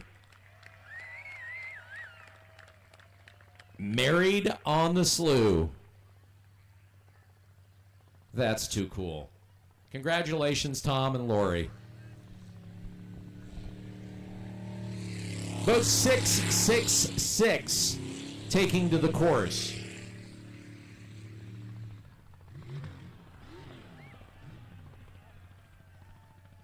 And we get the bad parallel parking job as he comes in wide there on the donut at the top. When you can, on the fastest drivers that are out here, note the way they attack that island. I always love seeing the way that it almost looks like they're scraping it with just the tip of the boat as they go all the way around. You come in wide on that, and that's always going to happen, what we just saw Jeremy pull off.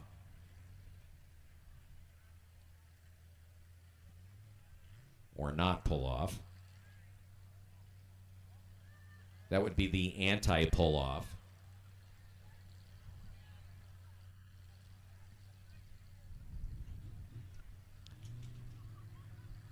Safety crew being kept busy today, and he will slowly make his way out after the DNF.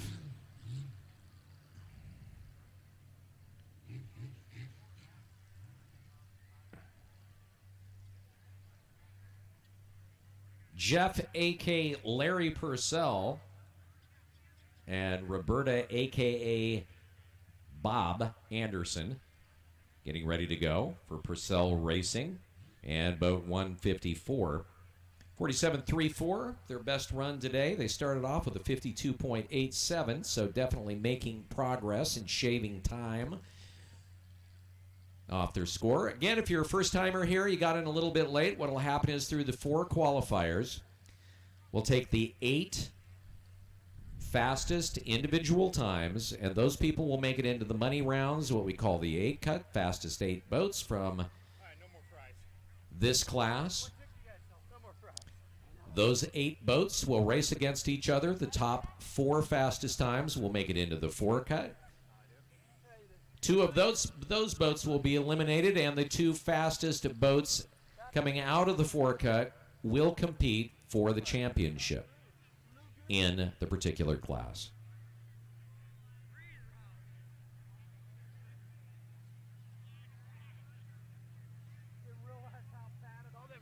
Boat 154.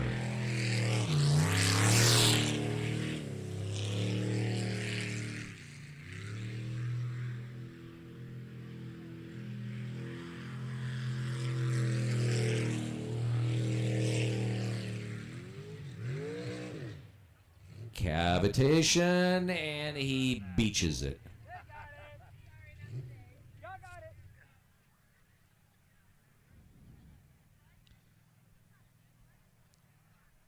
He'll pick up the DNF as Guano Loco, who holds the honor of having the longest time on the course today as they get ready to go. It was 69.33 in their third qualifier, 65.83 in the second, and a DNF in their first.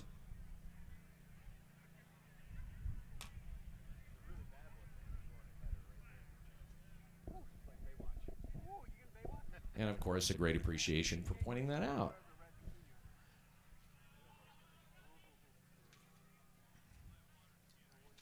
So if you think to yourself, gee, I'd kind of like to do this whole sprint boat racing thing.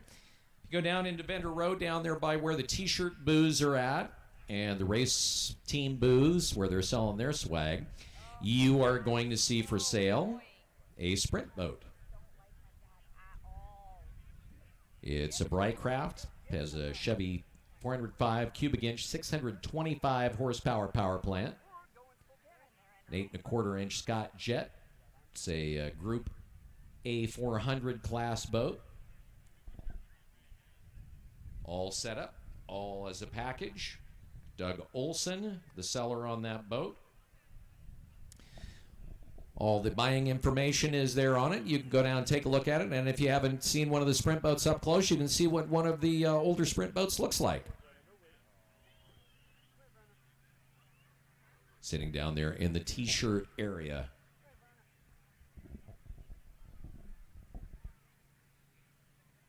So are we going to do the pallbearer walkout with the boat? Kind of looking that way.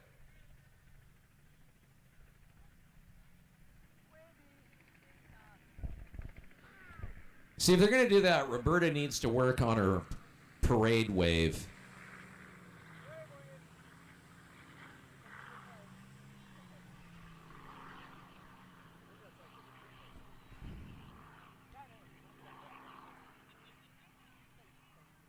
You can do a really slow wave over there in the beer garden as they go by if you want. Or just give them a round of applause from the beer garden. Chiding and taunting also works.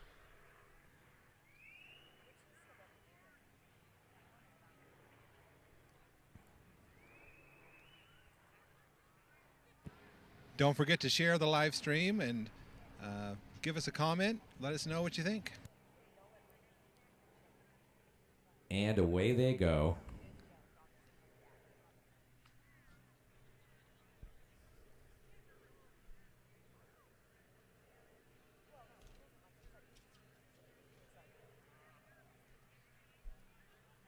Star Rentals is there when time and money is something that you have to deal with.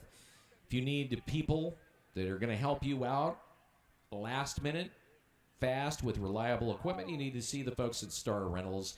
They've got a great staff out there, extensively trained. They've got responsive service, no hassle billing. They've been around for over 100 years. I wonder if you could rent, like, horse and buggies from them then. We're talking 100 years ago. Star Rentals, the oldest, largest, and most reliable independent rental company in the Pacific Northwest. Also, St. John Telephone Cable Company has provided the high-speed internet for our live stream on Facebook and the YouTube broadcasting of today's race, where Paul White is doing the good look on that, spending a lot of time out here to bring you some great videos of the action. By the way, if you go back later on after the race, you might want to check out some of the videos. He has some great footage that's there on Facebook and also on YouTube. You can stay refreshed with your favorite Coors or Coors Light, the most refreshing beer. And remember to drink responsibly over in the beer garden, brought to you by Odom Distributing. And they remind you to have a designated driver if you're not going to be staying out at the track and you're going to be over there enjoying some of the fine Coors products in the beer garden today.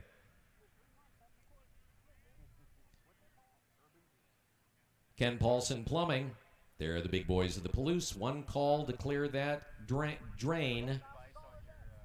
When you're in a rush and you can't flush, you need Ken Paulson Plumbing.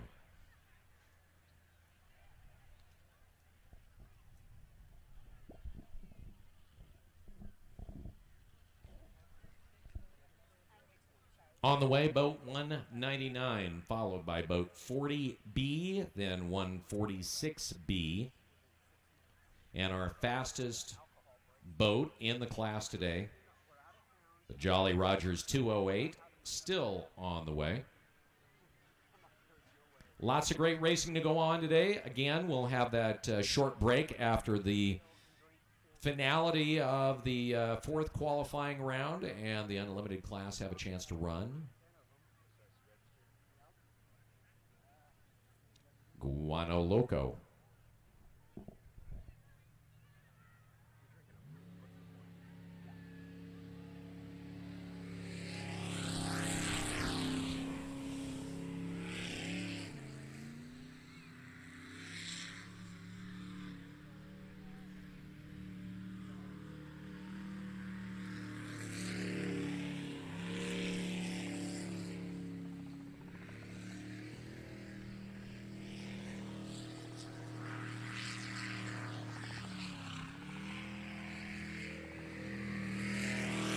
They look to be picking up a little bit of speed and chutzpah on this run compared to their previous runs.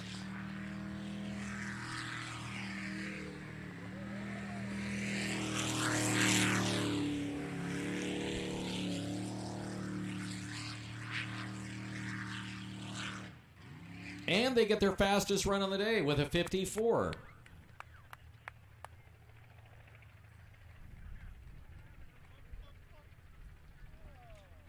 .69.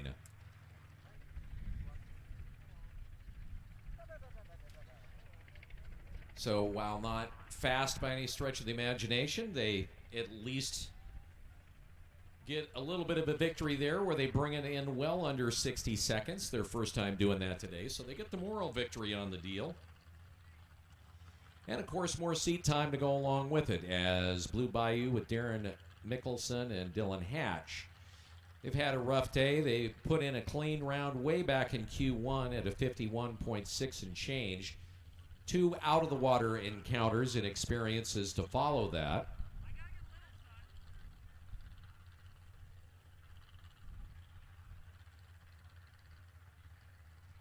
And they will be followed by Nicole Brown and Tina Huff in the 146B Jolly Roger boat.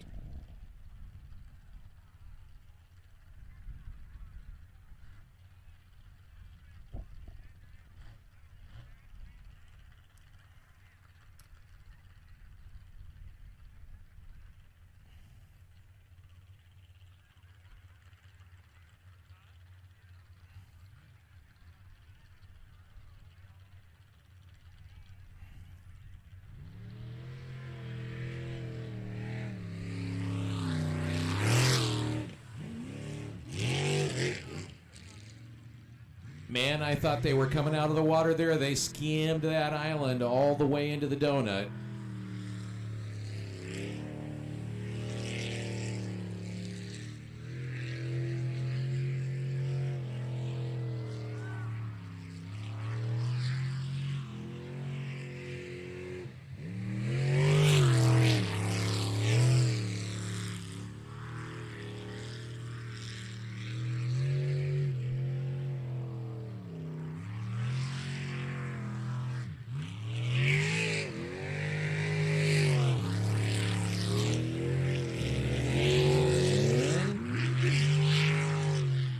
It's good.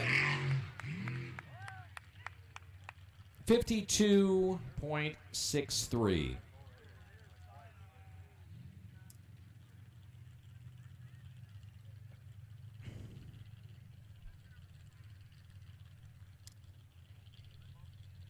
The 146B on the way, the Jolly Rogers team of Nicole Brown and Tina Huff. Their best run of 48.2. in the second qualifying run.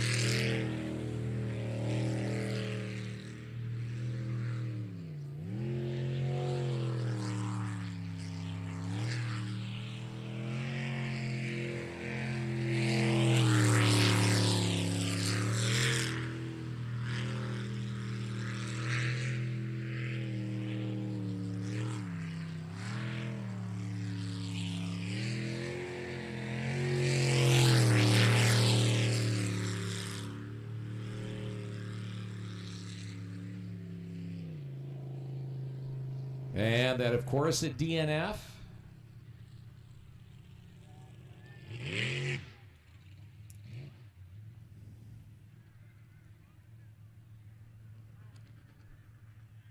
Jason and Samantha Christ in the Juggernaut 86A boat. 42.31. Their previous best run.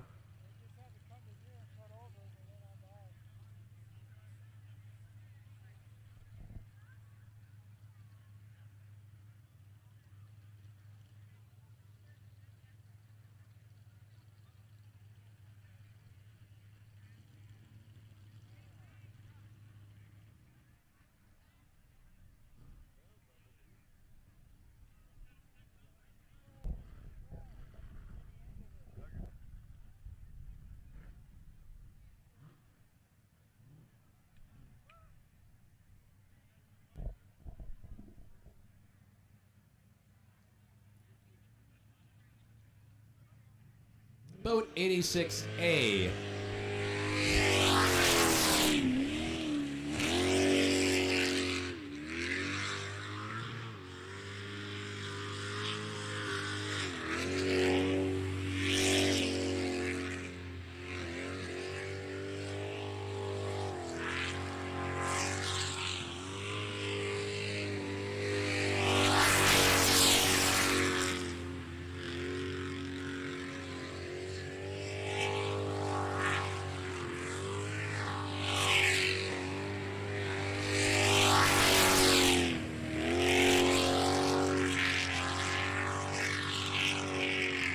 It's good.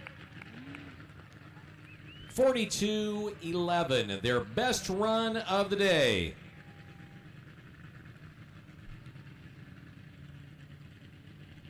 Officially 42.11 in boat 86A with the fastest boat in the class on the course today. So far in the modifieds,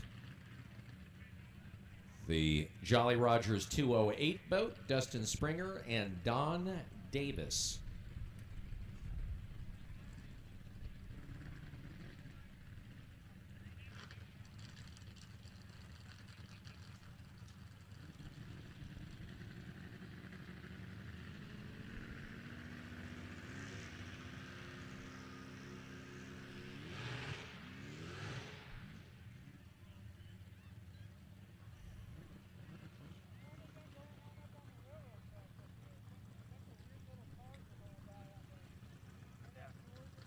What's that?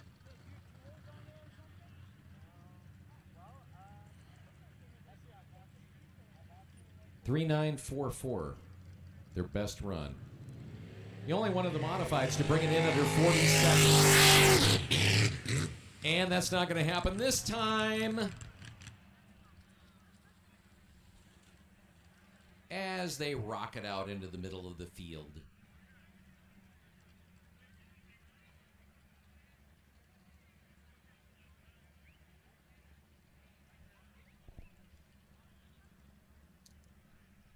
regardless, they will be, I'm willing to bet, unless that 29A with Rick Phillips is able to put together a screaming run, they are going to be the boat to beat, most definitely, and they will be the last boat that you see out in the 8 cut.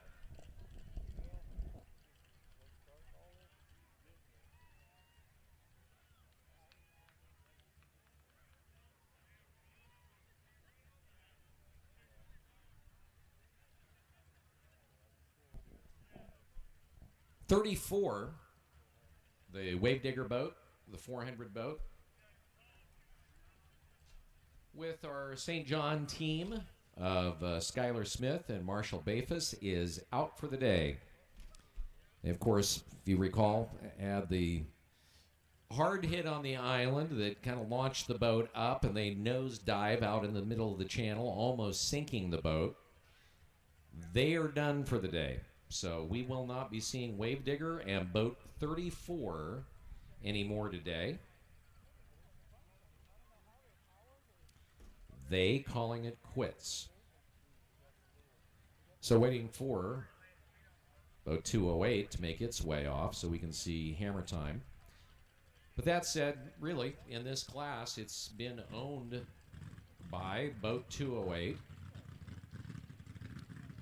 and Dennis Hughes, who has been driving the hammer time boat, the 29 boat. Those are the two boats to beat in the class, and Clint Birch, who has been consistently throwing down times in the 40-second range. He had a 4.17 in his fastest. His last run was a 40.18, so pretty consistent in his times.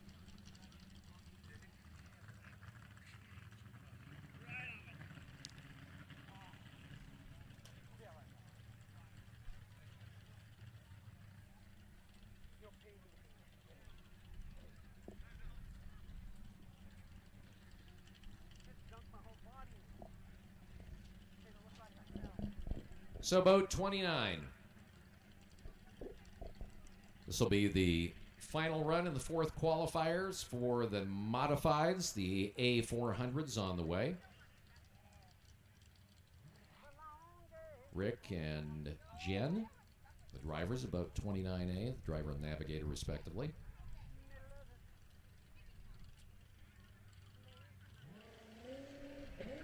Both are produce vendors.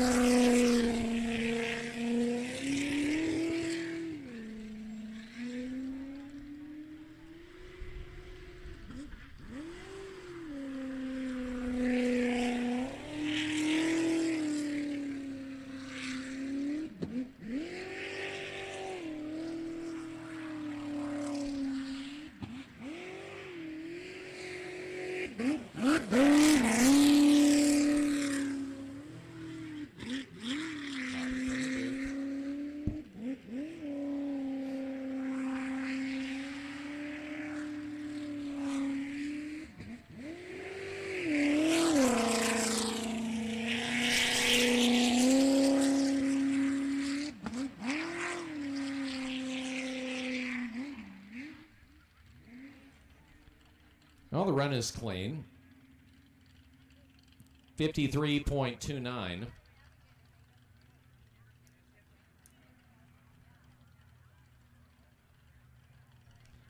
So that will round it out for the modifieds. All right, so we found out that now Wave Digger, number 34, that we said was out for the day, now they're deciding if they make it into the next round, based on time, that they will try to give it a run. That would be, of course, the 8 cut. I don't see how they would miss it because you don't even have 8 boats in the class that are running. And since they did get a qualifying run in the first qualifier with a 45.81, they would automatically make it in.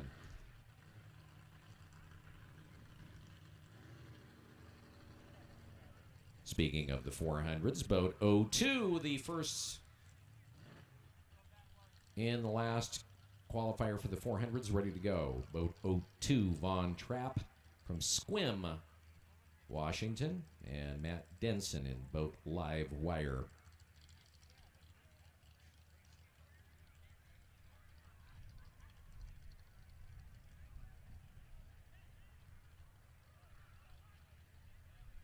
They'd like to thank some of their sponsors like Evans Auto out of Sequim, Jones Arms, specializing in custom firearms in Sequim, Todd Fitcher Galleries in Port Angeles, and Trap Contracting Services, LLC.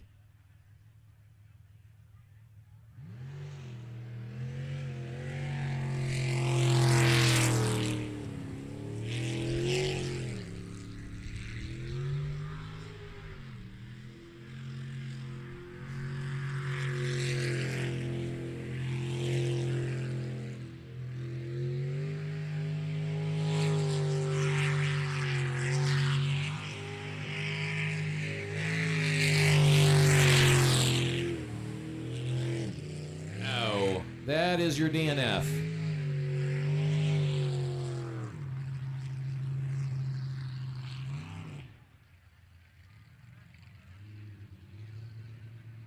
Went right when he should have went left. Boat 47A, the boat to beat in the class so far today, the only one in the 400 class that is consistently put down times, the only one to put down time under 40 seconds in the class all day long, and that is Darren Swindoll and Ashley Swindoll, father-daughter team, and Gold Rush.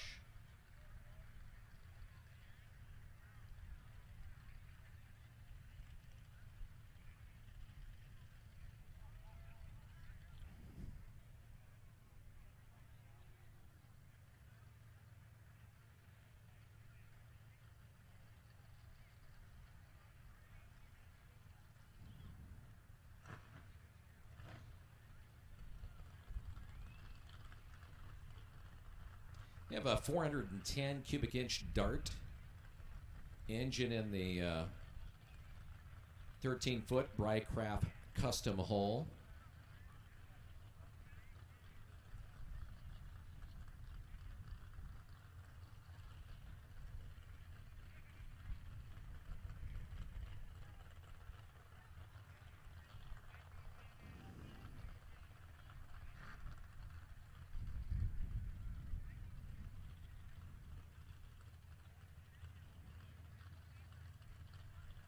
Part of half of Team Bandit Racing.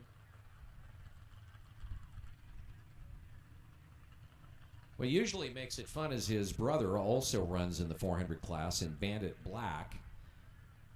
And so, among other things, it's kind of fun to have that brother-brother rivalry going on out on the track. And just the amount of crap that they give each other is always fun. Darren has looked real good so far today.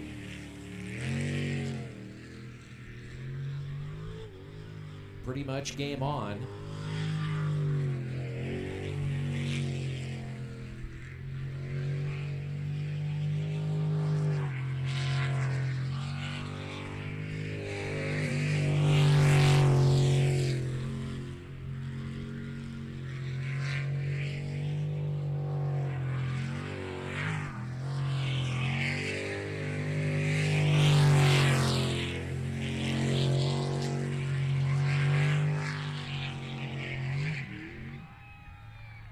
And a clean run and a 40.21.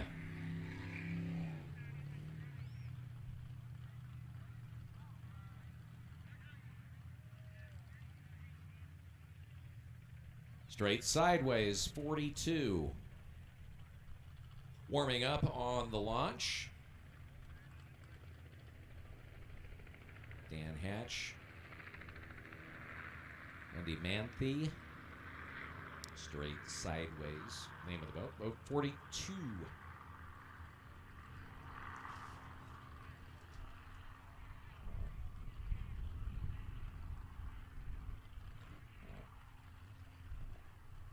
Dan coming up from Pasco, Washington.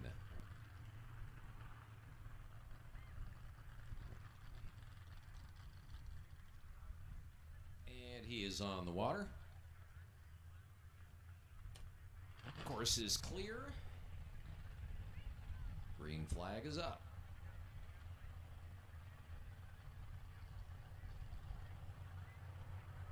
And it's a go.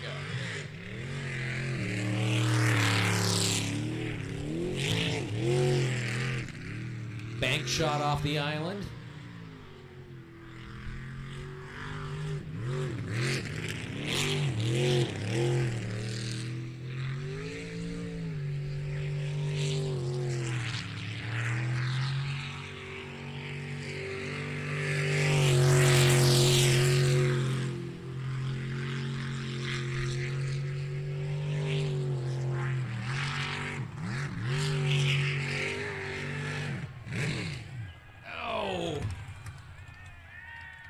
And he parks it for a glamour shot.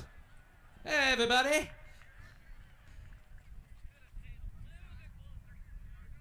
Really, that is a perfect place for a photograph.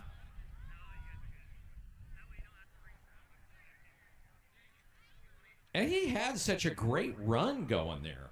That was a nice looking run he had going. I also think that he probably gets the record for the longest skid mark today. Take that however you want.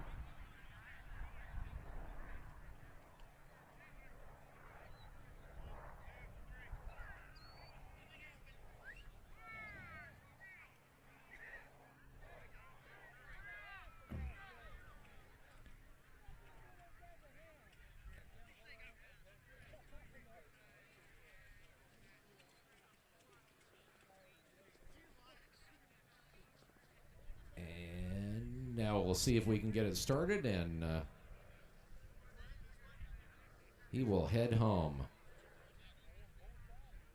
That's unfortunate because that really probably was his fastest run today up until that point.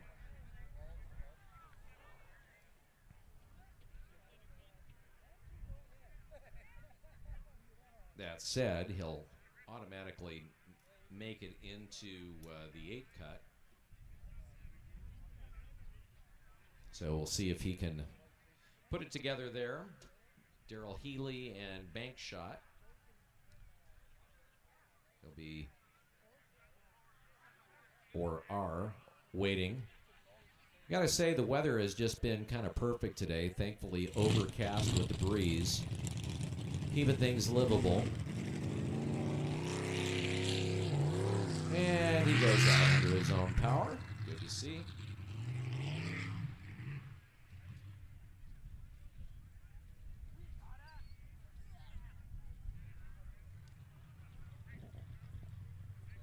Don't forget, All Sport serves the Spokane and Coeur d'Alene areas and has been since 1984. Doesn't make any difference whether you want a dirt bike, a street bike, an ATV, a UTV, a snowmobile, a scooter, a personal watercraft, generator. You get them all. And they have Indian motorcycles, which are so cool looking. Polaris, BRP, Yamaha, Honda, KTM. They right now have added the full line of KTM street and dirt bikes to their showroom. Easy to find in Liberty Lake, Washington, off I-90 at Barker Road. Whether you're experienced or a novice rider, they got something that'll hook you up with a lot of fun. Allsportracing.com. Whether you want new or pre-owned, they have the selection. Daryl Healy and bank shot. Bow 12, 44.12 his best run.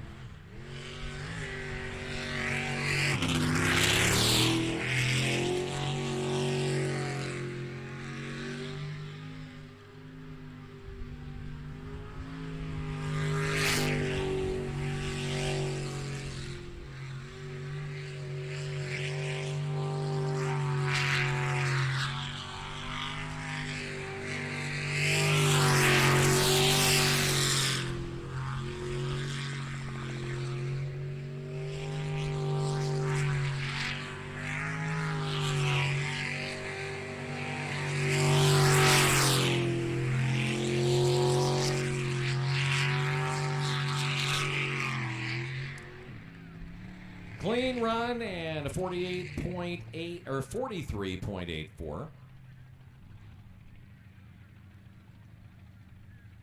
That is his best run today.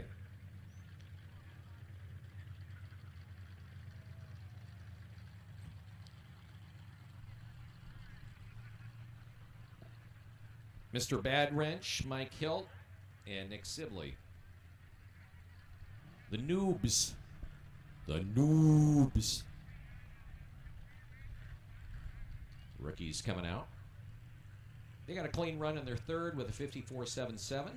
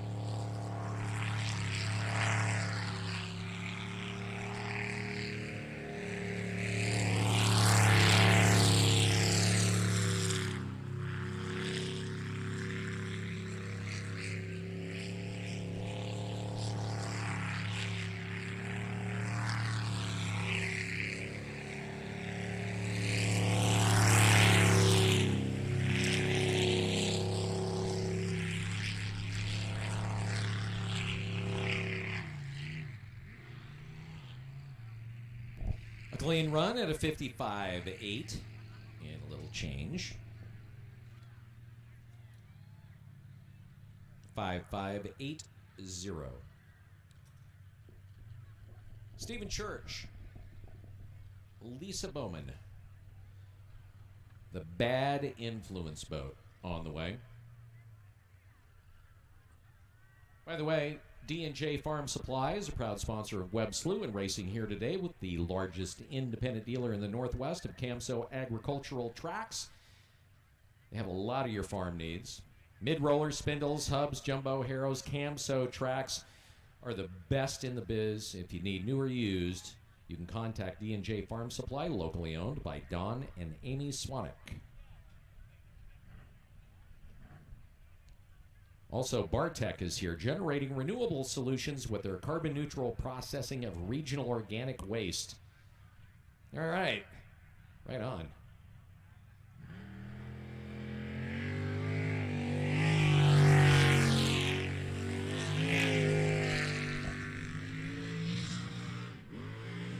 Oh, man, all over, scraping everything on the way through the donut.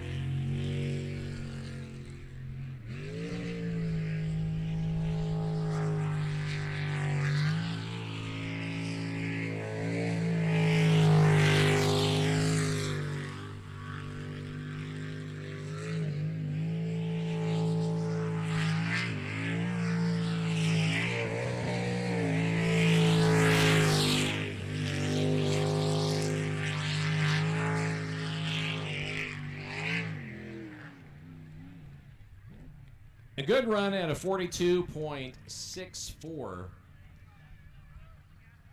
And while that may be his slowest time on the day, I got to give him credit. Coming through the donut, there were a whole bunch of different occasions there, about 3 of them, where he could have easily wrecked the boat and was able to keep control of it and hang on to it and keep it on the track. So kudos going out to him for being able to do that. That was actually a good little piece of driving when everything went wrong.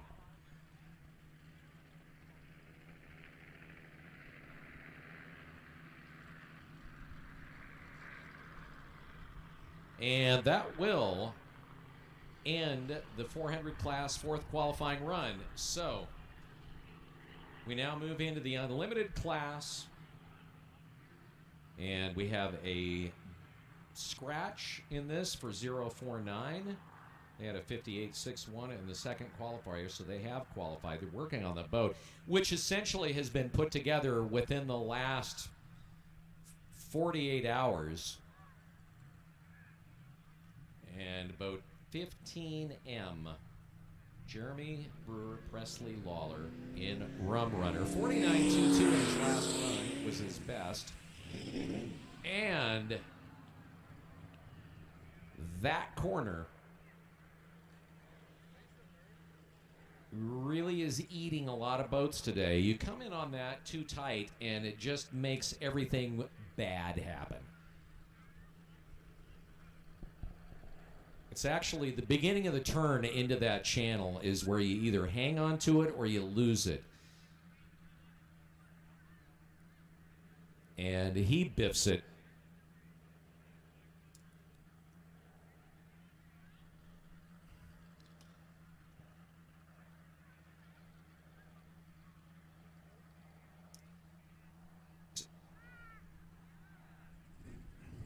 So we have 2 scratches in the unlimited class. That'll be boat 411 and boat 49. So there will be one more run, and we're going to take a break. And it will end the 4th qualifier with boat 69, Dennis Hughes and daughter Samantha Hughes in Overkill. The money rounds are coming up. After a short break, so our safety crew can catch some time in the shade. Ray and Roy's Auto Repair out of the Spokane Valley, one of the big sponsors for boat 69, along with D&J Farm Supply and L&M Truck Sales. His power plant, by the way, is a ProCharge 400 Chevy, running on gasoline.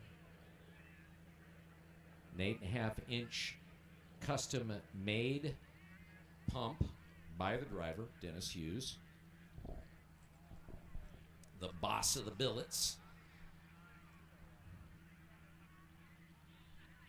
And year to year, probably one of the top 2 or 3 sprint boat drivers here in the U.S.,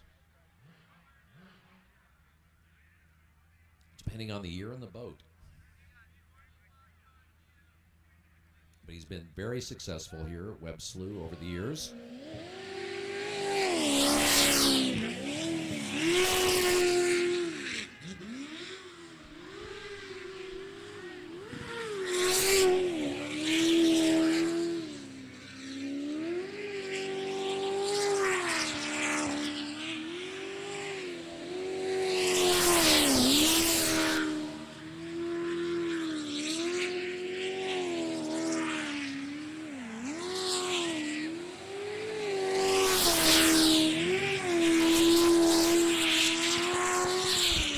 It's good. 36.17. Not his fastest, but very close. And it is going to be break time.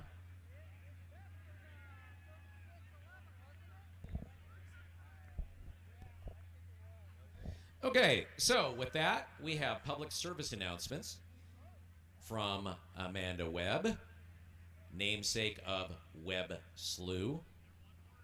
And she's taking some deep breaths. She's getting herself centered.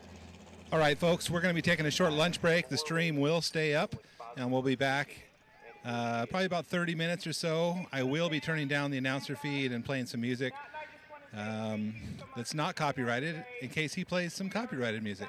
With the turnout of all of our race teams and all of our fans, thank you so much for being here.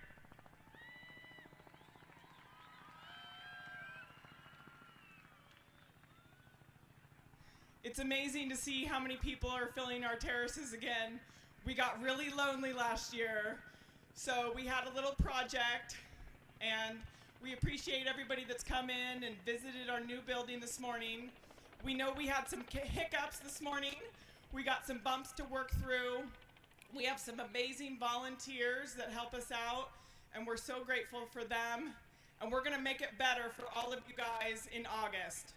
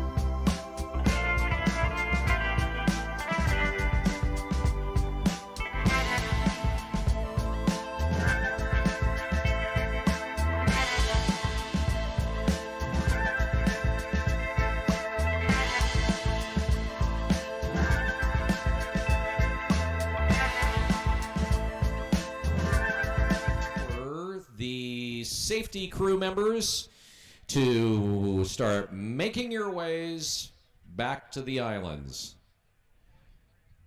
So, safety crew members, island hoppers, make your way back out. So if this works, I'm going to show you some of the crash replays from earlier so I can adjust my camera.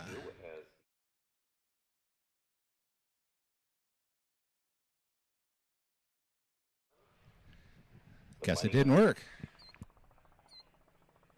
Our first boat out will be boat 40A, that is Blue Bayou, with Dylan Hatch and Darren Nicholson. So the screen's going to go black for here a minute. I will be right back, so I'm going to try to play those replays. Just a second.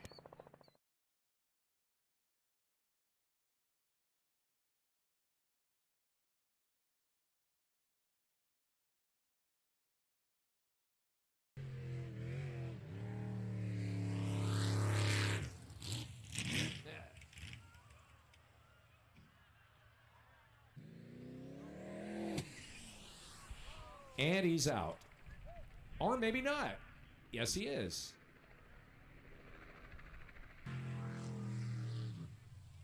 And... oh! Official lost and found here at Webb Slough is down at the ticket booth. And hello. That's Kissin Island. 51.69 in the previous. And he is out.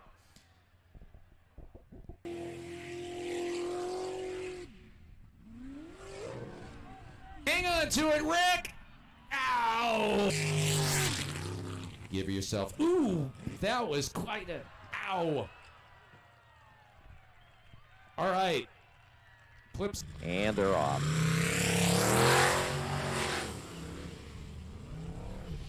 Oh! No!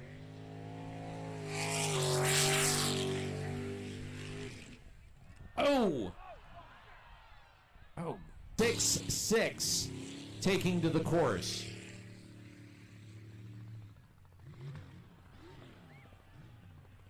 The only one of the modifieds to bring it in under 40 seconds. And that's not going to happen this time.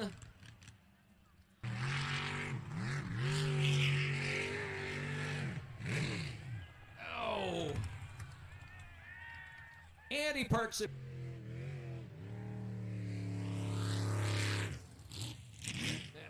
Nicholson, navigator.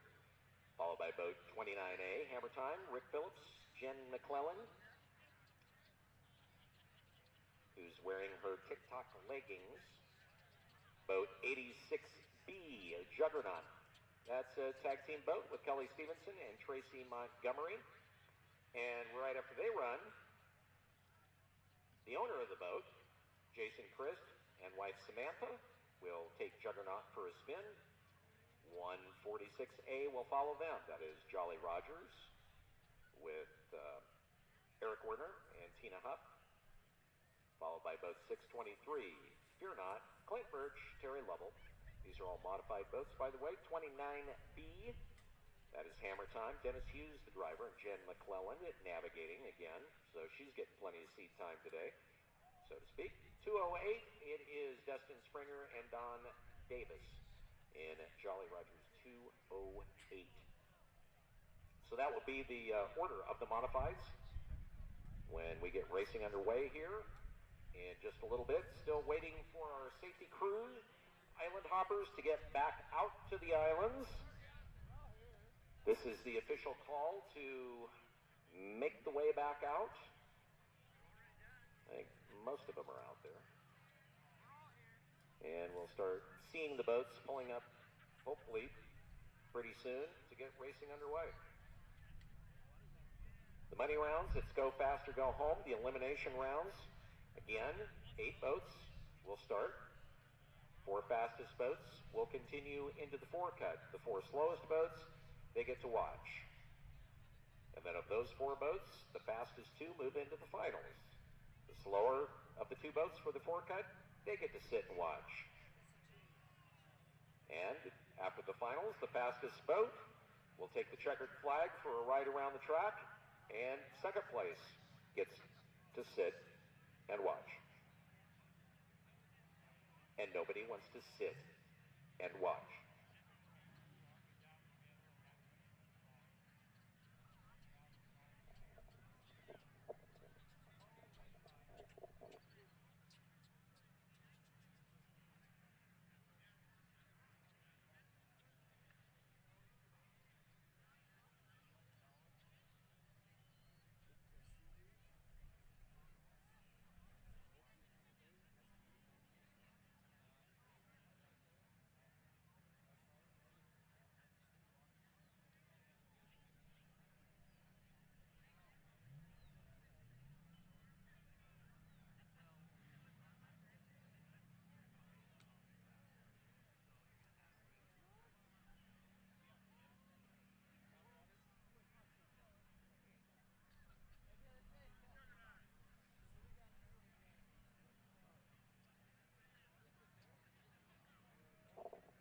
All right, we have a bit of a modification here.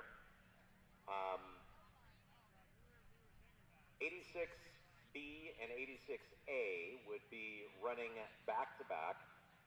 Our race controller has made a decision that because that boat would be running back-to-back because of the way that it placed in the qualifiers, that they're going to swap boat 146A with boat 86A. So it will go 40A, 29A, 86B, followed by 146A, then 86A, followed by 623, 29B, and 208. So they're going to be doing that so they can do a hot swap right there on the landing. So they're going to do kind of like a NASCAR style pit stop. Only instead of changing tires and stuff, it's going to be drivers and navigators. See, I'd like to know if they're going to bring some sort of lift to just pull them out, catapults to launch them out of the boat. I'd pay to see that. Well, first boat is in the water. 48 is there. That's Blue Bayou.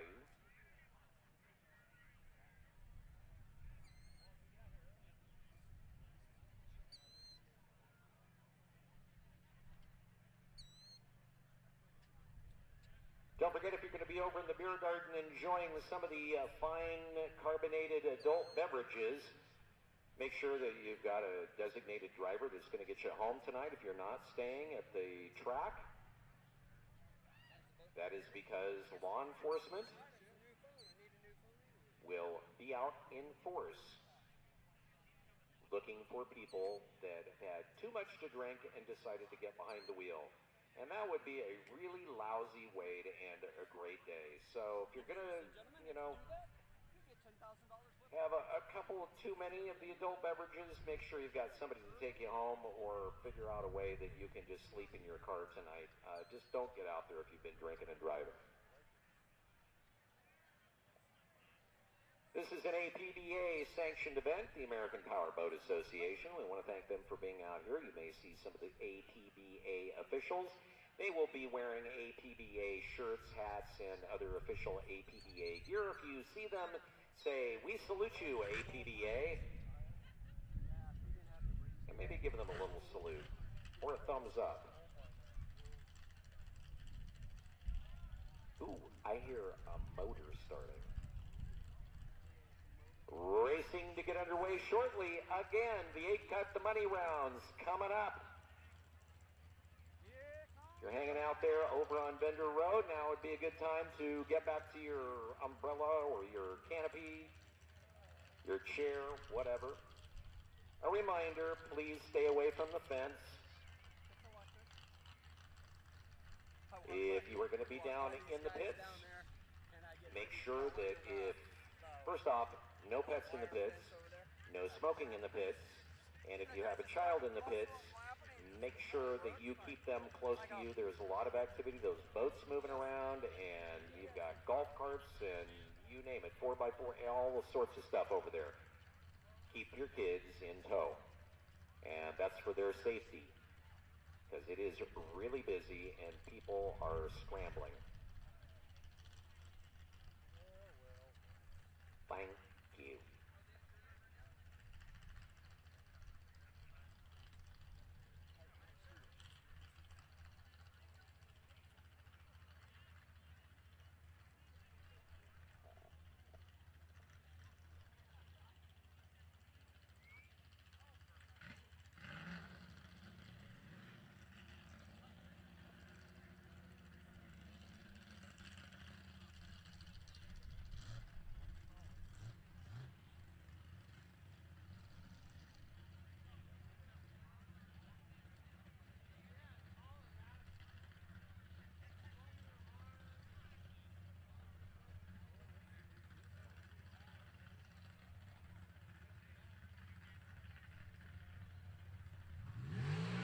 And here we go. This is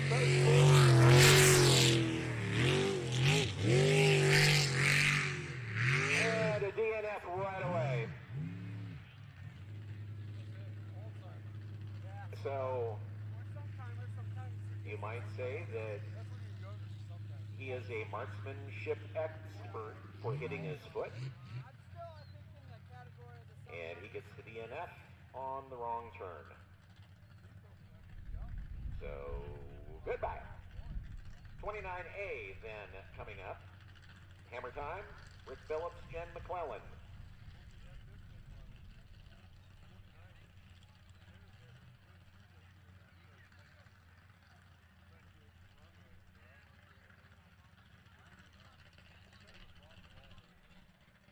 So 29A is, as Rick likes to call himself, he deals in fruit, produce vendor, and he likes to call himself the banana slinger.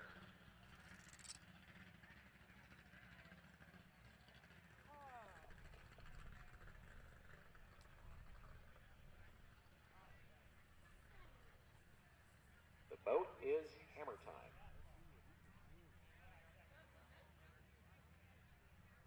Course is clear, green flag is up. And he's off.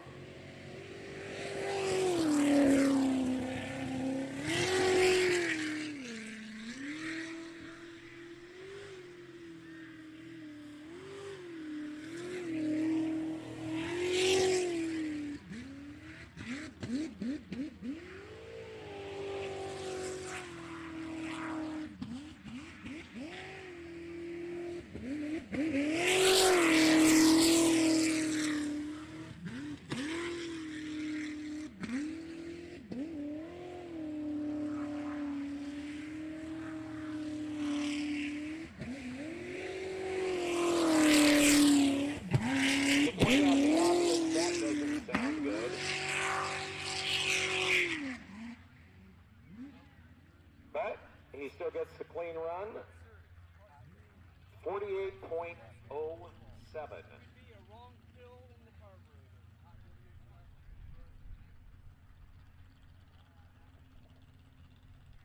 48.07. That will bring us to boat 86B, the Juggernaut. Kelly Stevenson tag teaming this boat.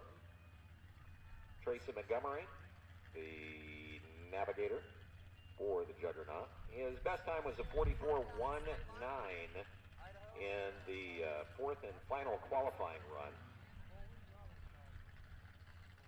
His boat, which he was trying to put together, just not ready to go.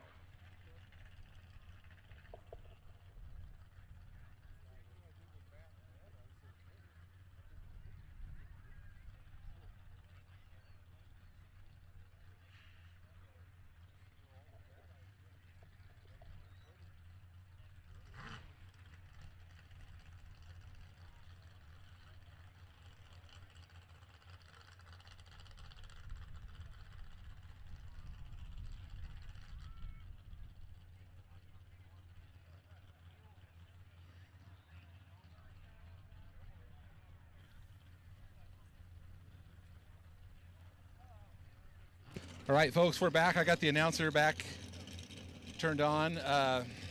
Boy, that was a short lunch considering we're this far ahead, but so I got kind of a little caught off guard. So boat 86B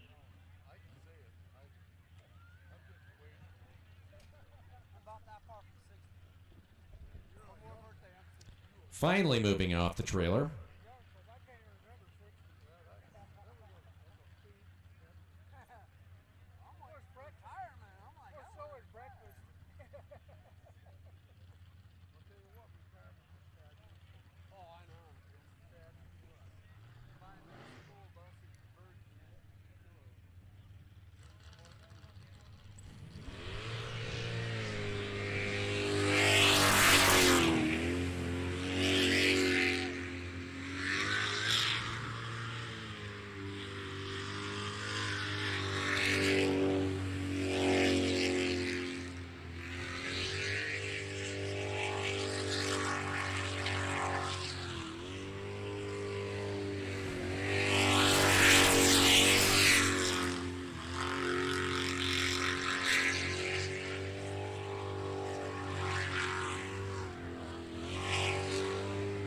Oh yeah, Kelly means business.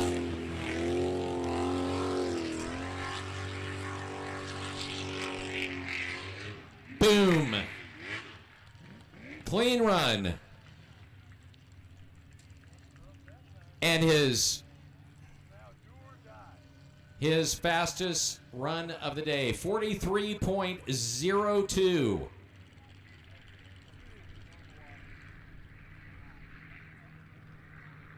Yep. He knocked off just about a second from his fastest.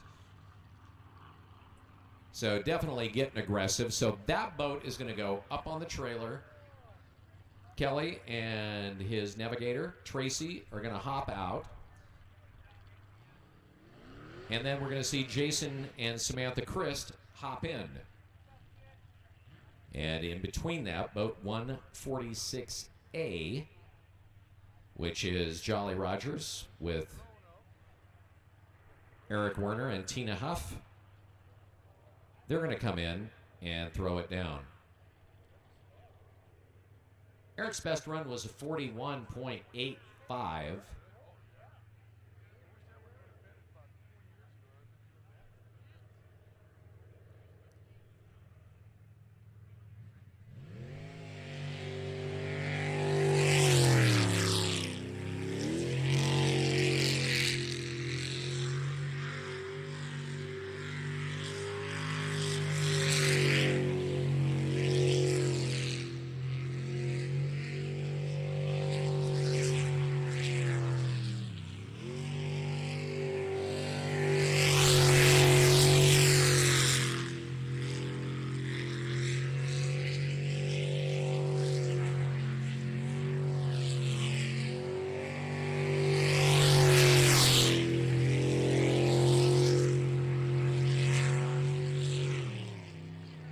It's good. 41.34. And that is the official time. So a 41.34, his fastest run today.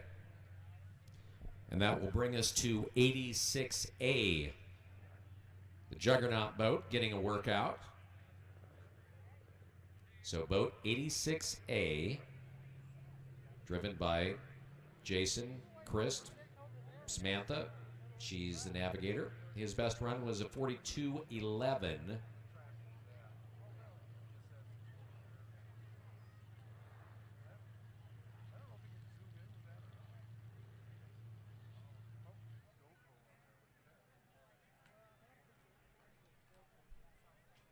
And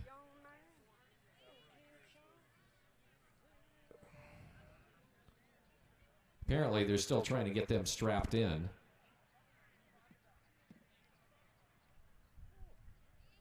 Takes a little bit to get out and a little bit to get in.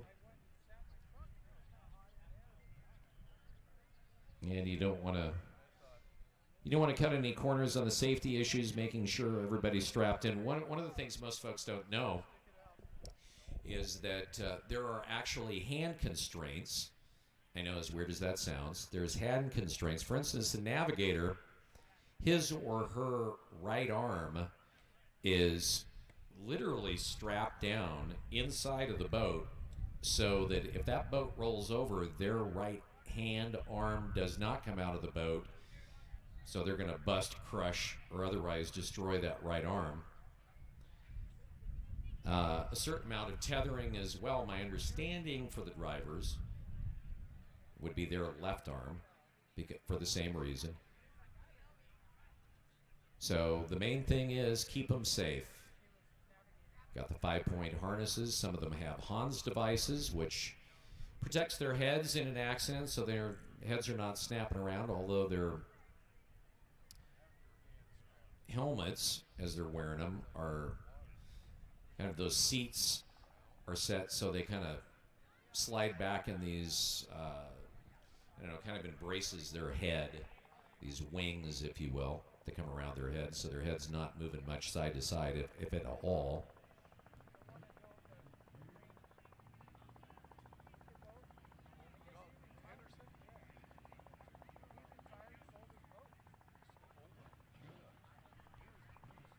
And this is 86A.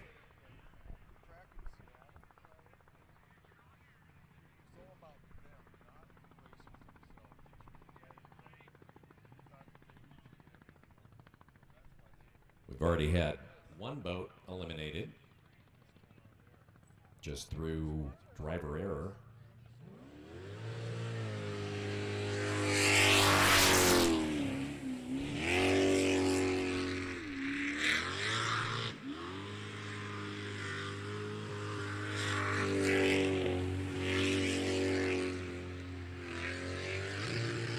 Oh, hangs it up. Cheese grates the turf. Ow. Okay, he's not done. That does not disqualify him or DNF him. But that's definitely not going to help.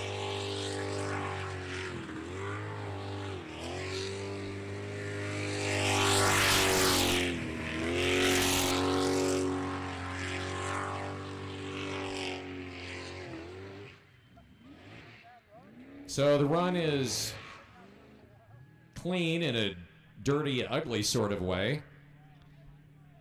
5:1.70. And with that run, Jason Christ and Samantha Christ in Juggernaut are automatically on the bubble to be eliminated. Anything better than a 51.70 is going to eliminate them. We have 4 boats that have solid times, the slowest being right now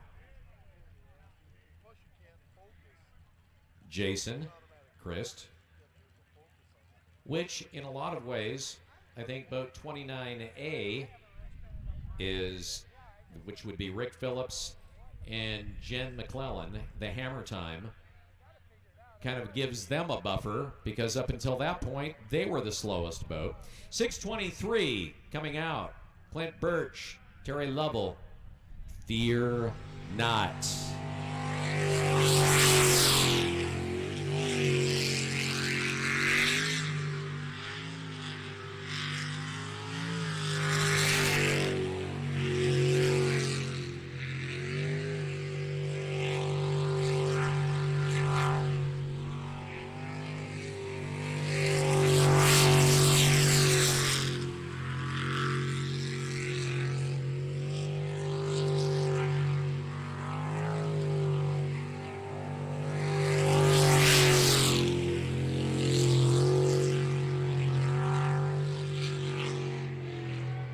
And it's good.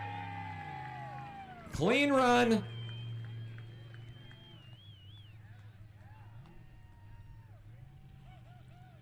.59. The second boat in the class today to bring it in under 40 seconds at a perfect time. So Clint Birch standing on it. That will eliminate boat 86A. 86A out. Now on the bubble is boat 29A, which is hammer time, Rick Phillips and Jen McClellan. They had a 48.07. Anything better than that, they're done. And we have 2 boats to go. Oddly enough, the boat that could eliminate the owner of the boat is the owner's boat. And that is Hammer Time. This time driven by Dennis Hughes.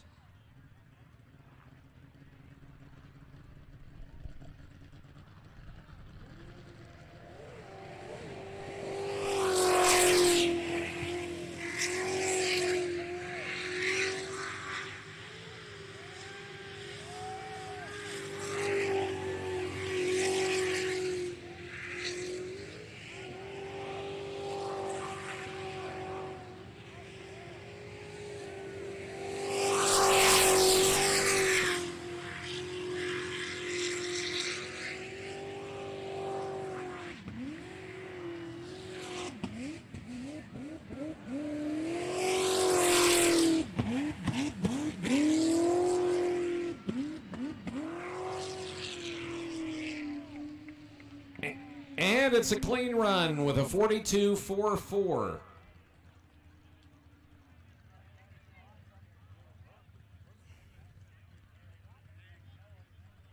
So, Hammer Time eliminates Hammer Time. Rick Phillips, out. Now, on the bubble. Boat 86B, that is Juggernaut, driven by Kelly Stevenson. With boat 208 on the way, that is Jolly Rogers. Boat 208, Dustin Springer, Don Davis in boat 208. Anything better than a 43.02. And Juggernaut is Jugger gone.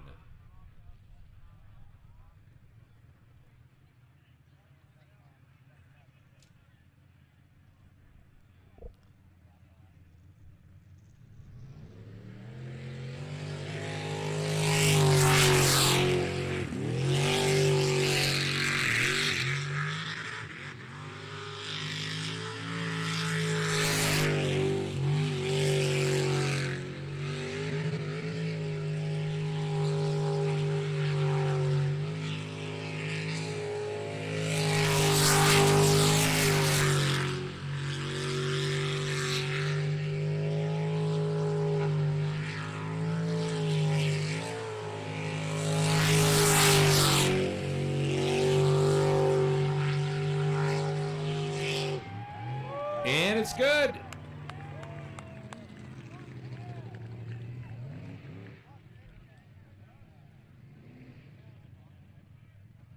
Unofficially, 39.28. And that is official. So 86B is eliminated.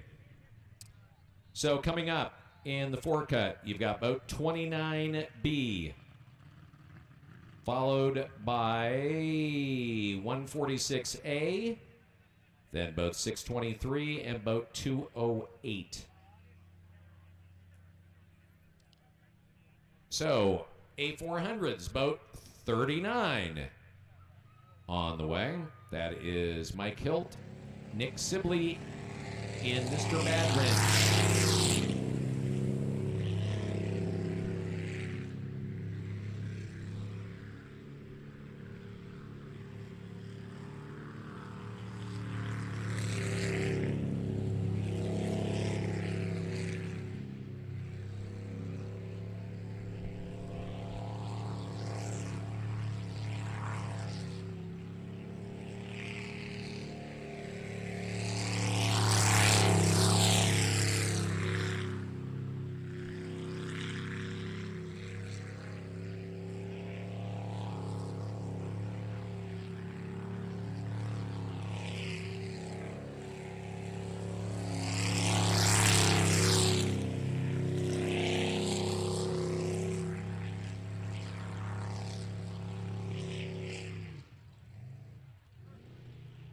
The run is clean, 56.33.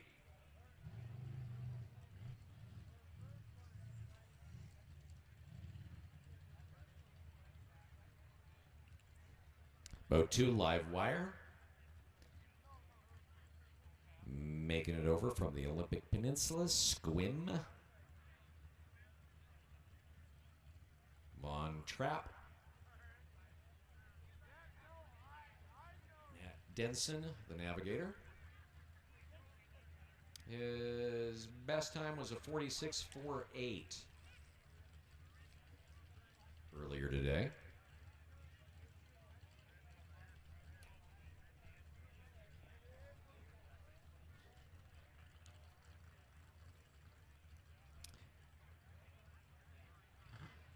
The 8 cut today brought to you by Star Rental. Time is money, and when you need to depend on people and you need reliability, you need Star Rental. For over 100 years, they have been doing it with exemplary employees and fast, responsive service, no hassle billing. They're the bomb. 100 years plus of doing it at Star Rentals. 8 Cut, also brought to you by Dale Nunn and Jeff Halstead Photography, the official photographers of Web Slew.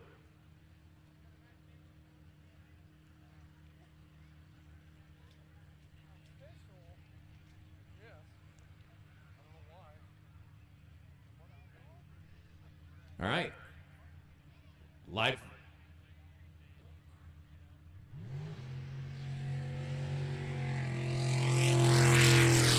Live wire.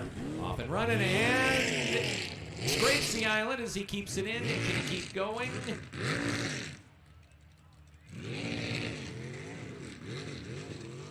And well,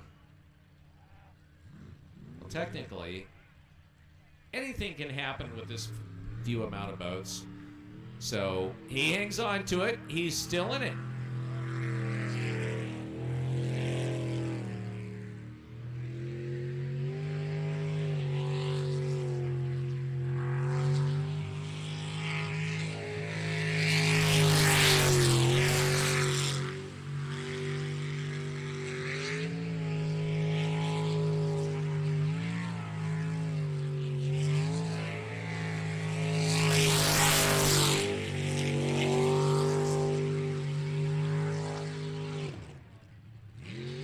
Clean run, 62.11.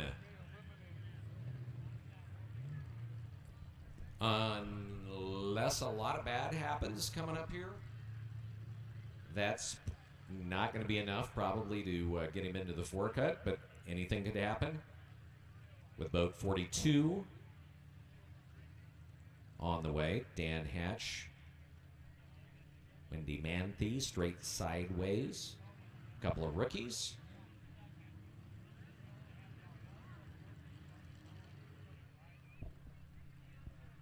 Our 8 cut today also brought to you by Davis Office Furniture, featuring Soho small office chairs and home office furniture, desk chairs, everything you need to work ergonomically correct from home, whether you want to or not. They're now located on Sprague, next to Rogers at University, davisofficefurniture.com. Happy folks to be back at the slough.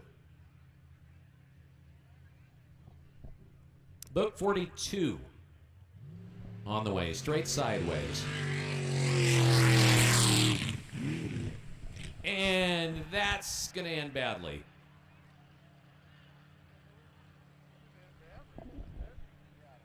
Like I said, just because he had a time of 62.11, it doesn't mean that things couldn't potentially go sideways, which they just went straight sideways. So DNF with boat 34. And we'll make sure that that is going to be the case.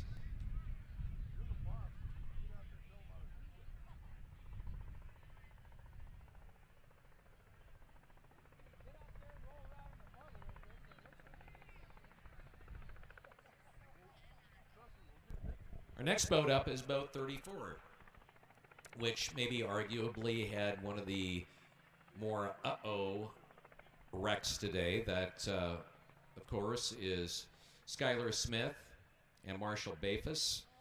If you recall, that was where they hit the island, launched into the air, nosedived into the middle of the channel, almost sunk the boat. And we haven't seen them since that accident. The Wave Digger, of course, and both of the racers from Pier and St. John. So they're going to give it a go. Coming up next.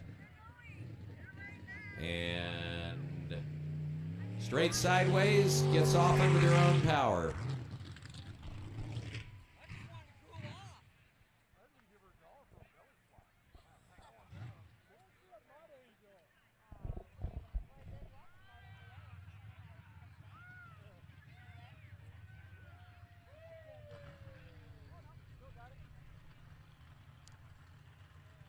Boat 34, the Wave Digger, firing up.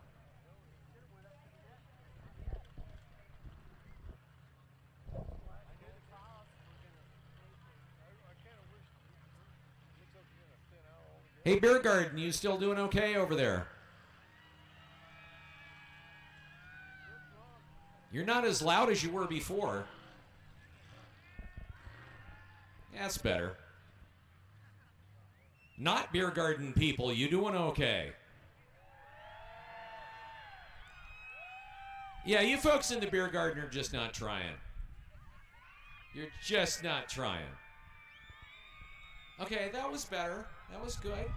That was good.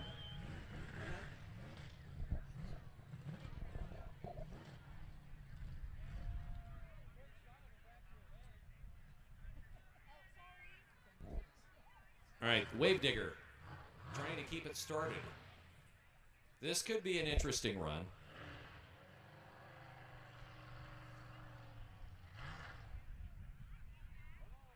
Yeah, I'm not sure about this.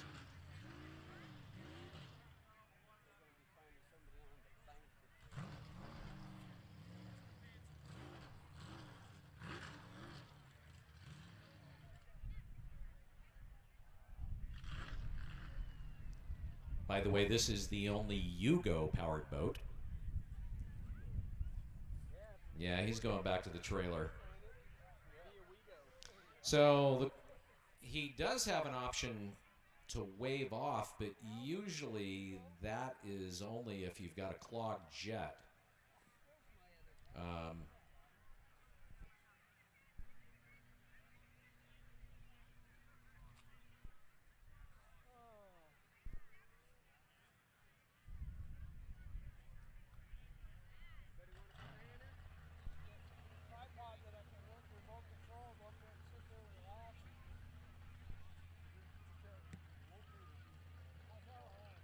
Okay, so they waved it off,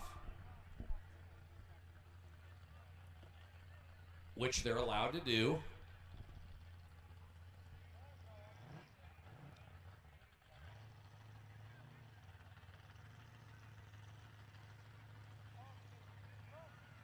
And so the next boat out is 1-2. I'd always thought that wave-offs were only for things like clogged jets, not you couldn't keep it running. That said, boat 1, 2, 12, bank shot, Gerald Healy, and Michael.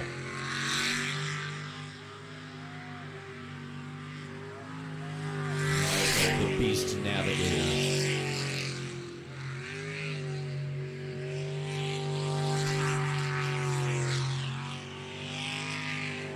Communicating by telephone. No need for hand signals with one named Michael. Nice looking run here for Daryl. Very good. Nicely done. That was a clean run. 4.3.24. And looking at his previous runs, that is Daryl's fastest run today. So bringing it on at the right time. And the way this is going so far, when I said just because you've got the slowest run at a 62.11, which would be live wire at this point, it doesn't mean that you couldn't still make it in.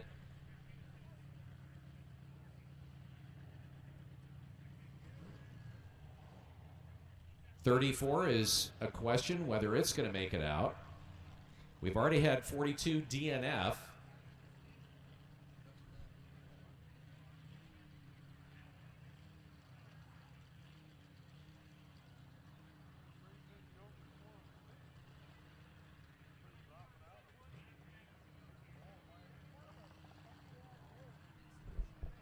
So there is an insulin shot device that somebody lost. If you take insulin shots, you know what that device is. At first they thought it was an EpiPen, but it's not. It is for insulin. Your insulin is over there in the ticket booth in the new store that's over there. Webmart, as I like to call it. Okay, looks like boat 34 has done whatever they were needing to do, and we're going to try it. So boat 34.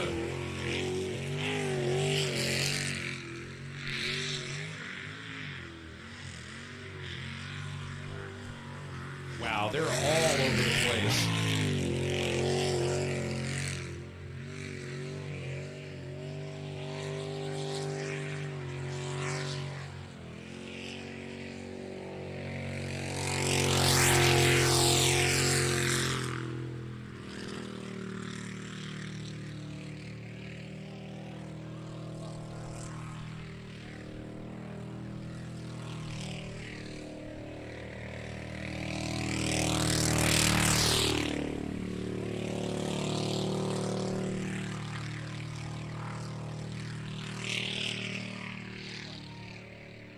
And they did it.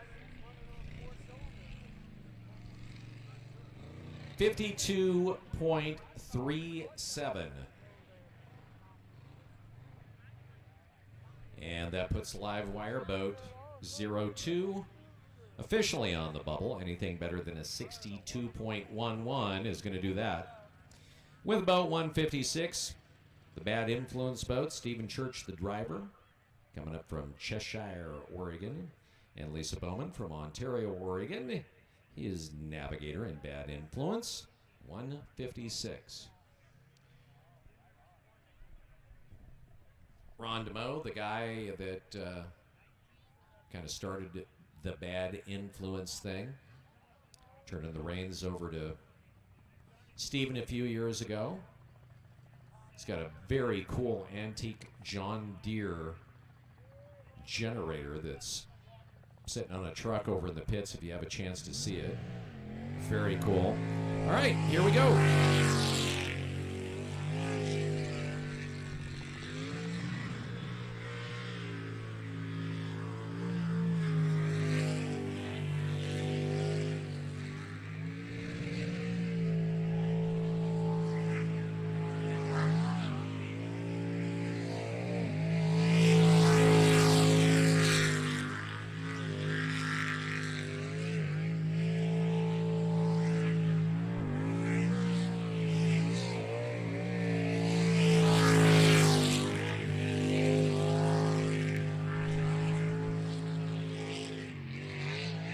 It's good.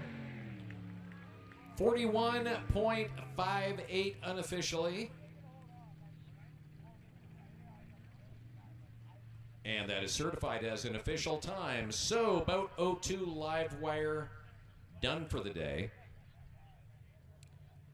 On the bubble, potentially to be eliminated, boat 39. That is Mr. Bad Wrench, Mike Hilt, Nick Sibley.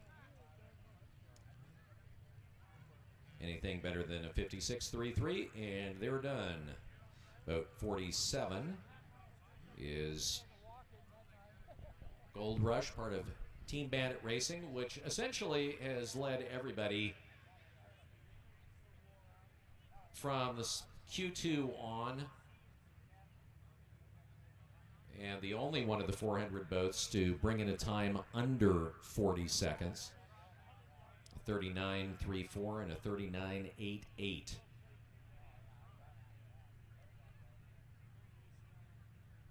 Closest anyone has got is the last run by Stephen Church in boat 156 with a 41.58. So this is, as long as everything remains mechanically functional, this is really Darren Swindoll's race to lose unless Stephen Church has been sandbagging. Not that drivers have ever been known to do that sprint boat racing. That never happens.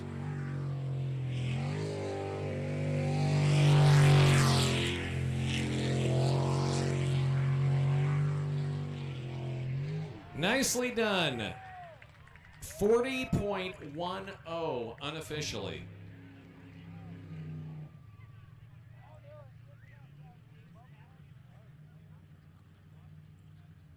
So, boat 39 is out.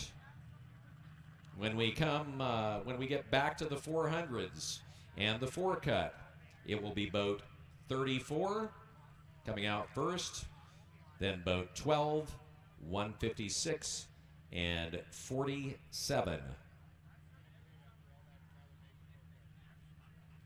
Actually, the exact order that they ran.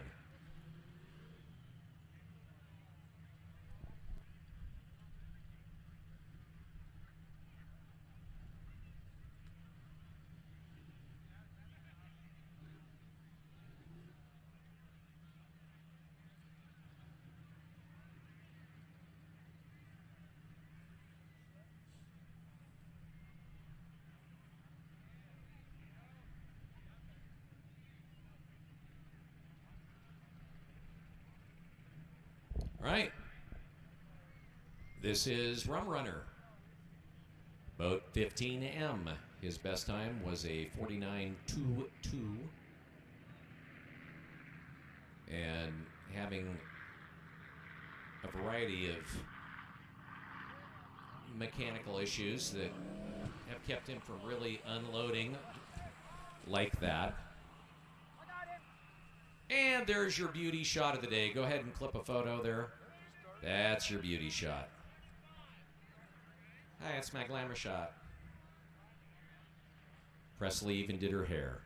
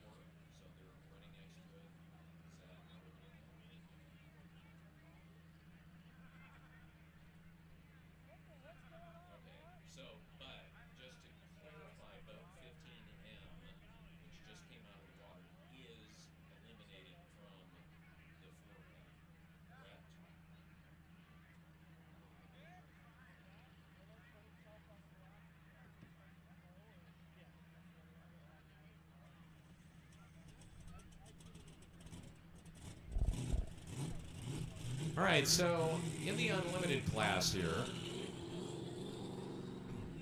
since there's not 8 boats in the 8 cut, as long as you can keep it in the water and do the rotation, you're automatically going to make it into the 4 cut. Unfortunately, that was not the case for Jeremy Brewer in boat 15M, so he is out. So you really don't even have to push it this round. In particular, if you're having issues like boat 049 has been having. And speaking of which, Obsession hasn't even made it down to the ramp yet. Not sure if they're even going to run, because technically they should have been the first boat out.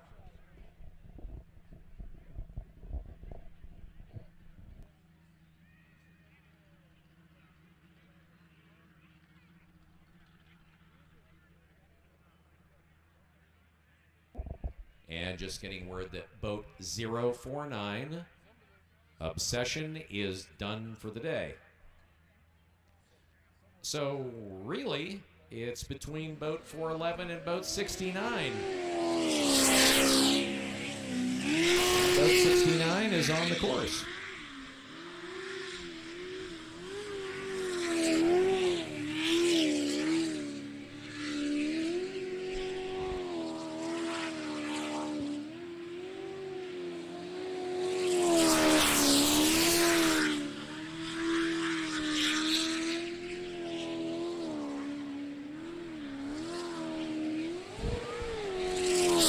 Enjoy it while you can.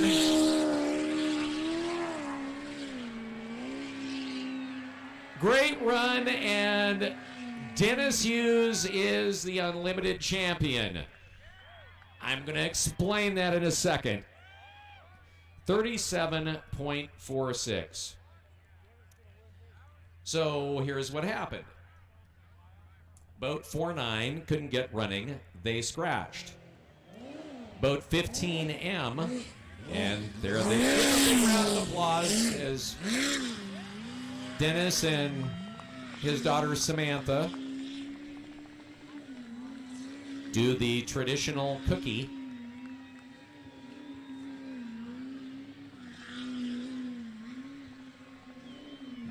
That's like his favorite thing.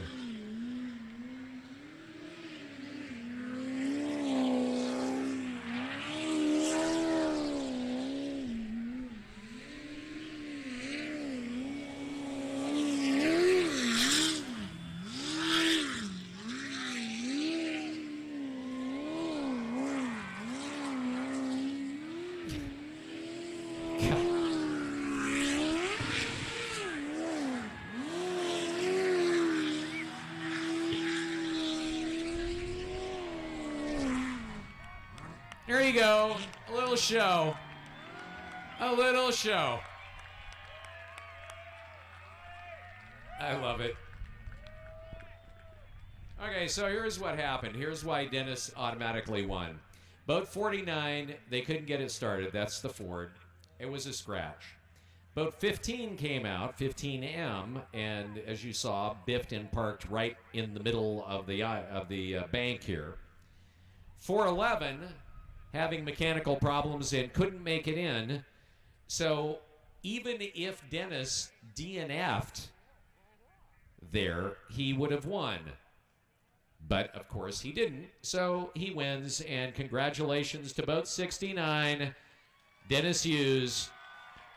A win by attrition. So your first winner, and that's usually totally backwards from the way that it normally goes, but there you have it. All right, so we have the modifieds that are going to be coming up here in just a couple of minutes. And the way that is going to work is boat 29B will be the first boat out, followed by 146A, then 623, and boat 208. That will be your four-cut for the modifieds. So boat 29B. The 29B boat is Dennis Hughes and Jen McClellan in Hammer Time, the guy that you just saw win the Unlimited class. 146A, that's Eric Werner and Tina Huff in Jolly Rogers. Boat 623, which, again, he really stepped up his last run, breaking the 40-second mark. 623 is Fear Not, and then boat 208. Jolly Rogers with Dustin Springer and Don Davis. So Team Jolly Rogers has 2 boats in the finals, or in the four-cut here. Potentially could have 2 boats in the finals. 146A and 208, both Team Jolly Roger boats. And boat 29B. Ready to rock and roll.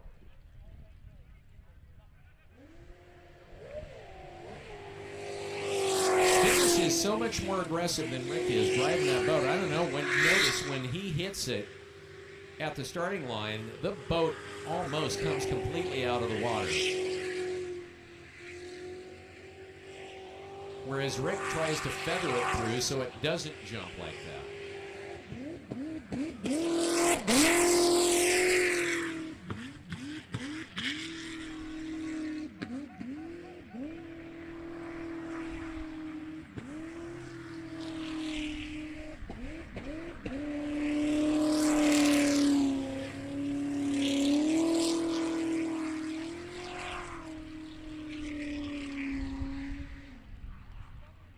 Clean run and a 45.07.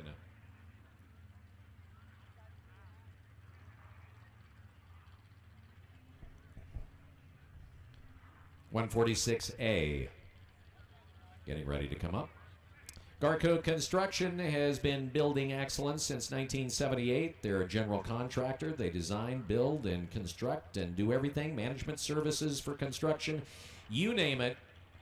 They are delighted to bring the four-cut to Webb Slough. Thank them for being an official sponsor here. Also, shop Felton Auto Sales in St. Mary's, Idaho, where you'll find your next quality vehicle at a fair price. Visit feltonsautosales.com or call them at 1-877-FELTONS. The money you save could be your own. Felton's Auto Sales proudly supporting Webb Slough. 146A on the way. Eric Warner.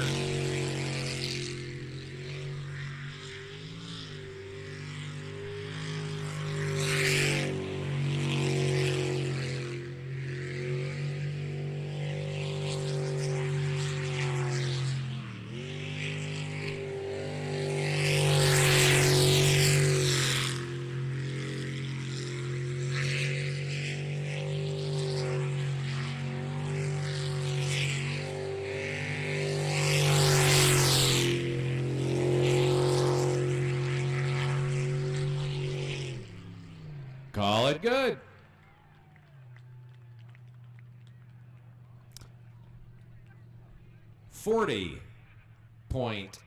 .88. So 40.88. And that would be his fastest run so far today. That'll bring us to boat 623. Clint Birch and Terry Lovell.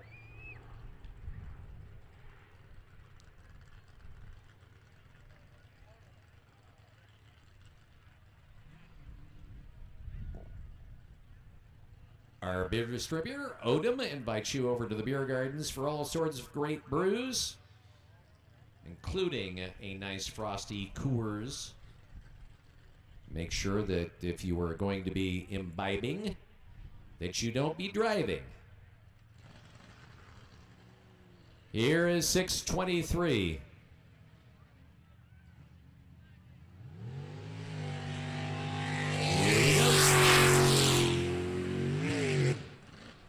Oh, no. Oh, no. Sad face crying emoticon.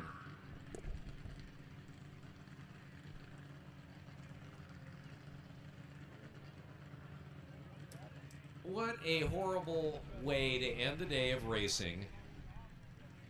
Really, he's been doing so good all day, and just that one area, and he eats it. So boat 623 done. Sitting on the bubble would be boat 29B, and that is Hammer Time with Dennis Hughes, Jen McClellan with a 45.07. So boat 208, really, it just all depends on what happens with boat 208. And it's sad after his great run last time, being the only other boat in the class to bring it in under 40 seconds, to self-eliminate, which I don't know is just a really weird set of words to try and visualize, but still, he does.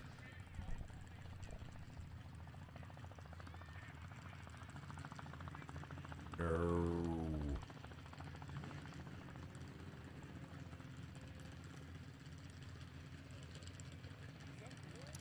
Boat 208. We very well could have a Jolly Rogers final. And really it all depends upon the mechanical integrity and the driving of Dustin Springer and his Jolly Rogers 208.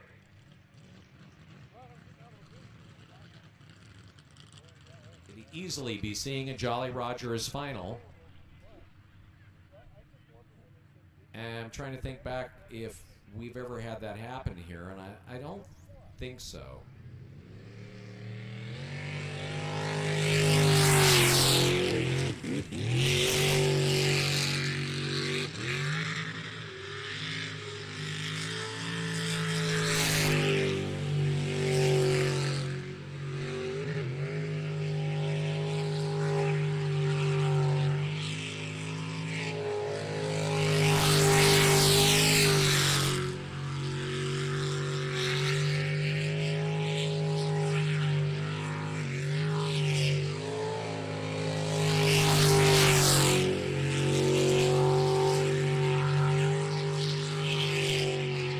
It's good. 39.89. And you are going to have a Jolly Rogers final.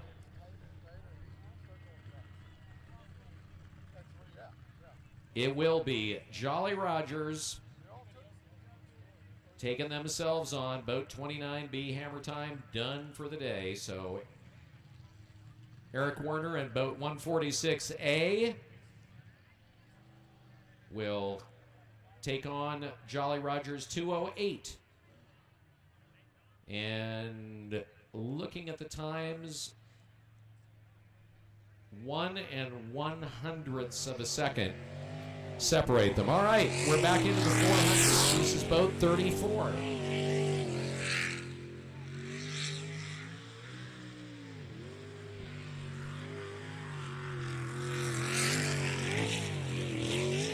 Boat 34. With the Bucking Broncaroo.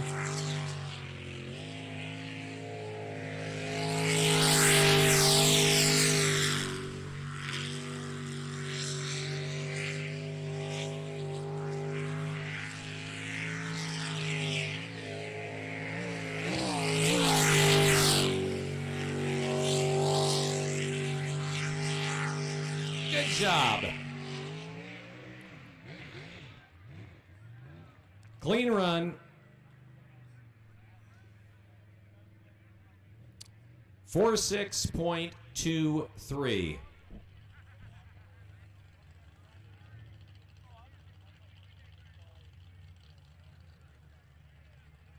Trying to look back. His best run was a 45.81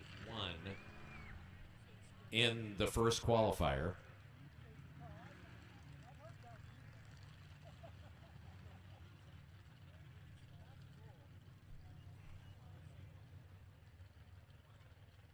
And boat 12. Bank shot, Daryl Healy, and Michael.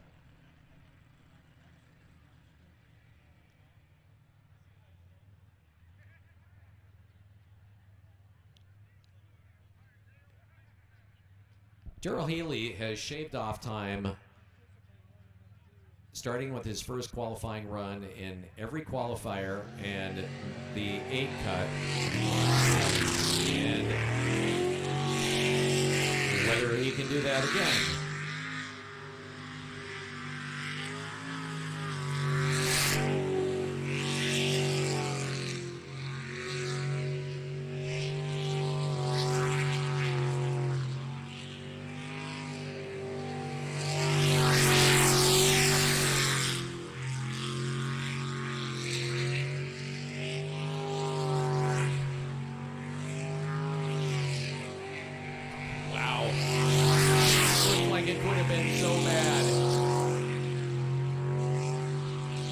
Good. 43.12. That is an official time. 43.12. And he shaves off 0.12 of a second from his last run, which had been his best with 1:56. Bad influence. Stephen Church, Lisa Bowman.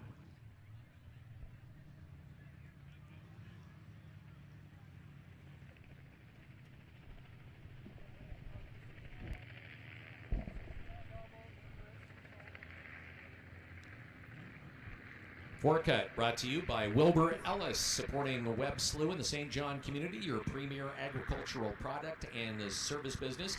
Wilbur Ellis Network has lots of local experts delivering innovative solutions to every grower. They've been around for over 98 years of experience in the industry, putting you first. Just reach out to your local branch today. Wilbur Ellis, ideas to grow with. 156.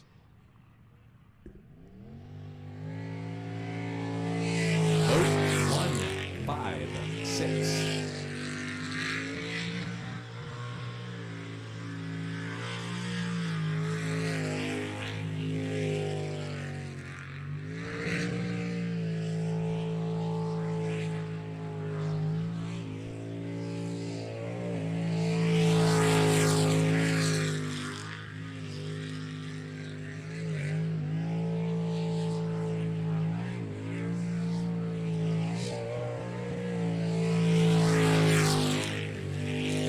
This is a really good run for Steven, and clean run 40.95. And so boat 34, and that's Wave Digger is done. So on the bubble, 40.95. That puts Daryl Healy, bank shot, on the bubble as boat 47. Boat 47. Gold Rush. Father-daughter team, Darren and Ashley, the Swindalls.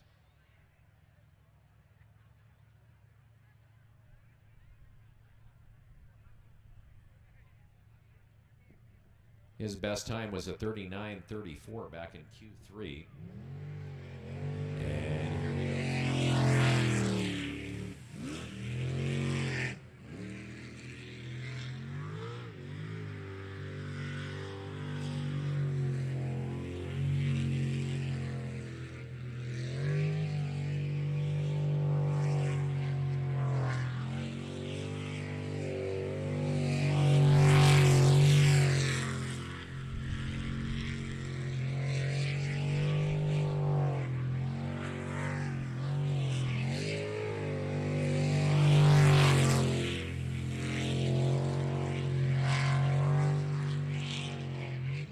It's good.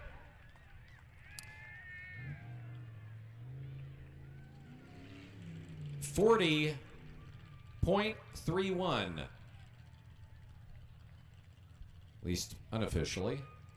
Wait until our timer says yes, that is true.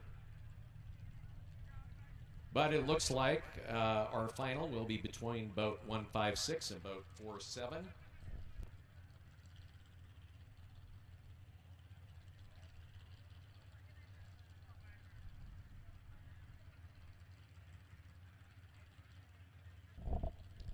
That is official. 40.31. So your final in the A400s will be between boat 156 and boat 47. And in their last runs, 0.6 of a second separate them.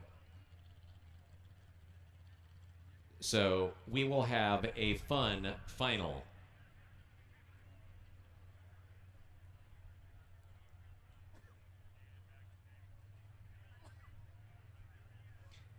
And this will bring us to our final. In the modifieds, boat 146A, it's the pirate duel. Who's your favorite pirate? Pirate Eric?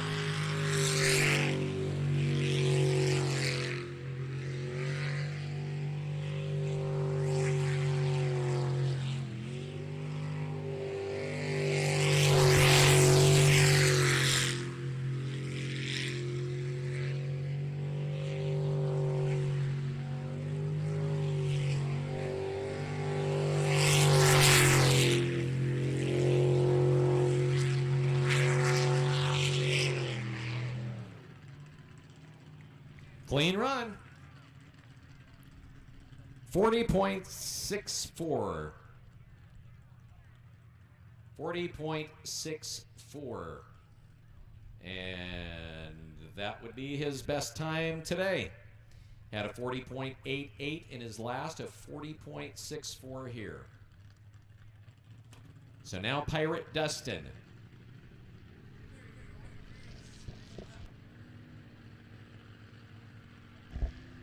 Happy birthday to Cameron Rosebrook. Is that right? Did I get the name? Rosebrook. Cameron Rosebrook. He is 11 today. Give it up for the 11-year-old, Cameron. Yeah. Way to go. Enjoy being 11.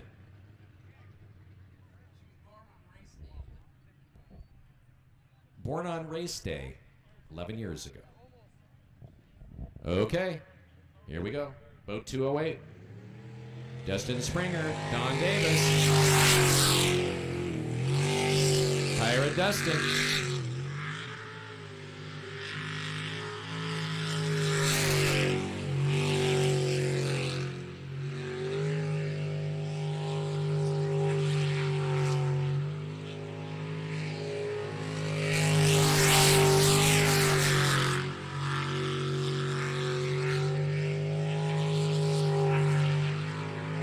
Circumnavigation.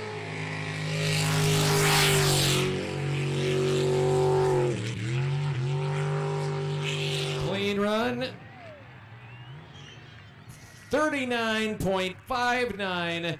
I think we know who won. That would be boat 208. Waiting to get the official. Yeah, that's right. Can I get the official? Yeah, that's right.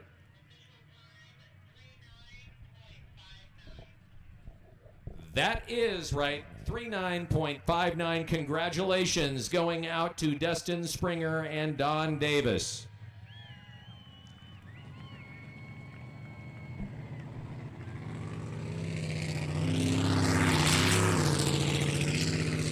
And they get to take the flag for a ride. One final left to come.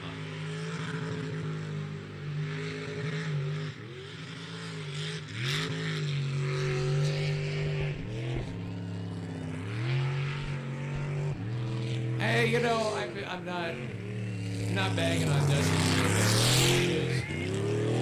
Pretty much patented that move on the donut, Dustin. I don't know if you're going to have to pay residual fees on that or not.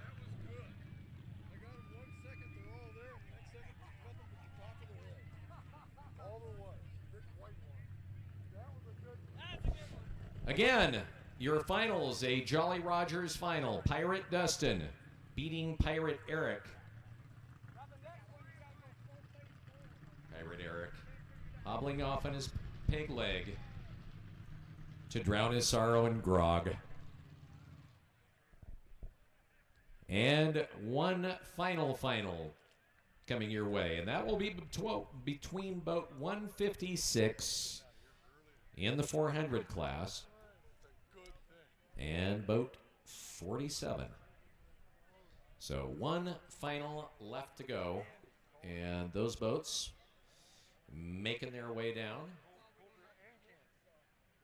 So one race left to go between boat 47 Gold Rush, Darren Ashley Swindoll. Don't forget to check out the WebSLU website, and you can buy tickets there for August 28th. We want to see you back here then. It's a pretty big crowd today, but I think it'll even be more for August. In terms of time, Darren and Ashley in the water, ready to go.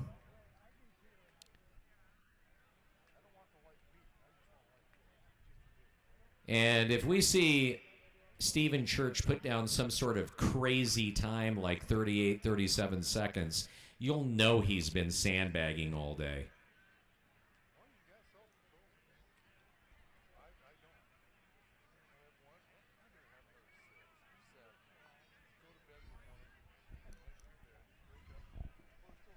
Not that there's anything wrong with that. Don't forget, breakfast tomorrow morning at the Slough. Terry's is going to be set up at 6 o'clock in the morning. We'll be running until 11 o'clock with breakfast. You got your sausage, you got your eggs, you got your bacon, you got your biscuits and browns, and you've got breakfast. That'll be at Bender Row tomorrow morning. Might want to grab yourself an ice cream cone on the way out from Waffle Wagon and Kettle. Their proceeds are helping the Bikes for Books program and high school scholarships.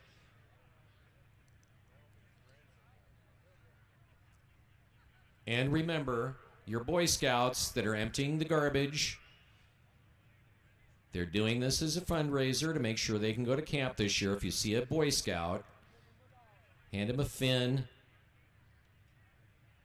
Tell them they have a good time at camp. Support your local scouts.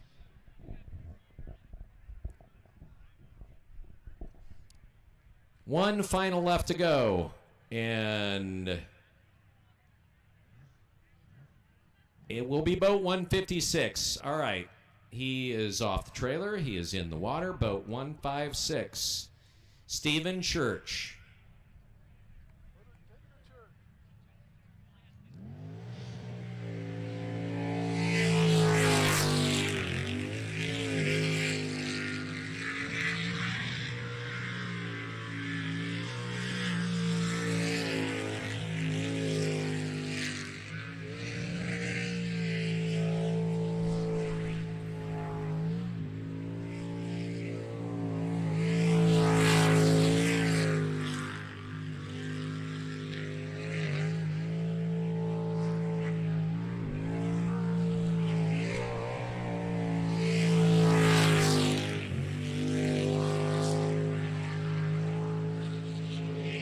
It's good. 40.36. 40.36. Shaving off 0.6 of a second from his last run. Last run for boat 47 was a 40.31. 0.05 of a second. One of the things that I noticed about the last run for boat 47 was early on, the first couple of turns looked kind of rough.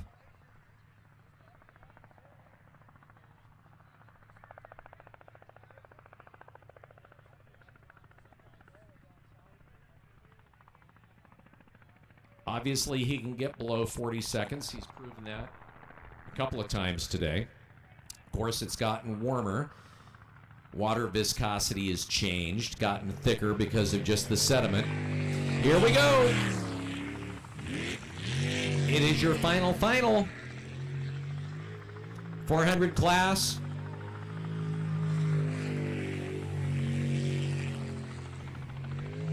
Time to beat, 40.36 for Darren Swindoll.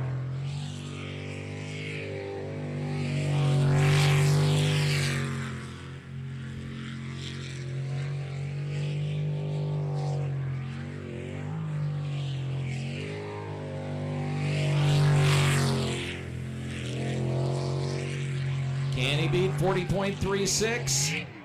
He does! 39.80.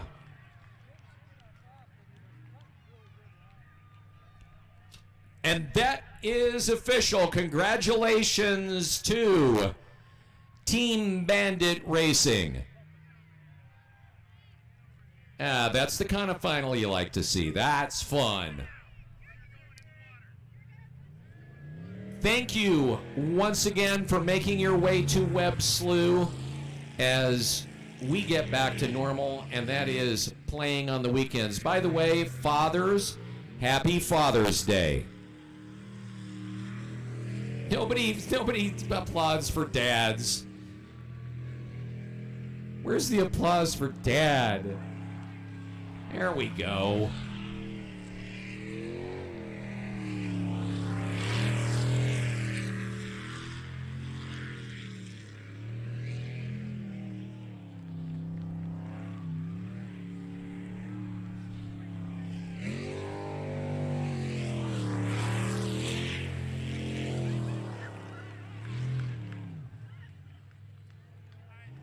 Congratulations, Team Bandit.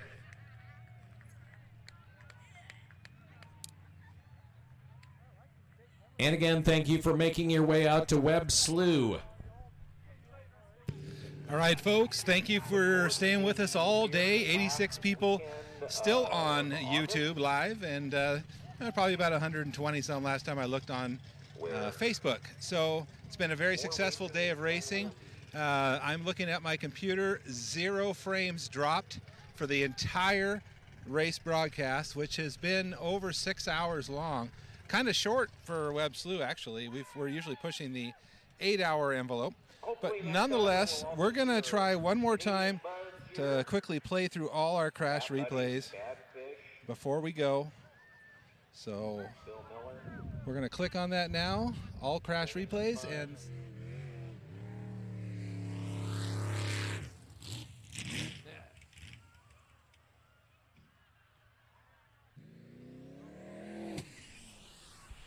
and he's out. Or maybe not. Yes, he is.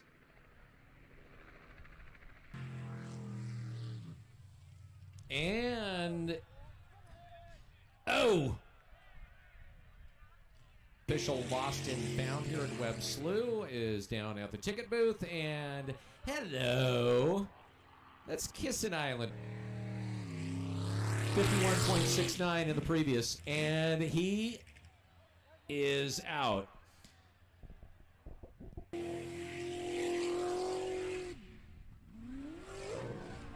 Hang on to it, Rick! Ow! Give yourself, ooh, that was quite a, ow. All right. Clips. And they're off.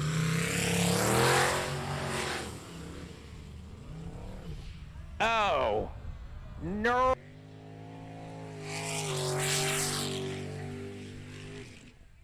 Oh! Fun today. Party responsibly. Don't. looks like we had some extra clips in there. I don't know what happened, but nonetheless, this day is over. We're going to be ending the stream now. Thanks one more time, and in Thrust we trust. We'll see you later.